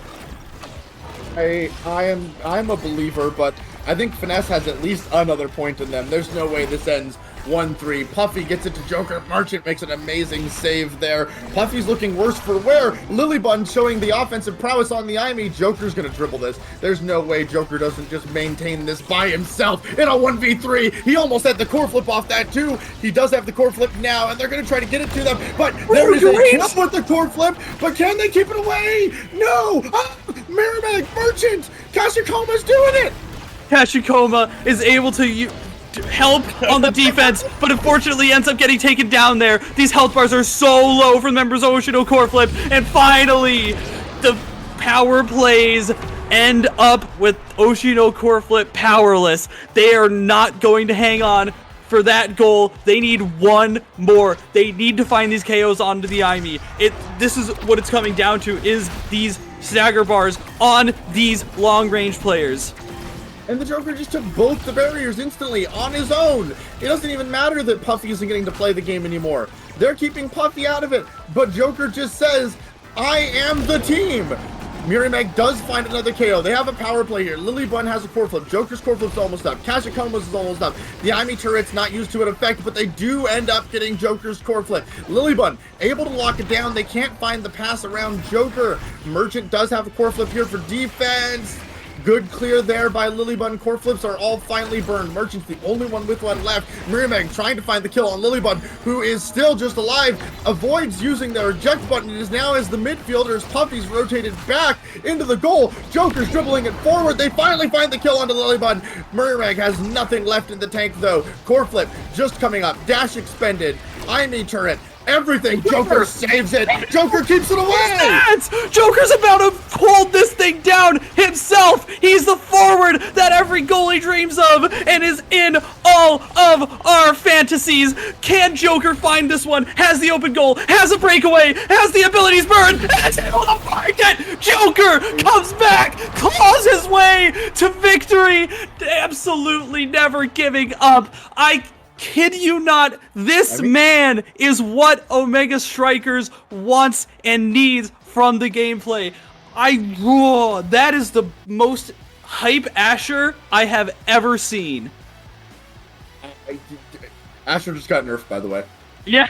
Just want to remind everyone, holy Joker, man. What an insane game. Yeah, we just watched a reverse sweep where it was clear that Finesse wasn't getting dominated. Finesse never looked like they were getting dominated, but sets weren't falling their way. And Oshino core flip was unable to set it out and lock the game up. All it took was Joker getting that quick strike, and the game just looked like it ended. There, never in any other match ever will you see that happen. No other game of Omega Strikers with that coordination of abilities in the top corner on Atlas's lab with any other arrangement of players will that ever not result in a goal for the power play team. I just want you all to understand that. This is the highest level of Omega Strikers. And this is what these players are capable of. And it's why I was so baffled that we weren't seeing any of that in those first two sets. We weren't seeing that electrifying nature that Finesse can bring forward. And Oshino core flip, to their credit, fought back, especially in that last set, right? Like they did not give up. They were so close to sealing it. Oshino did not roll over and die. That is was not on the table for them. It was not in the cards. They gave it their all. They fought to the bitter end.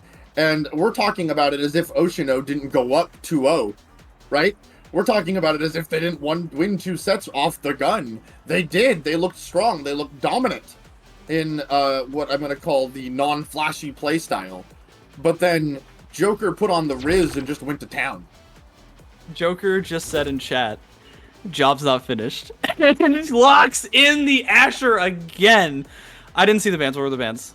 Octavia was one of them. I didn't pay attention to the other. It was Atlas. Octavia Atlas, probably something like a Chrono. Twin Drive, Castellast, Twin Drive Chrono. Castellast. Something like that, given that the Octavia was banned away. And we are going to see the Juno and the Kai who can take definitely advantage of that. Oh goodness, I'm sorry. I'm still. I need to. I'm still. Yeah, no, you're fine. You're fine. I'm still so like shaken from that last one. Merchant is gonna go back on that Vice, having it been freed up now. The Raz was coming through for Mirrormeg, and this seems like okay. I think Alright. definitely more their style, right? This is more their style. Definitely, we're on Oni Village. This is. I am kind of surprised that we see the 1-2 punch Juno Rasmus, because this is a great opportunity for their like brawling KO style that they're a little bit more known for, but we like kind of clearly opted out of it. Yes, I do know Brawler Juno is a thing. It's a meme. Do not at me. Do not at you. I most certainly won't. I do not know enough. What I do know though is that Octavia, I guess, got banned because of the 1-2 punch. No, or it's maybe because just of, Oni it's because Village. of the spark. It's because of the spark. Oh, okay. Okay. A guaranteed spark for Octavia is really powerful because it then leads to Spark of Stagger. The resilience one. Yeah. And that one's really good right now. And then how do you deny Octavia? Like at that point, what do? You have to deny Sparks, you have to deny all of the Stagger trainings, you have to deny her normal bis. So Sparks end up being really good for Octavia, if it's a start. Speaking of really good, I'm gonna be honest. I was just kind of watching the ball ping pong off of Finesse's side of the map for like 5 years, and then they scored. So Oshi showing that they're certainly comfortable with this composition and have the core flips to prove it. They're probably gonna get this double barrier now, and they do. Yeah, and this is exactly what I'm expecting. They're looking so good off of these kickoffs. They look so comfortable, and I know Mirrormeg really likes Rasmus, right? Yeah, he plays a bit of Rasmus. I mean, I actually don't think it's high on his striker list. It's probably his third pick if I had to guess. That being said, his Rasmus is extremely solid as Joker and Puffy do respond by taking their own double barrier, finding a KO, and probably finding the goal. Yeah, there it is. And it's so funny that we're seeing like a reversal in playstyles now, because Finesse was the one who was playing with that like third forward kind of aggressive style, like, oh, we lose the barriers in 15 seconds or not. And now Oshi to core flip is losing barriers in 15 seconds or just completely keeping the pressure online. And as Merchant sends it forward, it does exactly that. I think that was part of the decision to ban Atlas. So we obviously looked at it and said, oh, haha, it's twin drive, because that's what it must be.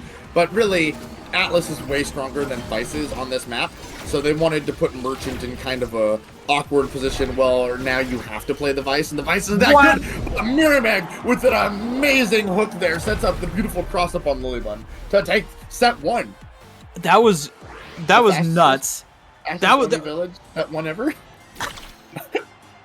I mean, he had to know that Lily didn't have any cooldowns left, right? Like, must have been keeping track of that, because otherwise, how would you have the confidence to go for that play, right? That's insane. You just assume it stun locks them, right? Like I'm gonna do this thing so fast that Lily's not ready for, because it stun locked me a little bit. It was really good, and I'll be honest, I wasn't keeping track of Lilybun's cooldowns there. So Flight or Flight for the Rasmus here. Flight or Flight's really good. It's basically free slick kicks.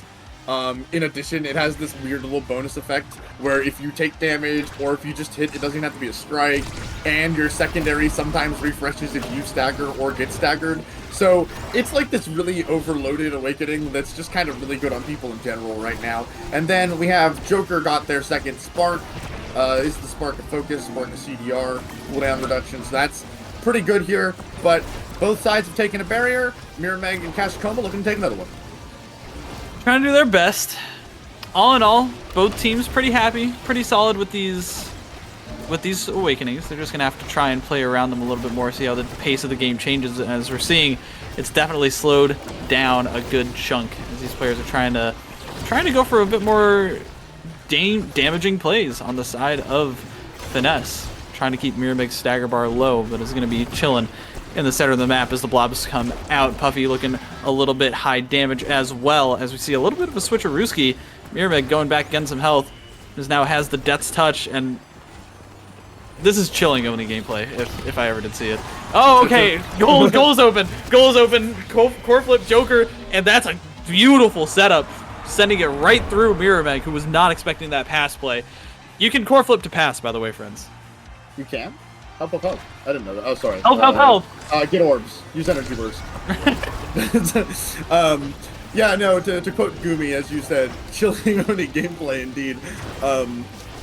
But, you know, I was really really excited because the first set went pretty quickly here, and you know what, Joker and Puffy are keeping it in here. They're trying to make it quick, but it's the goalies that tend to make this game boring. If there weren't goalies, it'd be way more exciting, I'll just say it.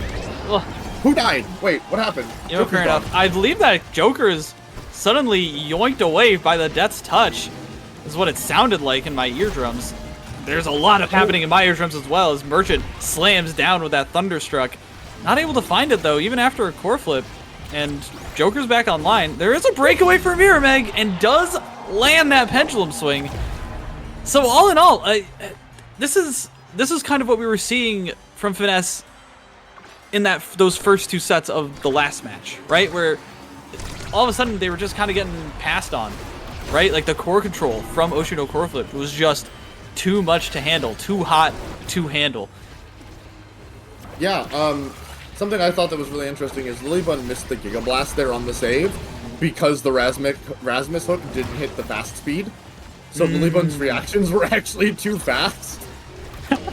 Because her mental timing was probably thrown off by that. I find moments like those really funny because they're unfortunate, and it just like shows the level of skill you are seeing here as the gates are open on the side of Finesse, and Puffy is able to just poke it in there and secures the goal, making it 2-1 in the set. 2-1. Finesse still looking pretty solid, and Oshino core flip, you know, they find their openings, they find their spots, but sometimes it's just a little hard to keep it consistent, keep it always in your favor. As finally they are able to land both of those golden barriers. Great plays from Mirrormeg, all in all. And Puffy just got, like, Blabo stunned? Yeah, like, just got... Juno. My goodness. Wait, what's that? You're playing against Juno and she threw a primary at you and you didn't hit it straight down or straight up? Unlucky. Get wrecked. But there you can see Puffy did the thing where they hit it straight down, and as such, they're able to get 2 barriers. So the Juno taketh and the Juno giveth. Juno taketh and Juno giveth away. They're giving away that goal. Definitely not able to land these strikes. As Kashikoma's Lilybun starts flying towards the goal, using that speed boost as well as the speed lanes, and sending that one in with a barrage. And Finesse, they're still looking good. They're definitely not going to take it lying down. And a knife's edge on Oni Village to boot with this carousel. Yeah, if nobody takes this knife edge, y'all cowards. That's all I gotta say. Like, this has... If knife's edge isn't the pick here for somebody, then it's just, like, not as good as I think it is. But I think it's insane. Pancakes taken for Puffy FPS, given that extra speed. Nothing here stands out as, like, amazing until we get to Kai. Lilybun here does find a missile prop, which is really nice. Cast to last falling the way of Vice can be really annoying, as that stun and the slow now last a lot longer. Yeah. And I'm just gonna say it, everyone here's a coward. I didn't see a knife's edge pick. Okay, you know what's actually really interesting though is the bulk up pick for Joker. If Spark of Resilience comes along and Joker's able to pick that thing up, he's about to like literally become a Goliath. Yeah, right? no, the bulk up pick is like, bulk up's so good right now. It was definitely a really good pickup there, and they are able to actually get rid of the Joker right now, and Mirrormeg and Kashikoma and Merchant have a great offensive attack here, but Puffy's just able to stymie it, almost able to get a goal there, and they have been passing around Kashikoma and Mirrormeg so well and so effectively here, but it's okay, they get an entire another power play as the Asher comes back, but not long enough for it to be relevant. Mirrormeg has a core flip right now, and hopefully they can do something with it. Hits the bottom corner because Lilybun is just slightly out of position for it. My goodness. That was some very solid defensive play from the defensive duo of Finesse, right? They were able to completely interrupt passes, completely shut down the almost 2 full power plays. There's a reason that this team is considered one of the best in the league, and especially in that goalie box, is because Puffy and Lilybun work so well together. Eventually it fell, right? But it took Joker dying again. Yeah, like, it took Joker dying a second again. KO Like, yeah, I'm sorry they couldn't hold it down for, what is it, 24 seconds? Yeah. My bad. The fact that they held it down for that long is insane. Right, and that's my point, right? Yeah. Is because not only is Ocean to core flip having to work so hard, they have to almost have a significant advantage for so long to find these opportunities, because otherwise they're just not getting anything. No, they absolutely aren't. I mean, it's taking Miriameg doing these, like, amazing cross-ups, putting in so much work, and the problem with that is, if it doesn't pan out, Lilybun just swats it away. Lilybun continues to swat things away as Puffy gets a little bit of blocked on that core flip overtime now. As there's 1-2 punch in play for a lot of these players. This core is going to be going flying, as we already see it in the speed lanes. Finally, the last goal barrier falls, and it's 2 open goals with 1-2 punch overtime on Oni Village. And who is going to suddenly miss the core next? That's a huge cross-up from Kashikoma, but not able to find the Death's Touch as Miramex gets sucked away by that core flip. Joker with a core flip of his own, but Miramex all over him. Puffy almost trying to send it with the Crystal Thorns, but a couple of nice passbacks from Merchant as he goes to the KO land. Finally, Kashikoma has to switch into the defense here and is able to blobbo it away from Joker. Death's Touch out once again, might be pulling Lilybun away. Finally, we see Merchant back online, but it is not soon enough. A beautiful piercing shot from Puffy sends it right through. And that was another almost full power play defense from one of these teams. This is insane. Yeah, and I mean, overtime Oni Village goes really hard because it is so hard to control anything that happens. You hit the core, and as you mentioned, it just kind of goes in sometimes, and nobody's ready for it. It's one of those things where, like, yeah, Kashikoma's probably not the best goalie in the world, but if it's going at normal speed, they save that every single time. Mm-hmm. But open goals once again. Merchant follows forward, trying to suck away Puffy, and is able to bait them around with a nice shot off of the diagonal right to Mirameg. Good play, all in all, from the forwards of Ocean Core Flip as they were trying to get another lead in this match, in this series against Finesse. This elimination series for these playoff teams. They've got a lot of money riding on this line. They really want to make sure they can land these goals. And this is, more importantly, this is an elimination game for Oshi, right? This series is elimination for both of them, but Oshi has to win this one and then the next one. And they cannot lose anymore. So they're trying to get these goal barriers forward. Finally, one falls. Joker gets sucked away by Kashikoma. Nice little hitbox, nice little strike war. And finally gets stunned. They're just doing slow chips. Like, this is very interesting from Motion to Core Flip, right? Like, they're just trying to dump abilities whenever they can into Joker. And if they've got a chance, they try and get a couple of scores. A nice pendulum swing onto Lilybun secures that goal barrier. Try to get the unfancy Death's Touch play, but no dice. This Joker's walking forward this time. Finally, Kashikoma strikes it away. Merchant here tries to get it up to Mirameg. Finally, overtime lands, and that core goes flying towards him. They want to get this goal. They want to get this set win.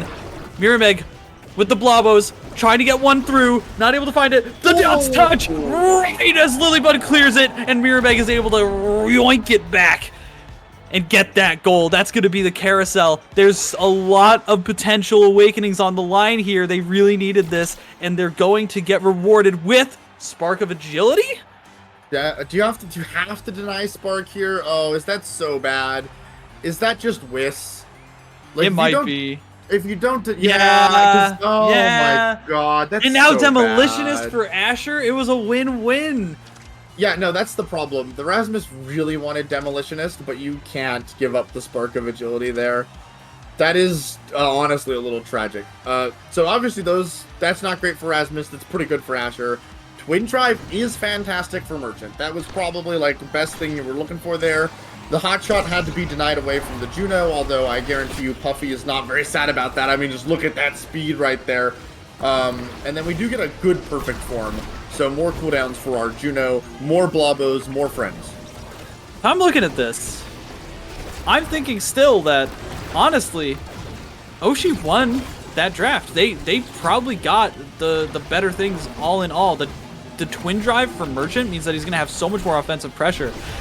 The Spark of Agility works well, and wait a minute, That's Lilybun gone. Lilybun's off the map. Lilybun is off the map, but Puffy and Joker have shown us that they can really hold this down. I mean, look at that. Like, are we even sweating it anymore? I guess not. Hold it down, they will. Puffy tries to get a couple of nice shots here. Thunderstruck does not land in time, and that's Joker sending one right to the top corner away from Merchant and getting that goal. FNS. Finesse. Still trying to hang on, still trying to keep it calm, keep it light. Just slowly make their way back into the lead. That is what they're going to try to do here. They're going to try to take this set and the next one and close this out. But, you know, if Oshino Coreflip has anything to say about it, that will not be happening. Mirameg accidentally passes it right to Puffy, who they do need to KO, though, because you got those pancakes coming up, right? So getting that KO, resetting the stacks on stacks would be a nice thing. They might be looking to do that. I don't know how much effort they're going to put. And they don't need to put too much effort into it if they just win, baby. A beautiful reaction from Mirameg to land that pendulum swing off of Merchant's Supernova, but not able to find the goals just yet. Merchant tries to Thunderstruck forward. Has the core flip online. Probably is going to try and go for this. Unfortunately, goal barrier falls, and that's Kashikoma looking a little bit crazy. Merchant does not land the core flip, but there's still a lot of abilities, a lot of objects to try and get this one through. Joker might have a breakaway, but no, the stun from the pendulum swing lands on Lilybun, and that's going to be another goal for Oshido core flip. 2 away from staving off elimination and going to a game 3. Yeah, the problem here is, well, the thing I noticed is Juno took both barriers for both teams, which is pretty funny. I do enjoy that quite a bit. But no, Mirameg, Kashikoma, Merchant are looking really great right now. Merchant's looking very comfortable on this Vice, even if it is suboptimal for the map here. The way that they have been playing this has been really good, and it's up to Puffy and Joker to make this happen. They got to get their offense cooking. I think Lilybun's been doing her part. They need to finish here for Finesse. A finish is exactly what happened to Joker. Got finished on the other side of the map. Fortunately, it's still a goal barrier going down. Goal barrier on the other side as well. Gates are open. Lilybun deciding to play it forward here. Tries to get it past Merchant, but no, he's done this a couple too many times before. Unfortunately, finally, the cooking has begun in the kitchen of Joker and Puffy. They've got something coming. They've got this meal prepped and ready to go. They just needed a little bit of time in the microwave. This could be the turnaround once again for Finesse. This could be. Joker takes the barrier.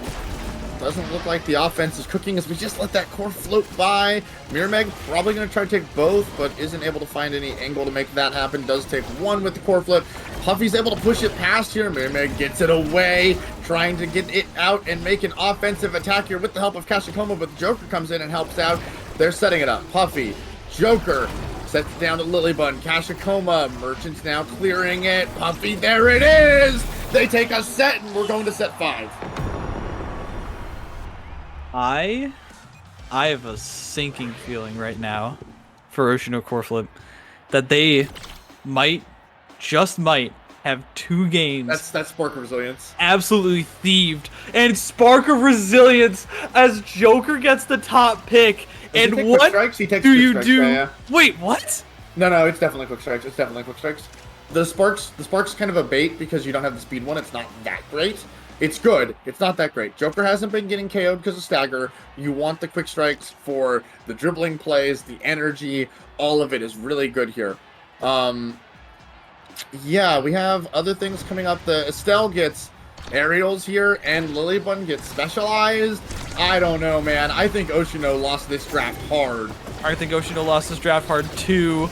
They really needed to seal that one away. They have to start playing super duper uphill, and they're gonna be trying to. They have to imagine Sisyphus playing in NASA playoffs and trying to fight this hill. Is that a new striker, by the way? Sisyphus? Hey, but they take a barrier. There's that core flip, by the way, off of the quick strikes. Beautiful save. Supernova from Merchant. And is able to clear this one once again. Blabos might be able to pass it up to Mirameg, but no! Joker did such a good job at interrupting and finding just the right speed and corner to get that one past Merchant. And this is Finesse breaking away. The momentum in their sails. They have this one. They really, really want to make it to the next stage of playoffs. I mean, yeah, they really want to get out of this. They don't want to go to a game 3. And Oshi is just like, can we stay in this? Can we stay alive? Can we be the team that didn't, that deserves this, that wants it? Because I think whoever wins this one is going to be the team that wants it the most. Kashikoma is looking like a little egoist here and unfortunately is not able to actually do it alone, but it's Mirameg's turn now. But with 3 people in the way, there's no way, Jose. Kashikoma assists though. Merchant is able to get around Puffy, who does have a core flip coming up right now. There it is. So this is dangerous. You got that Estelle with the blink, with the core flip. Look for the dribble play into the blink, into the core flip. What a save by Merchant! And Merchant did it again! What in the world? Merchant has been absolutely stellar on this Vice, showing the defensive prowess of an offensive goalie. Absolutely beautiful supernova, absolutely beautiful clears, and this time it's a breakaway, potentially, for Joker. One missed play. And that is match point for Finesse. That is elimination point for Oshino core flip. Yeah, it is. And that is so tragic because the amazing defensive play there from Merchant is just squandered almost. And, you only get one super moment. Well, you get like a couple super moments out of these goalies a game. And it just looks like Joker is going to be putting this one away with the core flip from the quick strikes. The Octavia shrug. But let's take it. How can you do this every time, Joker? Lilybun securing that goal, but my goodness, that was Joker's set. That was Joker's series, showing why he is the LeBron James of Omega Strikers. What crazy situations, what crazy, not only offensive, but defensive plays this man had. Definitely the standout player of Finesse, which have one of the most solid rosters in this league. And they're moving on. They are going to losers semis to play against Core Overflow to see who gets to make it through to Sunday. Love it. Is there anything else that you want to mention? Anything that you noticed during those sets that we can talk about? Yeah, let's talk about how Joker has to be one of the best scaling individuals in the entirety of the Omega Strikers community. The reason Finesse has to go to set 5 every single game is because they lose hard, and then set 3, Joker turns on. Yeah. Set 3, Joker becomes like more than a real player. He becomes like this demigod that just walks around and says, no, that's my rock, and it goes in your net. And he just starts doing everything. The damage comes online, the dribbling, the shots, the scoring, the stuffing. It's like Joker hits his peak, his stride in set 3 every game without fail. Every time. It's so consistent too. It's kind of insane, right? Yeah, no, I've been watching games. I've been watching these NSL games. I've been casting them. And it's like, man, Finesse is down 0-2. Finesse is down 0-2. How are they going to come back? And then you just watch Joker, like a Rubik's Cube, just solves itself and puts itself together and makes it work. Anyways, I'm done ranting. All right. I believe you're going to throw it to the desk before loser semifinals. We're going to get the players' take on what just went down, on what's about to happen. Don't go anywhere. This is NASL on BestieInSlot. Welcome back to yet another time when Finesse takes us basically the distance to all 5 sets. Liari, how much fun you been having? You hanging in there? You hanging in there? I'm gonna have gray hair after this, for sure. That was a really fun series. I think Oshi played really well. I was really surprised. I think Merchant has definitely been playing a lot of Atlas lately, and you saw that in game 1, and he was really good at it. Still some typical Merchant walking up plays and all that. And then game 2 is also a really interesting Oni game. I think it was weird they didn't let Merchant play a defensive goalie because he's been practicing it so much. But yeah, Finesse pulled through. Joker scored as always, and Lily held. And hey, props to Oshino Coreflip for making that showing at all, right? A lot of people, again, this team right about middle of the pack had a rough start to the beginning of the season, kind of bounced back, played against the weaker opponents, and now slotted themselves in right there. But put up a pretty good showing there in that last match. But of course, the one we saw before that was the Sundubu Strikers versus this Core Overflow team. And today, Daftgrass, the Sundubu crew just didn't have it in them. No, they did not. You know what? I wanted to put my belief in them. I did. I said I wanted them to win. It didn't come out that way. And you know what? When we look at these two teams, I have to say the Jakar is just outdated. I don't hate the pick, but I'm not a fan of it in that goalie slot. I think that it's a little bit outdated compared to what you can play in that pick. And, Streak in that midfield was doing an excellent job just keeping that core forward, keeping that pressure, and Jakar just not able to clear it out most of the time. It was unfortunate, but congrats to Core Overflow. So this sets up an ultimate battle for one final spot on the podium and a spot to try to continue competing tomorrow. Core Overflow versus Finesse. Before we get into predictions here, I'll start with each of you. Lay down the arguments. Liari, what is the key to success here for Finesse in the next one? I think they really just need to enable like Lilybun to play like Lilybun. I think in those two games you saw her play Aimi and you saw her play Kai, and she looked very comfortable. She made a lot of really great plays, a lot of insane saves. And I think Puffy played around her really well. And when they do that, they also allow themselves to enable Joker really well and for him to score. I think it would be really cool if I saw Joker like pass a bit more to Lily and get her involved in more plays. Because that's something I see from Cal. They involve every single player in their plays, and they make sure that like the puck is constantly going on the other side of the field and giving the enemy a lot of aggression. So I think Finesse needs to do something similar. Daftgrass, I'll turn it over to you for Core Overflow. What do you think the key to success is here for this team? Yeah, and you know what? I like this little Core Overflow Finesse because I actually have a pretty strong feeling in Core Overflow. I like Finesse, but looking at what Core Overflow is able to picking that Finny, picking that Zentaro, those damage comps that they're able to pull out, and even if they they get slopped in on the action with maybe some of that Luna or Kai, they're really able to roll in this damage towards that other team. And for someone like Joker who really relies on a lot of play in himself, being able to knock him off the board might allow them to really push forward on some of these maps. Atlas Lab, Night Market, smaller maps that Joker's really forced to get really into the, on those bottom edges, into those barriers, and they might be able to pull it off for themselves. The other thing I'm looking at here in this series for both of these teams is who's able to pull off the second goalie role a little bit better. We've seen Puffy step back, make a few clutch saves for Finesse, yet Streak also can do much the same thing for Core Overflow in this next one. So let's set it over to predictions. One final match yet to go today. Finesse versus Core Overflow. Liari, who do you have here? I bet everyone knows who it is. Okay, my brain is telling me to predict Core Overflow, but my heart is saying Finesse, and I'm going Finesse. I think at the end of the day, every single player is going to pop off. We're going to see peak Puffy, and there's going to be a lot of Puffy angles. These are the moments to make your LeBron James. This is your legacy. We'll see if Joker could live up to that. Daftgrass, who you got?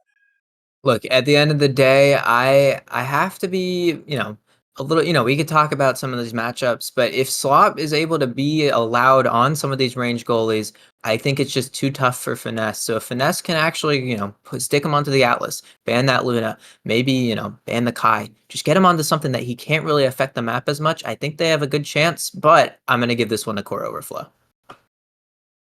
I'm thinking it's Core Overflow too. They've looked really good today. I think, across the board, Core Overflow as a team and a roster have been struggling a little bit, had multiple different variations of this roster, but today's roster, they look dialed in, they look locked in, I think a little bit more than Finesse is today. I'm giving this to Core Overflow, and I'm going to give it back on over to Love and Drunken Magic 8 Ball for the rematch of the Eastern Season 1 losers semifinals. These two teams met in the same exact spot last season. We'll see who's able to come out on top in this one. It was Finesse last time. We'll see if Core Overflow can take their revenge. All right, that is as good of an opening as I can get. Shout outs to Achi for bringing back this fun fact. NASL Season 1 East Losers Semifinals. Core Overflow versus what would become Finesse, Surplus Esports. And although they were different rosters, Finesse won 2-0. Now, I don't think that's what we're going to see today, Levin.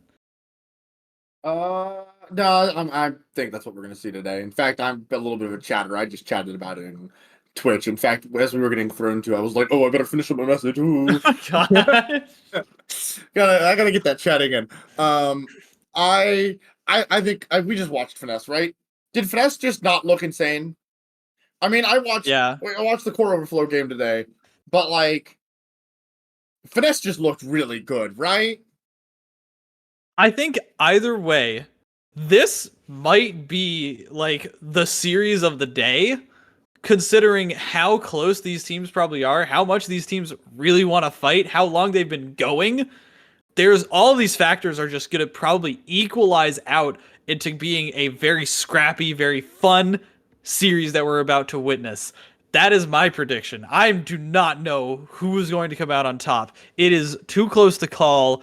We need to get a camera photo finish because that is what today is going to come down to. This is the last series we're going to have for you today for the NASL Season 2 playoffs, but it is going to be a doozy.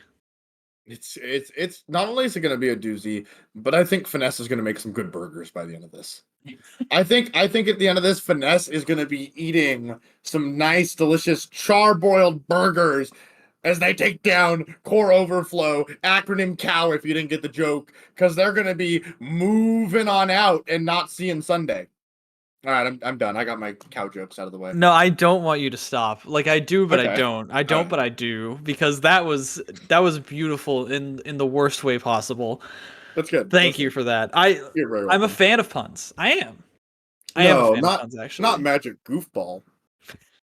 Magic Goofball wouldn't be a fan of puns, would he? Definitely not. Definitely not. That's my that should be my alter ego, actually. I think I need to have like a jester alter ego, like a Joker alter ego called Magic Goofball, and just be like completely unhinged, insane, and also like potentially evil, potentially just like a bad person. Well, we can speculate on that for another time.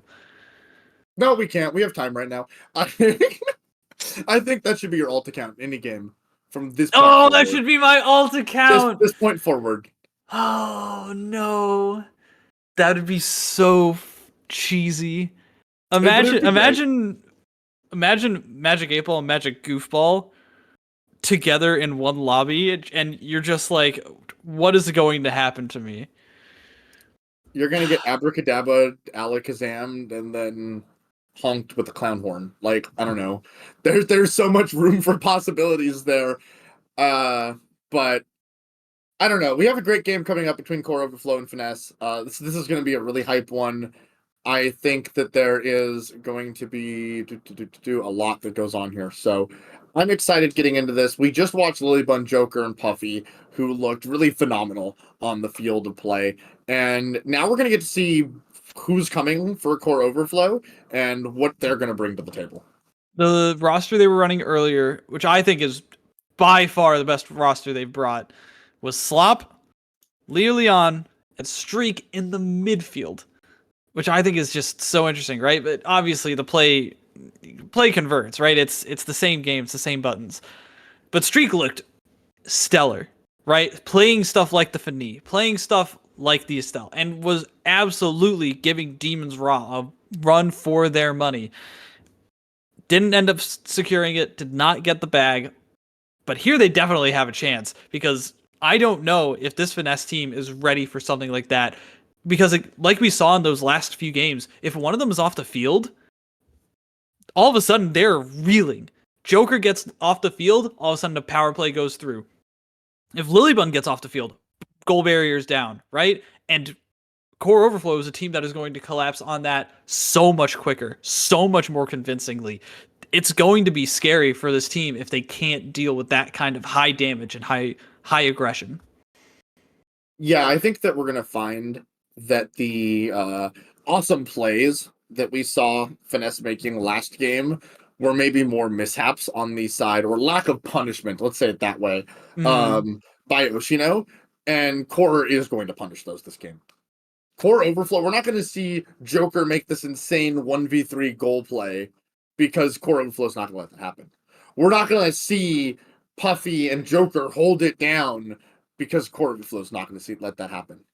I think that's what we're going to see here. The channel predictions, as I see them now, are pretty dang even on both sides. I have gotten some communication. The reason we're not starting right away is because the gang is in the bathroom. So a little bit of a break, a little bit of a not being quite ready to get into this one is Core Overflow. But they're joining soon. We'll have this match for you right away, and we're going to have to see who wins the coin flip, what they're going to pick. Because I think that's also an interesting thing, right? Is that the map order was so interesting. And let's say Night Market was one of the ones for Oshino core flip. Would that have swung the momentum of the set in a different way? You know, was their best chance to win on Atlas Lab and then Oni Village? I don't know. It's an interesting little thing that we have to consider now. It is something we have to consider. It does look like players are getting ready here. So I have one last aside that's completely un-game related because we've done enough chatting. I want to know how you get your burger. Do you get it well done, medium well? Medium well. Medium well? Okay. Yeah. I just wanted to know who I'm talking to. Are you a ketchup on your fries or do you dip your fries? Uh-oh. I mean, sometimes you put it on. Sometimes you put it, if I have like a bucket, like if I have just a thing, like a solo thing of fries, like I'll let the ketchup go in there. But if it's just like on the dish next to the burger, then I probably want like my own like little dipping container. Okay, that is the most based and fair take to this I've ever heard. Because like I get that. If you had them in a bucket, like yeah, I'd probably just drizzle it in, right? Yeah. Now, I want to expand on this that I've never thought of. Nachos. Nachos are great, right? Yeah. But there's a problem with nachos. They get soggy. Yeah, of course. So why don't we dip nacho cheese? And why isn't it just blasphemy to put cheese on the nachos like it is fries and ketchup? I mean, some like, isn't that just what like queso dip is? That's like a normal thing. Well, yeah, it is, but like it's not standard when it comes to like restaurants. I guess it's just that both are like a valid option. But with fries, like if you put ketchup on, you're wrong. Like if you put ketchup on your French fries, you're objectively wrong. But if you do it with cheese, it's fine. I don't know. So much nuance. And there's going to be so much nuance in this game as we head to Atlas's Lab for loser semifinals of the NASL Season 2 playoffs. This is the last match of Saturday. We've got Finesse versus Core Overflow. The veterans, definitely players you have seen and want to keep watching. This is going to be a absolute barn burner for this set as the bands come through. We've got Joker, no Asher, and Slop, no Luna. That is kind of expected. We just saw Joker play really well on the Asher. Slop, of course, is historically known for the Luna play, and a lot of players don't like playing against Luna, especially on Atlas Lab.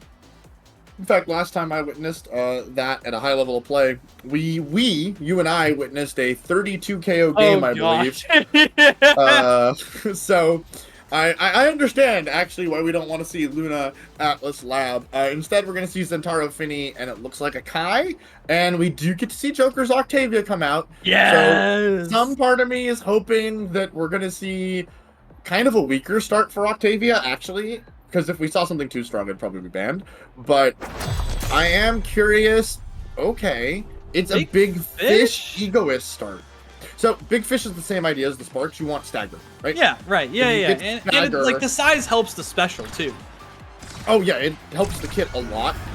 It's just we're gonna see this. There's gonna be a weak start here. If Finesse wins this set, like if Finesse wins set 1, this might be very problematic for Core Overflow. So of course Core Overflow is gonna try not to let that happen.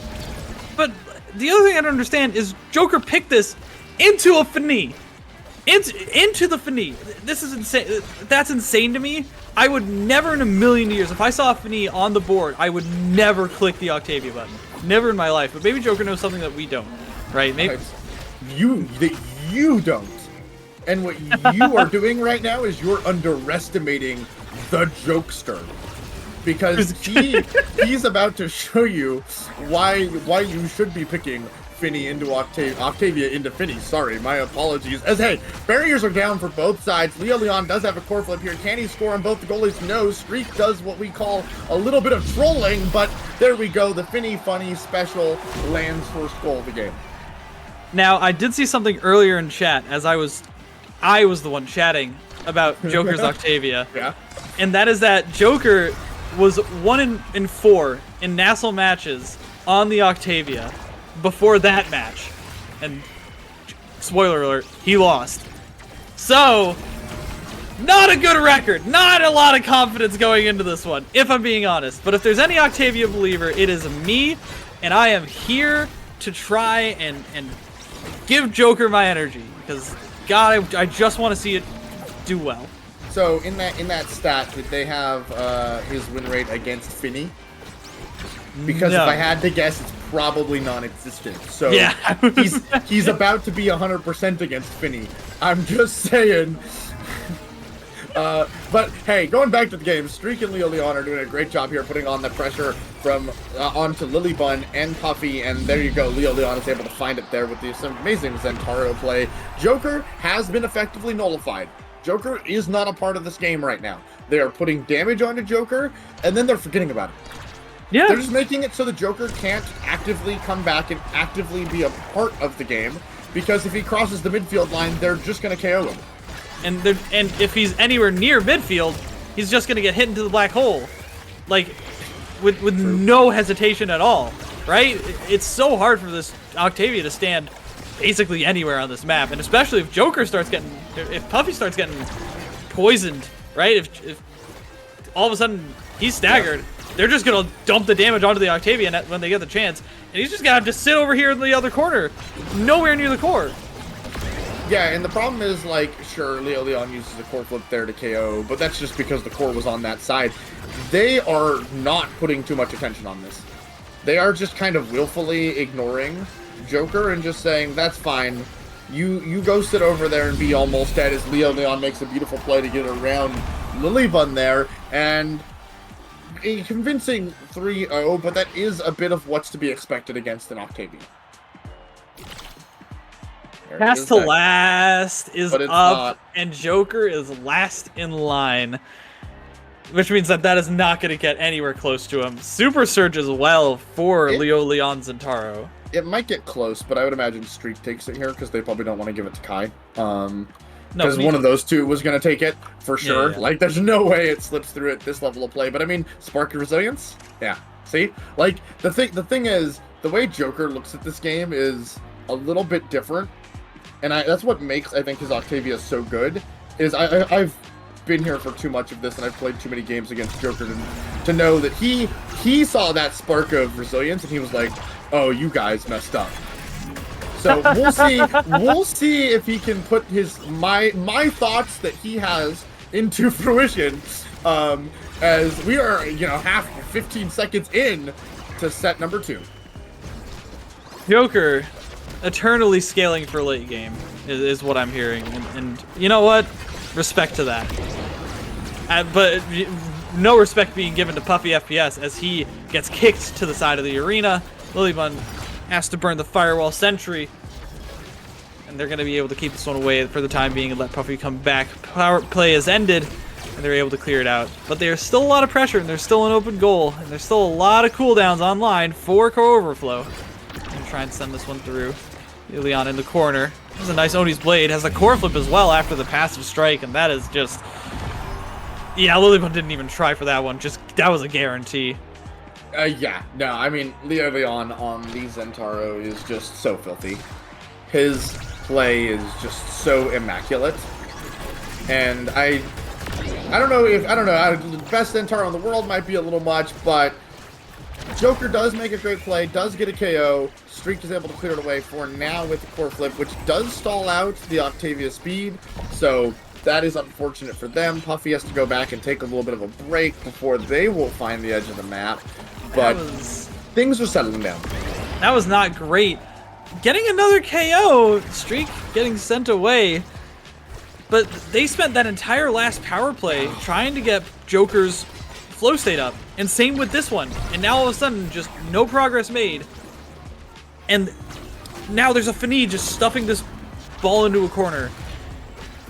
This just looks like Finesse has no tools to deal with the core control from Fini, with the aggression and the damage from the Zentaro and the stuffing potential from the Kai. Like, yeah, a nice drop the base kill can get a couple of good opportunities going, right? And you always have that chance if somebody doesn't have any evasion. But without that, like, this Octavia is not getting rolling. No, if anything, I would say it's getting rolled. Yeah. But the thing is that they just don't have any tools, which is what you've been saying. Like, they got KOs, but then what? Right? Like, oh, okay, we used a special and a couple of abilities, and we finally have 2 barriers. Awesome. All right, now how are we going to score off of this? The answer is Lilybun because of that Firewall Sentry. And it doesn't even matter because even with 450 stagger, Octavia could still get KO'd very easily. It's just such a frustrating thing. But I really do think that it is Lilybun's aggression really needs to come through. That they need to play into this 3-forward mentality to try and get Joker online, to try and get the pressure off of him so that he can start making plays. He's going to try and drop the base on Leo Leon. Does not find the KO. Does find the staggers. Puffy with the core flip. Not able to land. Finally! Is that the first goal for Finesse? I think, yeah, because they got 3-0'd the first set. So that is Finesse's first goal. Okay. Hey, signs of life. Signs of life. We may have had to throw a lot of things at the wall to get there. But we did get there. I like that Octavia play, by the way, to get that barrier. That's kind of cool. Uh-oh, who's dead? Oh, that's Lilybun! Right? That's Lily again. And then now Puffy and the Joker are going to have to hold this down. But as we talked about, they shouldn't be able to hold that. But all right, here we are. They do hold it. And Joker is finally going to get some speed up. But if you don't catch that right there, there goes the speed without Chrono Boost or Castellast. So it's so hard for Joker to navigate this, it seems. But they're going to see what they can do. They don't find a barrier there somehow. And a lot of damage coming out, trying to get that core flip. They do get it, but for a barrier, which isn't, of course, what they wanted. And Galaxy shows up to remove Joker. That was very... That entire sequence was interesting, and I'd love to go over it again. I have to talk about this open goal here, though.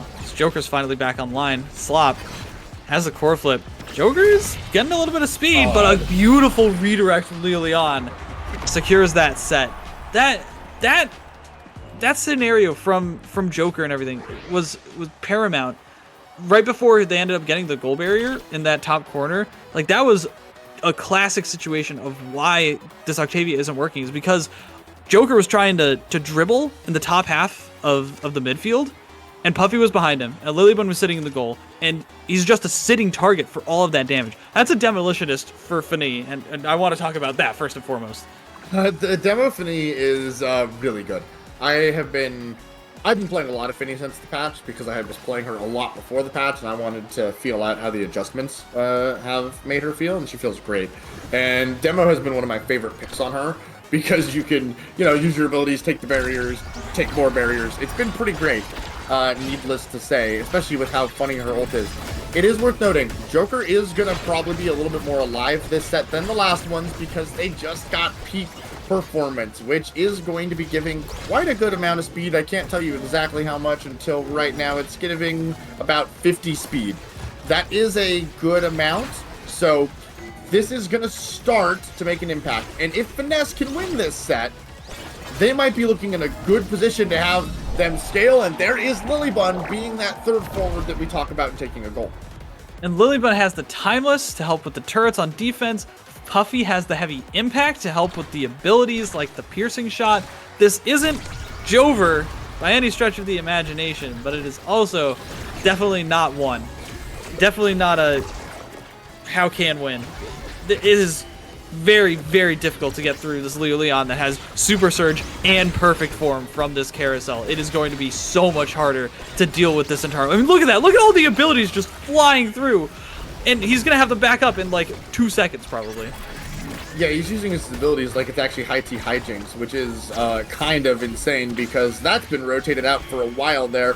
Unable to hold it down there. Joker does have a core flip, but unfortunately, the core goes too far away and isn't able to find purchase with that. And nothing seems to be happening here. They do get a barrier, but yeah, Leo Leon is just putting out so much damage here. I mean, even with 1200 health bar, I mean, just look at Joker's stagger bar. It just isn't enough. Oh, wait, maybe a forward play from Lilybun could be the opportunity that they need. A great goal line save. Keeps it alive. Puffy goes down, but that doesn't mean it's over yet. Lilybun has a couple of great cyber swipes. The passive gets knocked away as Leo Leon was dashing forwards. The primary, though. Lilybun was not ready for the second hit. After a great showing, could not manage, but again, Finesse looking like they're finally trying to get something going. This is the third set, right, Lovin? It is the third set. This is historically based on my chatting when they wake up. And I mean, right now it looks like Joker's pretty awake.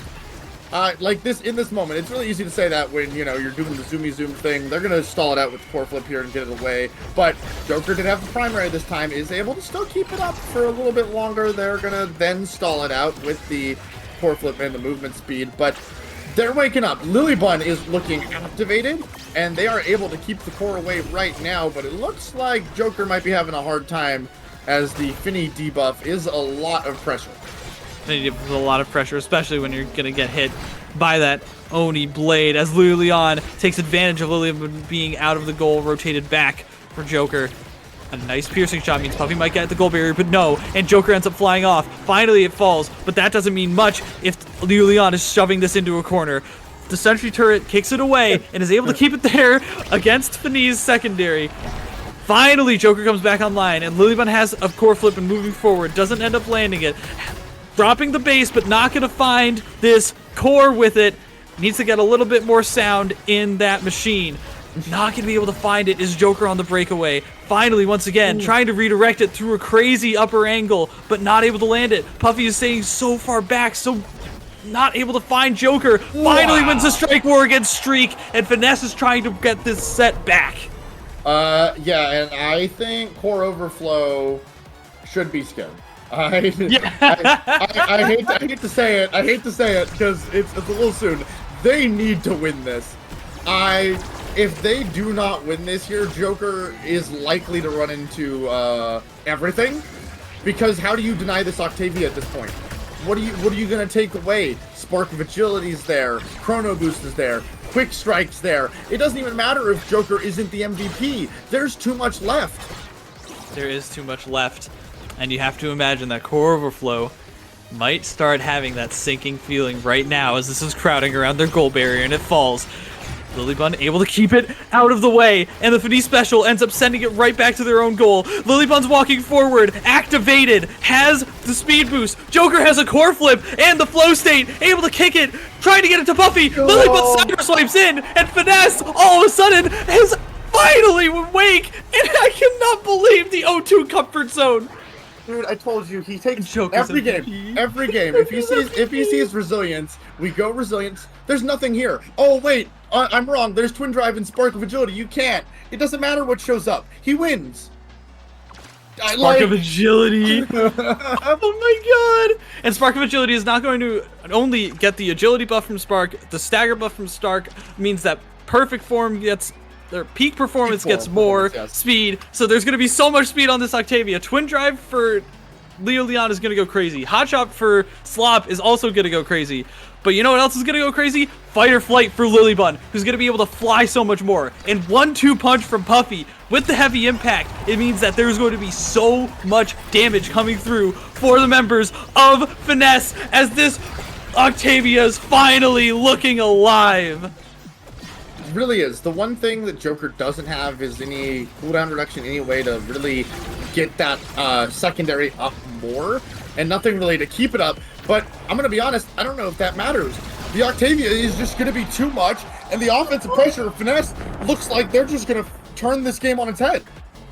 That's crazy. That was so crazy. The cyber swipe, the communication between Puffy and Lilybun in that moment to say, all right, let's dump all of our abilities on this core right now. Special, piercing shot, cyber swipe. What are they gonna do? There were so many stuns active. There were so many hitboxes active. That was crazy. This is Finesse at their strongest as Joker's trying to get people into the back of the goal box. Has the core flip. No. There's a Finesse cage, but there is no way to keep that one chain down. Joker will not be denied. This is his pick that he's been pushing for all the time that this character has been out, and he is finally showing why it has been so good for him. And what I really enjoy about Joker too is because Joker is the person who plays this. Joker knows everything. So like if we get to this next set and if Joker wins this, and right, okay, great. We got to the next set. Joker's MVP here. Joker's MVP, right? Let's just assume that. If Joker is MVP, Joker knows which one to take. But I don't. I don't know what's the right pick here. Is it Spark of Strength? Is it Chrono Boost? Is it Quick Strike? Is it extra special? See, the problem is the Kai's going to try to deny, but if Kai takes Chrono No, it's Boost... reverb. No, it's reverb. It has to be reverb, right? Oh, it probably is reverb. It has You're to be. Right. No, it's Spark. It's Spark. Okay. It's definitely Spark. I didn't even see reverb, but you're right. Like, the problem is, if they were last pick, you still can't deny it. There's too much. There's too much. The extra special for Fini and the built different for Zentaro are going to also go crazy. But, so, what's actually about to happen is two crazy forces are about to start coming head to head and getting massive amounts of KOs, especially after the damage buff from Octavia. Yeah, they have to dodge that. It doesn't matter if they're close to the edge or not. That's going to do so much damage with the drop the base. They've got so much potential for the offensive presence. Look at how Core Overflow is stuffed in the corner of their own goal box. Leon is trying to break out. The Fini cage finally gets a little bit of pressure on Joker, who is looking so rough right now, but it doesn't matter. He's finding this goal. He's forcing all of the cooldowns from Slop, and Puffy's still up in this. They're trying to get this one through, but wait a minute. Is this Core Overflow suddenly coming back? I mean, it looks like it. They finally KO'd Joker. You got that 3,000 stagger Octavia down. They have more than, like, basically 2 players on the team for Core Overflow combined in stagger. The speed is insane, but they're man down right now. Lilybun with the core flip pushes up. Puffy FPS making the moves, making the plays. They have a core flip of their own coming up very soon. Streak has to use theirs to stay alive, and Leon's able to get it past Lilybun, and Core Overflow is not out of this. Y'all, the next 4 points of Omega Strikers are about to see some of the best you Next have 4? ever seen. Next 4. 4? I guarantee it. All right, here we go. Next 4, Omega Strikers, hype gameplay, Puffy FPS in a corner with Leon. Who's going out? Both of them, apparently. Nobody actually went off the map just yet. But that's beside the point. There we go. I figured it was going to happen sooner rather than later. Joker is alive with Lilybun, and they're going to have to hold it down. Probably just going to stall the core out here. Leon does know that, so they force out the blink. The explosion doesn't actually do that much damage to Joker anymore because Joker just has way too much stagger. Barriers are open, but Lilybun is making plays. Leon chasing the core around the world a little bit there. Can they stop that? No! Leon blows everything and pushing it through 3 people. Guys, how can win? How can win? Because that's a crazy Zentaro with, by the way, perfect form, super surge, big fish, built different, and twin drive. How can win? And that's what Finesse needs to figure out right now. They need to find some way to either slow down this Zentaro or prevent the KOs from being that impactful. They need to start holding this thing down like they've been able to do earlier, but they need to do it to a T now. They need to get Puffy out of the line of fire, and he's been good. He's been doing it. He's been able to keep it away. Now it's just Joker and Leo. Joker and Leo trying to battle for positioning, jockey for this core, and they finally are able to get a couple of hits on it on the side of Finesse, but Leon's got it in his hands once more, and Streak in the backfield, able to keep this pressure alive. Finally, it's Lilybun that comes forward and decides that no, it is our turn to be the one with the pressure. Joker kicks it in last, and this is Finesse trying to claw back 2-0 again. Can I get another 2-0 comfort zone in chat, please? Yeah, I'll spam it just to second as they take care of Leo Leon. It doesn't even matter that that Street Bolt does slow things down a little bit. I think they're going to still be able to find 2 barriers. No, the Giga Blast! 1-2 punch. The Giga Blast is unfortunate. Everything's just going wild here. Leo Leon is back, putting pressure. Puffy trying to get it through, trying to get it. Joker, how's that core flip? Doesn't need it! Did I call it, Lovin? Did I call it? You did. Now here you call the winner. Call the winner. Do it. No, I can't. I cannot spoil this for chat. This is Finesse versus Core Overflow in loser semifinals of NASL Season 2 playoffs. This is for podium. This is for Sunday. This is for proving whether or not this character can make it in the highest levels of play. This is for all the marbles, and goal barriers are down on the side of Finesse. A lot of pressure. The cooldown's online for Leo Leon. Finally, this sentry comes through. But no! Leo Leon with one final dash forward, one final swipe of that Oni blade sends Lilybun and Finesse into deficit for this set after such a grueling match. Yeah, and if you weren't convinced of how strong Octavia is yet, yeah, it didn't win the game. And I think the problem with Octavia is that you had to throw 2 sets to get here. But at the end of the game, it looked so good. But Leo Leon had probably like what Zentaros who queue up every day to sit down and play a nice chill game of Omega Strikers dream of. This was like the most busy, dreamy build that I could have ever built for Zentaro.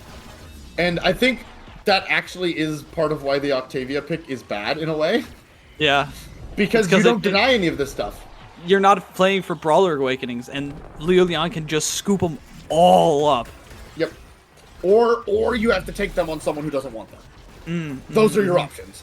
So it didn't really matter if Leo Leon wasn't MVP for his team. He could just pick it up anyways, because it just fell late. So that is something to note about the Octavia pick that definitely isn't actually talked about by anyone other than me, which is why people come here to listen to me. Obviously, that's what's going on here. But what a hype game. Holy. That was insane. That was one of the best games of Omega Strikers I think I've ever seen. My God.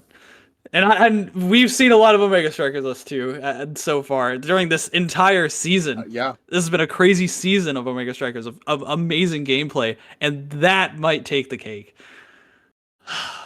But it's not even over. No, it's not.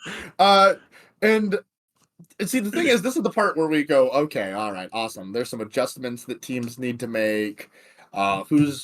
What's going to happen? How's Finesse going to change up their game plan? What are they going to do differently? The answer is both teams are going to go at this again with probably the exact same plan because it basically went the way both teams wanted, and it kind of almost came down to a coin flip who won this at the end. It was that close. It was that close. It was hanging on a knife's edge. Now we are going Night Market next. That is confirmed. Okay. But is that better? We're definitely not going to see an Octavia on Night Market. If we do Joker, you're insane. I don't think we're going to see it. But if we do, they're going to have to be playing so perfect. They're going to have to be making sure that Leo Leon is not okiing all over them, all of the squishy targets that are going to be out for Finesse. I think that Joker has to go either Julie or Asher there, right? Even if it gets banned away. Even if one of them gets banned away. Is there a world where they both get banned? Hear me out. No. Leo Leon's Julie's really good, right? Leo Leon's but you Julie... don't ban it. You don't ban it because you have Joker. I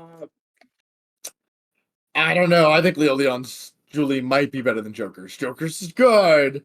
I think Leo Leon's might be better. But I think Joker's is a lot better at scoring. Yes. And that might be the difference, right? And so having that maneuverability or the flexibility to say, okay, I can KO you, and I'm going to be better scoring than you, means that all those times that Joker gets on that breakaway or Puffy and Lilybun are in the backfield, now there's a much bigger threat, right? And yeah, that threat was out there with Octavia, but there was counterplay in the fact that they could just dump all the damage and not have to worry about it. Now, if they get too close, they might just get dash punched into the side, and now you're down a power play, right? I think it's that kind of mind game that might be going on. That is interesting, and that very well could happen here. It wouldn't be surprising if Finesse banned Zentaro, right? Because it looks to me, outside looking in, that Core Overflow won that game because Leo Leon popped off. Yeah. If let's just like say Leo Leon decided to play Juliet that game, boy, don't they just get rolled in that last set? Yeah, I think that they do. Right? But Zentaro was able to do so much. It was able to do so much, but Juliet can also do a lot. Not really. Her effective range is so limited. Whereas Zentaro, yeah, like the super surge with the range, yeah. Has a global dash basically into an ultimate that also goes like another 500 miles away. And that gives so much range to Zentaro that Julie doesn't have. And I think that's a lot of what made Leo Leon extra like effective that game, is that range. And also, if this is now the second game I've seen Streak play the Finny, and if you're picking the Finny, you pick it with Zentaro, not Julie, because the debuff doesn't really benefit Julie's playstyle. Right, because you're going for you're doing less like damage over time. You're doing more like burst damage or trying to KO them off the side with knockback. Yeah. So it's interesting. I wonder if maybe even Finny's the ban, but there's no way that's the ban. No, I you know what? Maybe I can actually see it because, like, especially with the new secondary, the reworked secondary, that covers so much of the lane that is Night Market, right? Like that can cover like an entire lane, and yeah, sure, like Joker can toss out like a path splitter on Asher, but then they just trade. And then that secondary is up in another 10 seconds, and the path splitter's gone for 30. You know what I mean? Like, it's just so rough to deal with that. Maybe the Finny ban is the play. Also, it's worth noting, on Night Market, Finny has some really fun Finny interactions where you can just kind of place it in the middle and get the double barrier and then score off of it. Like, especially if you get Timeless, you can just place it down and you can just score off the Finny, like, alone. It's not as broken as it used to be because there's actually things you can do against it nowadays, but it's still really impressive. Here we go. Night Market loading in. Bans coming through. We are going to see the Drakkar ban instead of the Asher or anything else for that matter. And we are going to see an Era ban. Scared of what Core Overflow did during the Demon's Raw set. And banning that X-era potential. But we are going to see Lilian's Juliet. Lilian's Joker. And we are going to see the Luna from Slop to pair with the Finny damage. We are going to see Lilybun on Aimee and Joker on Asher. Ooh. Wait a minute. Ooh, a Puffy Juno? Is that Puffy Juno or is that Lily Juno? No, there's no way it's Lily Juno. If it's Lily Juno, Cakes is going to be so Okay. Yeah, like, we're going to have the two Juno goalies come out of the woodworks and be like, what? Someone's playing Juno? It's not a thing. It's not a thing. We're not seeing that in NASL anytime soon. Unless they gigabuff Juno beyond all comprehension. At which point she's getting banned, but Puffy FPS starts this off with a double barrier. Nice double barrier, and the Blobos setting up perfectly for Joker. Not going to find it, though. The Demolitionist, extra special start.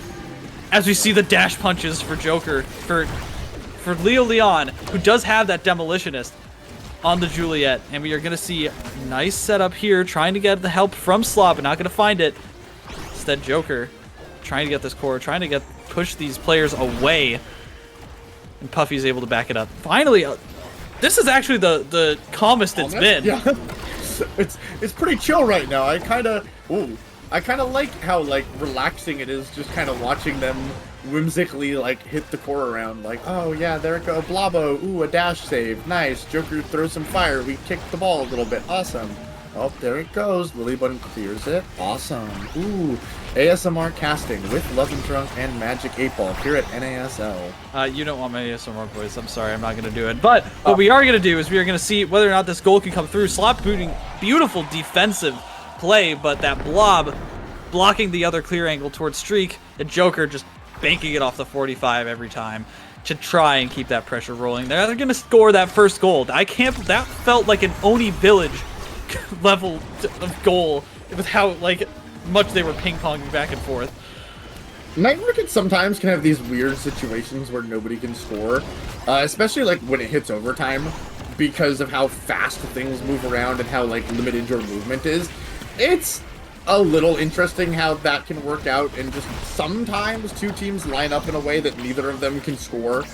So we end up, what a save by Lilybun. Good extreme patience, and Streak has to use a core flip there to get it away from the Blavos, but they're keeping it up right now. Joker might be in a little bit of danger here, but Puffy can't find it there.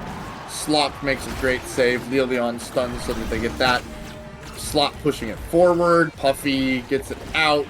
And no barrier yet, no goal yet off the power play, but it should be coming soon. There it is. Yeah, a little bit of a tough glitch pop angle, but not going to be able to find the exact way to kick it away from the Juliet. Joker was sitting in midfield, by the way, when that ultimate decided to just completely send Joker all the way off the map. And that is what Pummeler's Fini debuff Juliet special can do to a staggered Asher.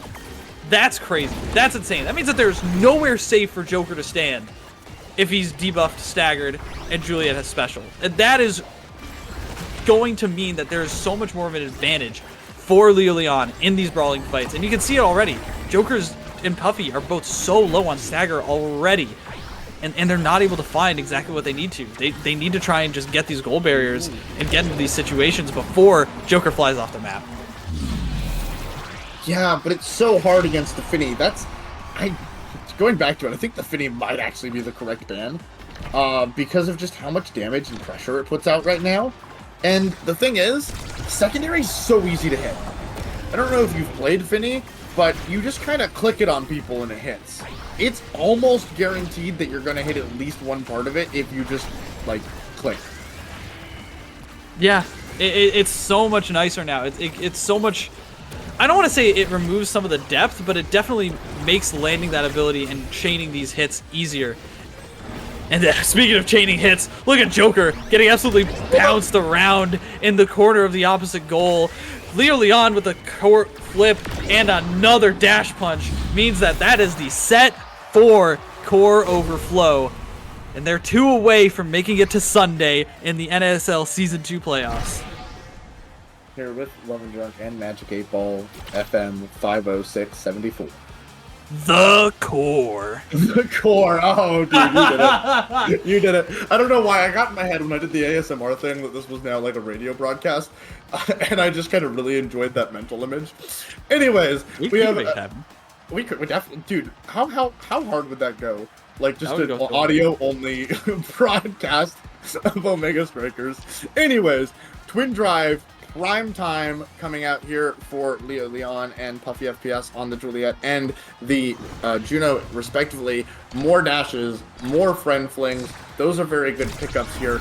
Otherwise, the most interesting thing I see is the Knife's Edge for that extra damage on the Luna. Oh, I understand. Because when Slop decides right there, if he decides to fly close to the edge and then curve back in, does it still give him the buff? No, it should not work like that in my understanding of the ability. That's a really good double barrier take there by Joker into almost getting a KO, but not able to find it. Slop wins a beautiful strike war versus Lilybun. Nothing she can do there. Lilybun did take the built different, which I think is interesting, right? Imi's hitbox is the smallest base hitbox. And so you want to try and buff that if you can, especially if you're in the goal and you need to be winning strike wars. Ooh. But it doesn't matter if you're winning strike wars if you're going to get sent off the map. The arena is not your friend, Lilybun. Yeah, you're not actually supposed to visit the night market. That's the interesting thing about... That's the fun thing about all the maps. You're not actually supposed to go to the place. You're just supposed to play on the nice floating island above it for some reason. But, you know, here we are. There is another person gone. It's Puffy this time, and Leo can't find it there as they are doing a pretty good job between Lilybun and Joker keeping it away. But now Joker is kind of off in no man's land because they can't come back without dying. Oy, alright, this is 2-0 already. Leon looks like he is total control of this map. Streak looks like he has locked down the midfield. And Puffy and Joker are just sitting, trying to find some kind of an inkling of a strategy to try and push through. it doesn't matter when they're just getting KO'd. They're just getting staggered. And look at that debuff keeps happening time and time again. These demolition cooldown reductions are just going nuts for this Fini. Yeah, I kind of wonder why Juno didn't take Demo as well. I think Demo is really good for midfielders in general because that's usually one of the things you do. You help out with taking the barriers. It's in the job description a little bit, but Joker is back. Just hit level 4, by the way, just to keep track of like how much we're touching the core and doing things. Leo does have a core flip. They are looking to try and force it out here. The Fini ult isn't exactly great. Neither was the Luna ult. There is the core flip. Leo does just kind of walk away from it. Puffy now has to play this stay alive game, see how long they can pull that off for. Damage is put onto Leo Leon. Puffy able to snipe it away there from Slop, and it's actually Leo Leon that finds the edge of the map before Puffy. Puffy might actually be able to recover from this fully, but we'll have to wait and see as they are going back and taking a little bit of a breather during the power play. I seriously thought Puffy fell off the map there. I thought he was gone, but unfortunately he's back. And he's able to get that goal barrier. Nice blobbo. And that's Joker sitting on the goal box line, trying to find something. Instead decides to go for the orb, heal up before trying to get the cooldowns to push this one through. The nuke lands, but nobody found. Another ultimate comes through as Lilybun somehow saves that against the walking up Lilian. Finally, the punch sends it through the turret. And they're 3 goals away on the side of Core Overflow from taking down Finesse, who was seeded, I believe, 3rd in this bracket to make it to Sunday, to make it to the top 3 of the NSL Season 2. Core Overflow was 4th, right? I believe Core Overflow was 4th, so, like, I mean, we're seeing a really good matchup here between Titans. The Timeless Creator is kind of gross. I'm just going to say that, but hey, Joker does get that quick strike that we saw Joker cook with before. Maybe that's the thing. It is worth noting that Juliet just picked up Slick Kicks Plus, which is pretty cool. So now Leo Leon gets Slick Kicks and Pummelers, which if you don't think that's good, it actually is insane. I would love to take both of those every single game if I could. So don't think anyone really won this, but just the way things have been going, Finesse looks out of it. Finesse looks definitely out of their depth. And they're trying to swim, stay afloat, keep their head above water, keep this core in the backfield, and keep their fighting hopes alive for playoffs as they're able to get these goal barriers down. Lilybun setting up a couple of abilities, trying to help out Puffy, trying to help the damage on Streak. Maybe this is the counterplay, right? Trying to get a little bit of pressure onto the Fini. Keep her down, keep her out of these fights, and especially keep her away from Joker and Lilybun in the front of their goal. Core flip for Leo Leon, combined with a couple other abilities, and Joker's staggered. Has to back up now. Leo Leon at the front of the goal box, trying to hop onto Lilybun. Not able to find the punch, and Joker has the core. This could be their opportunity to turn things around as the glitch pop goes out. Slop does not fly by. Instead, it goes back. A crazy demon angle from the night market barrier. Does not find the goal. Slop able to do some fancy stuff. And these amazing Fini ults from Streak to keep Joker's breakaways at bay means that Slop has time to react and keeps sending it, keeps clearing it. Maybe, just maybe, Joker has a little bit extra in the tank, but does not have any energy, does not have any stagger. And now there's a lot of momentum on the side of Core Overflow as Slop is able to get the goal barrier. Fini's able to keep this one through. Joker keeps getting bounced around and is now almost obviously sent off the map as Lilian once again sends it into the goal line. 2 more for Core Overflow. That is so insane. I don't understand how Finesse didn't score there. It just felt like they should have somehow found a way to score there, but between Streak and Slop, they were doing such a great job of just constantly clearing every time the core came close and just making it so that the Joker and Puffy couldn't do anything. On top of that, the damage coming out and the pressure put on from that damage didn't really result in any KOs, but it didn't matter. They couldn't play the game.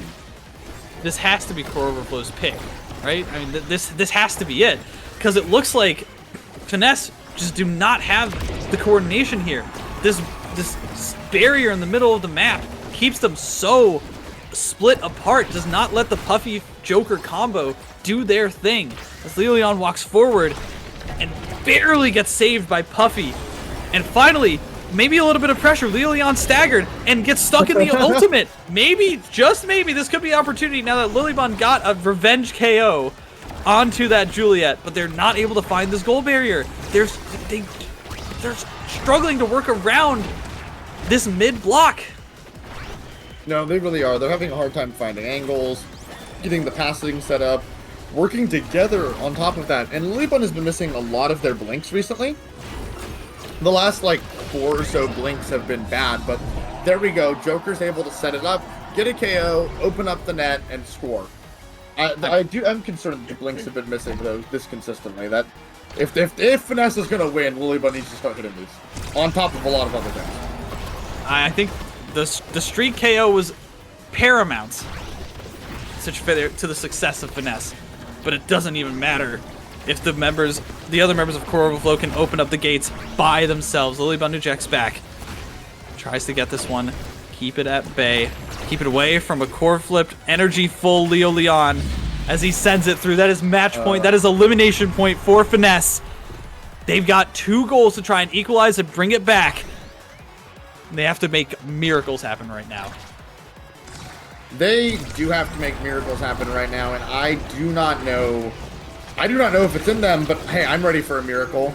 Ready as I can be. Are you ready for a miracle? I don't know if I am. I think I'm ready for Core Overflow to show why they've been rated so highly all season. To show why these players have been at the top of these leagues for so long, the top of these games for such a consistent period of time.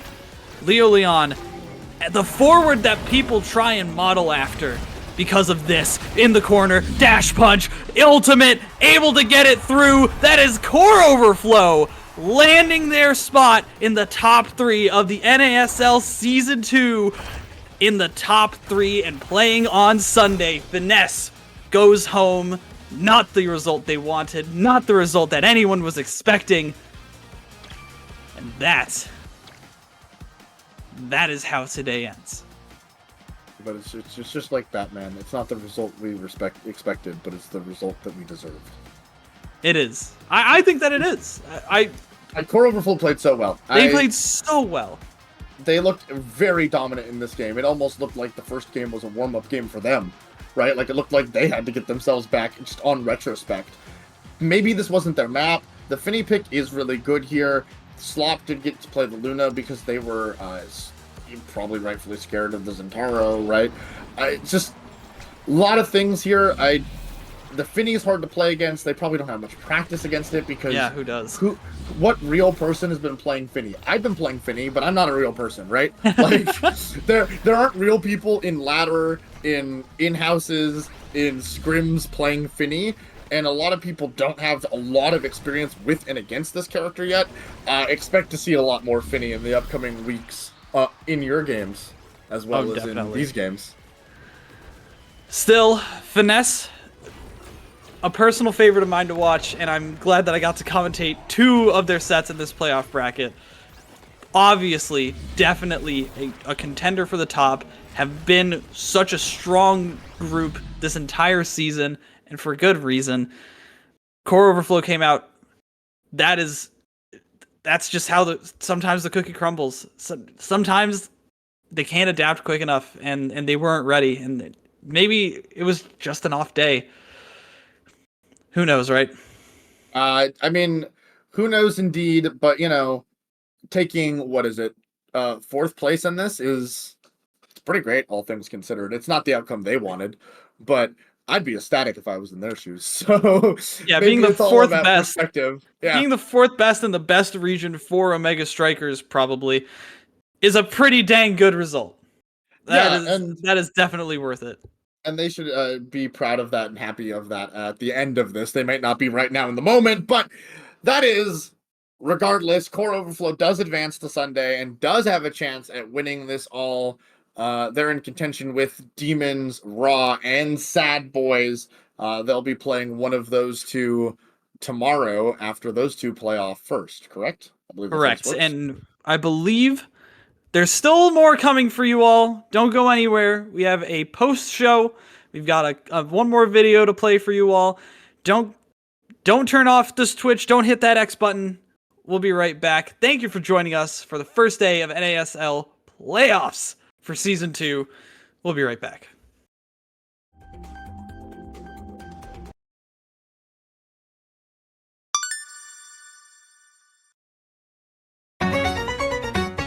This is, you know, a little bit of a super team if you're willing to treat anything in Season 2 as a super team.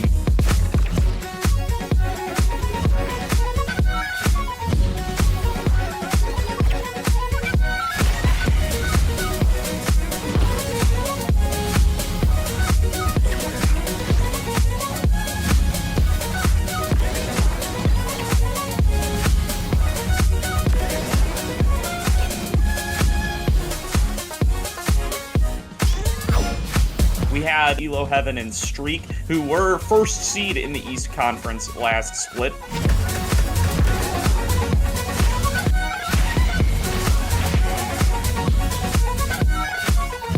And then Leo Leon off of Light. A really powerful squad of 3 here.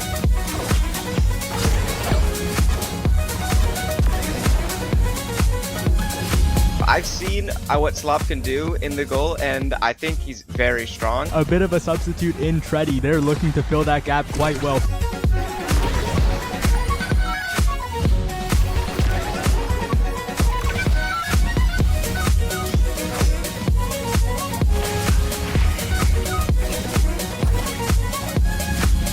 All barriers are down. Things can go either way. Hook Reset's looking really low though. Could get KO'd here, but instead it's able to slip through. Going to pick up a huge KO, make it all 3 of them.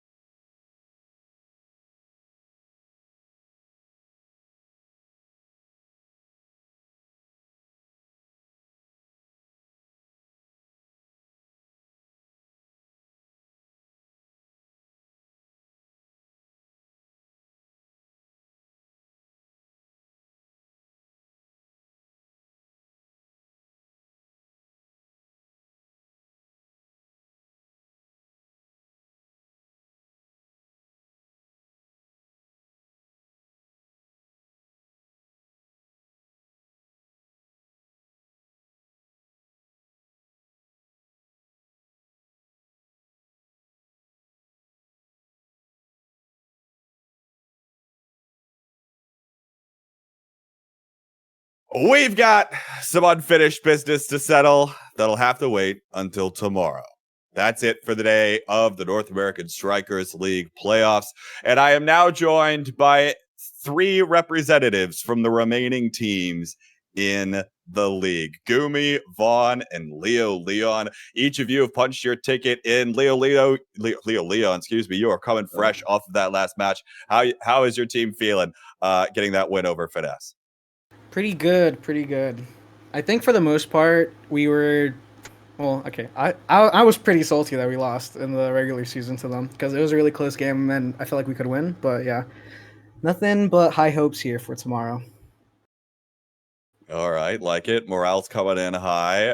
Gumi, I have to imagine that morale's coming in pretty high for you as well in your team, given by the fact that you still haven't lost a series.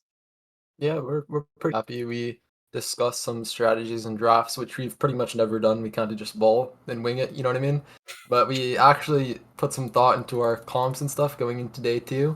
And I know my teammates as well as myself are super to compete.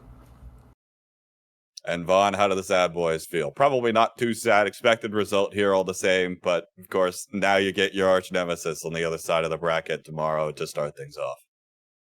Let's do free. Hamster Quest, the GOAT sub, has allowed Caleb to come over to his house to use his internet, and this guy hasn't had stable ping for like 2 months now. He was unleashed today. His PC's still over there. He's gonna go back tomorrow, and we're gonna sweep the whole bracket. So it's a good vibe. Okay, the lore coming out here as well. With I did not realize that they lived nearby. Yeah, they There you live go. pretty close. Wow, how about that? Gonna say our salutations, of course, over to Finesse, the Sundubu Strikers, and Oshino Coreflip, all of whom have finished in 4th and the tie for 5th, respectively. What do we think about kind of how the league is shaped out to this point? It feels like some of it's been expected across the board, right? With Oshino Coreflip maybe making a little bit of a resurgence. Seems to be that exact middle of the pack in terms of these 10 teams. And of course, Finesse picking up that 4th place. Vaughn, I'll send it to you first. Expected result here, especially for this 3rd, 4th? Hey, I'm not a huge Marvel fan, but the line "I am inevitable" only rings true in NASL. I don't think at the start anyone would have predicted any other teams. Maybe Finesse over Core Overflow. I know people were split between 3 and 4 on that, but I think even though the games were close and a lot of times the regular season had some nail biters, when the chips are down, this is what people expected, and I'm glad it can go down this way because these are, I think every person on the teams that are left, I've either teamed with or I've teamed with every single player left in a tournament at least once. So I have a lot of respect for all of the other 6 players on the other rosters. So I'm super looking forward to games on maps that are really fair. Yeah. They will be competitive and interesting. Give us Inkies or give us death. Well, time to die. What was that, Gumi? I said give us Inkies or give us death. Oh boy. Well, I got some bad news for you, Gumi. You're not gonna be able to play on that one. Vaughn, I thought you were gonna go the route of saying that Streak is inevitable because Streak seems to always make an appearance in these kinds of late stages of the tournament. Leo, how do you think the Streak on Major buff is feeling heading into tomorrow? Oh, it's super chill. It's gonna be really, really fun. I think even with the midfield swap, dude, 100%. You see what the guy was cooking up today?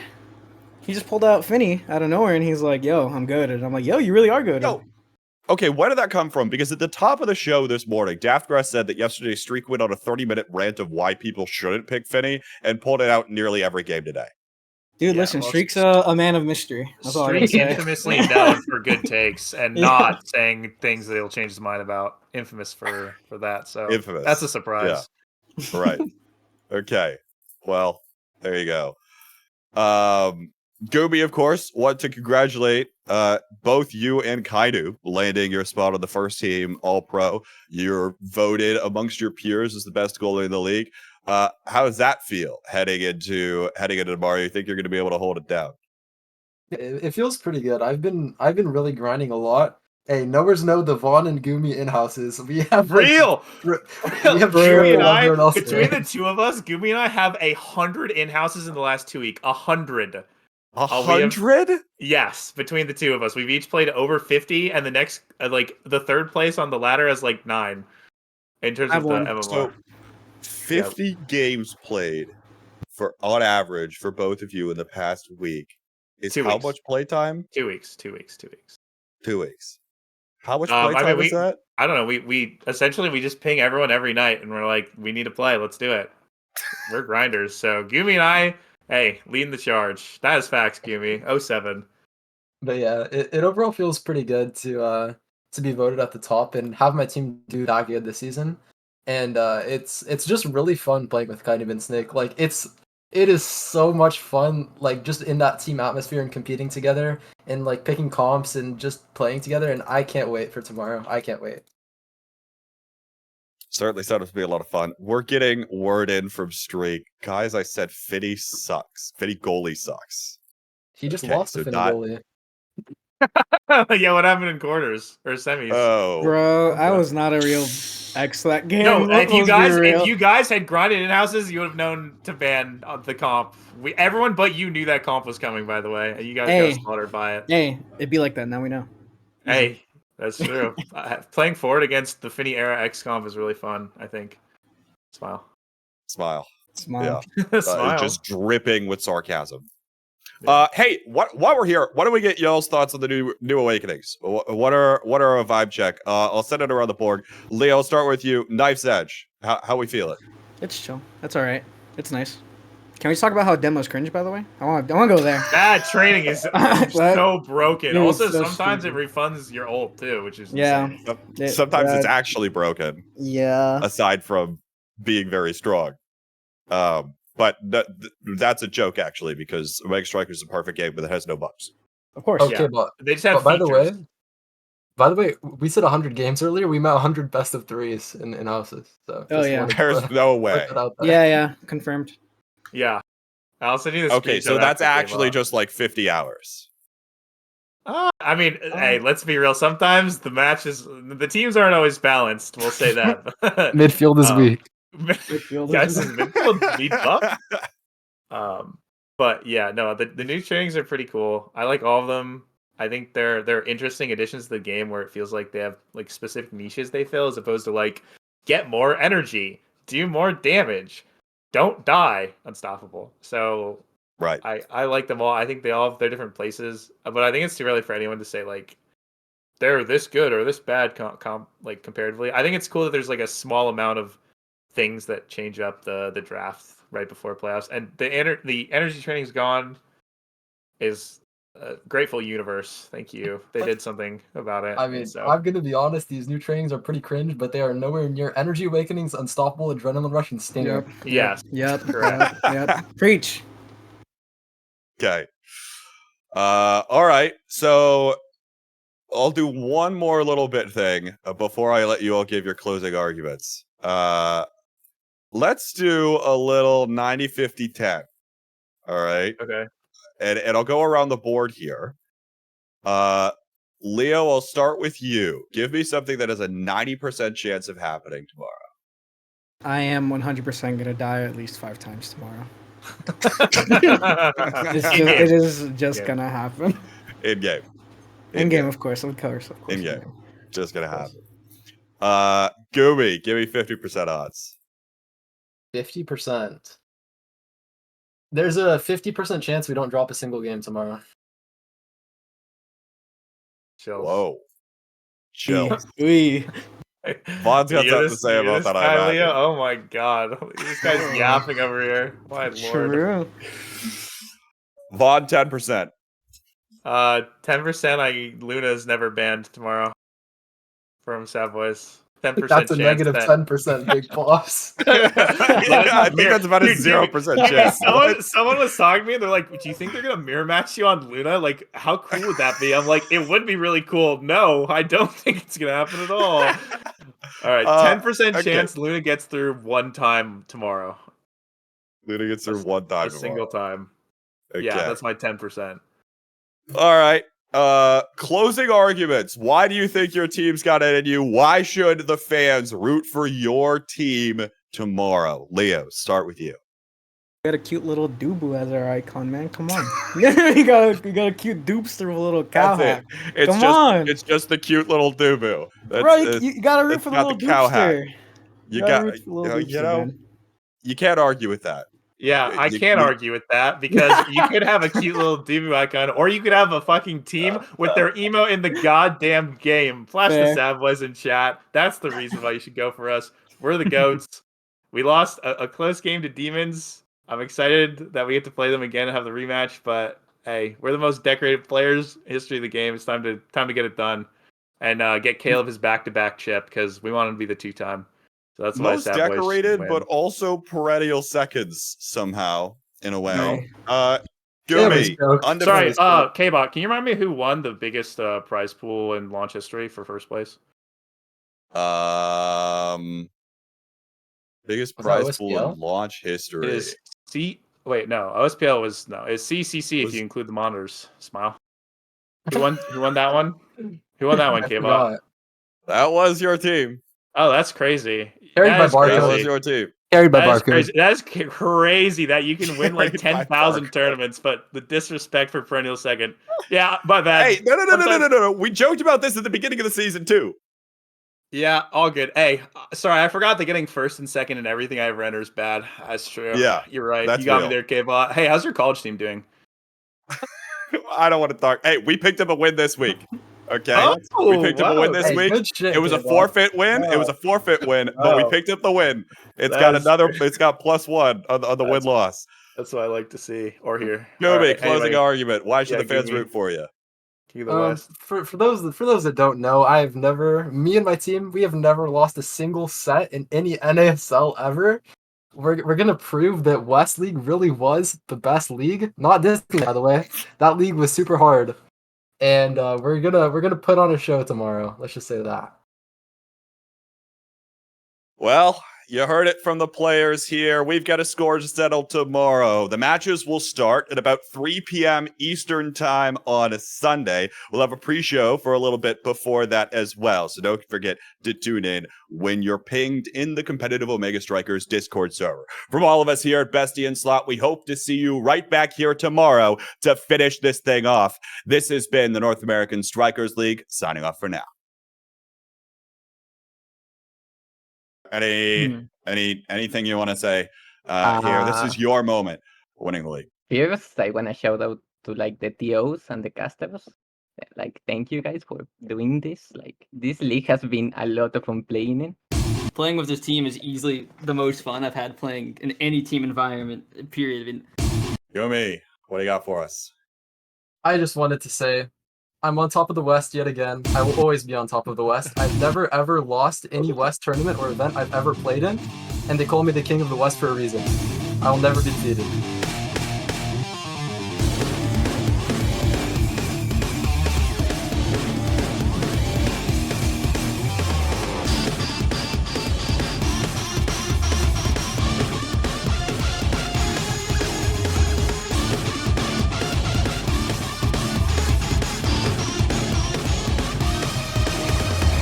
I love Albion just sending damage onto Goomy, trying to slip up this iron wall defense, but nothing can happen right now. Look at Romantic, how hard they're holding it down together. Oh, but Snake is paid back in kind. I love Albion. Oh my god, what a crazy defense from Goody and kind of right. Bloodbath again. The chicken eggs and small mammals coming. Oh, hello, and Snake. There's just too much defense from the side of Demons. Has an incredible teammate in Snake by his side to flip up to the thing over and over. Both barriers go down. Optibug tries to get one, but Goomy finds the angle with the barrage, finds the angle with the strike yet again. The barrier stays up. Tiny but Goomy continuing to defend, holding hands, defending that barrier. Still denied, and now. But once up, save it, but has a shot on goal. Trying to stay alive. Oh, there it goes. Goomy pushed all the way up. By the Giga Blast. It's a kill. This Demons are gonna smoke these noobs. And Vaughn is dead. But he's never standing in a spot where kind of can easily pass it. So. He's got the flip. Oh, the block. like kind of has to push through someone in order to take the ball. A little bit of a misstep there at the goal line. Good save from Gumi. Good strike shot. Kainu, the Giga Goat, coming through, flashing the Sad Boys Evo. Call me the king of the West for a reason. I'll never be defeated. It's me! Share this!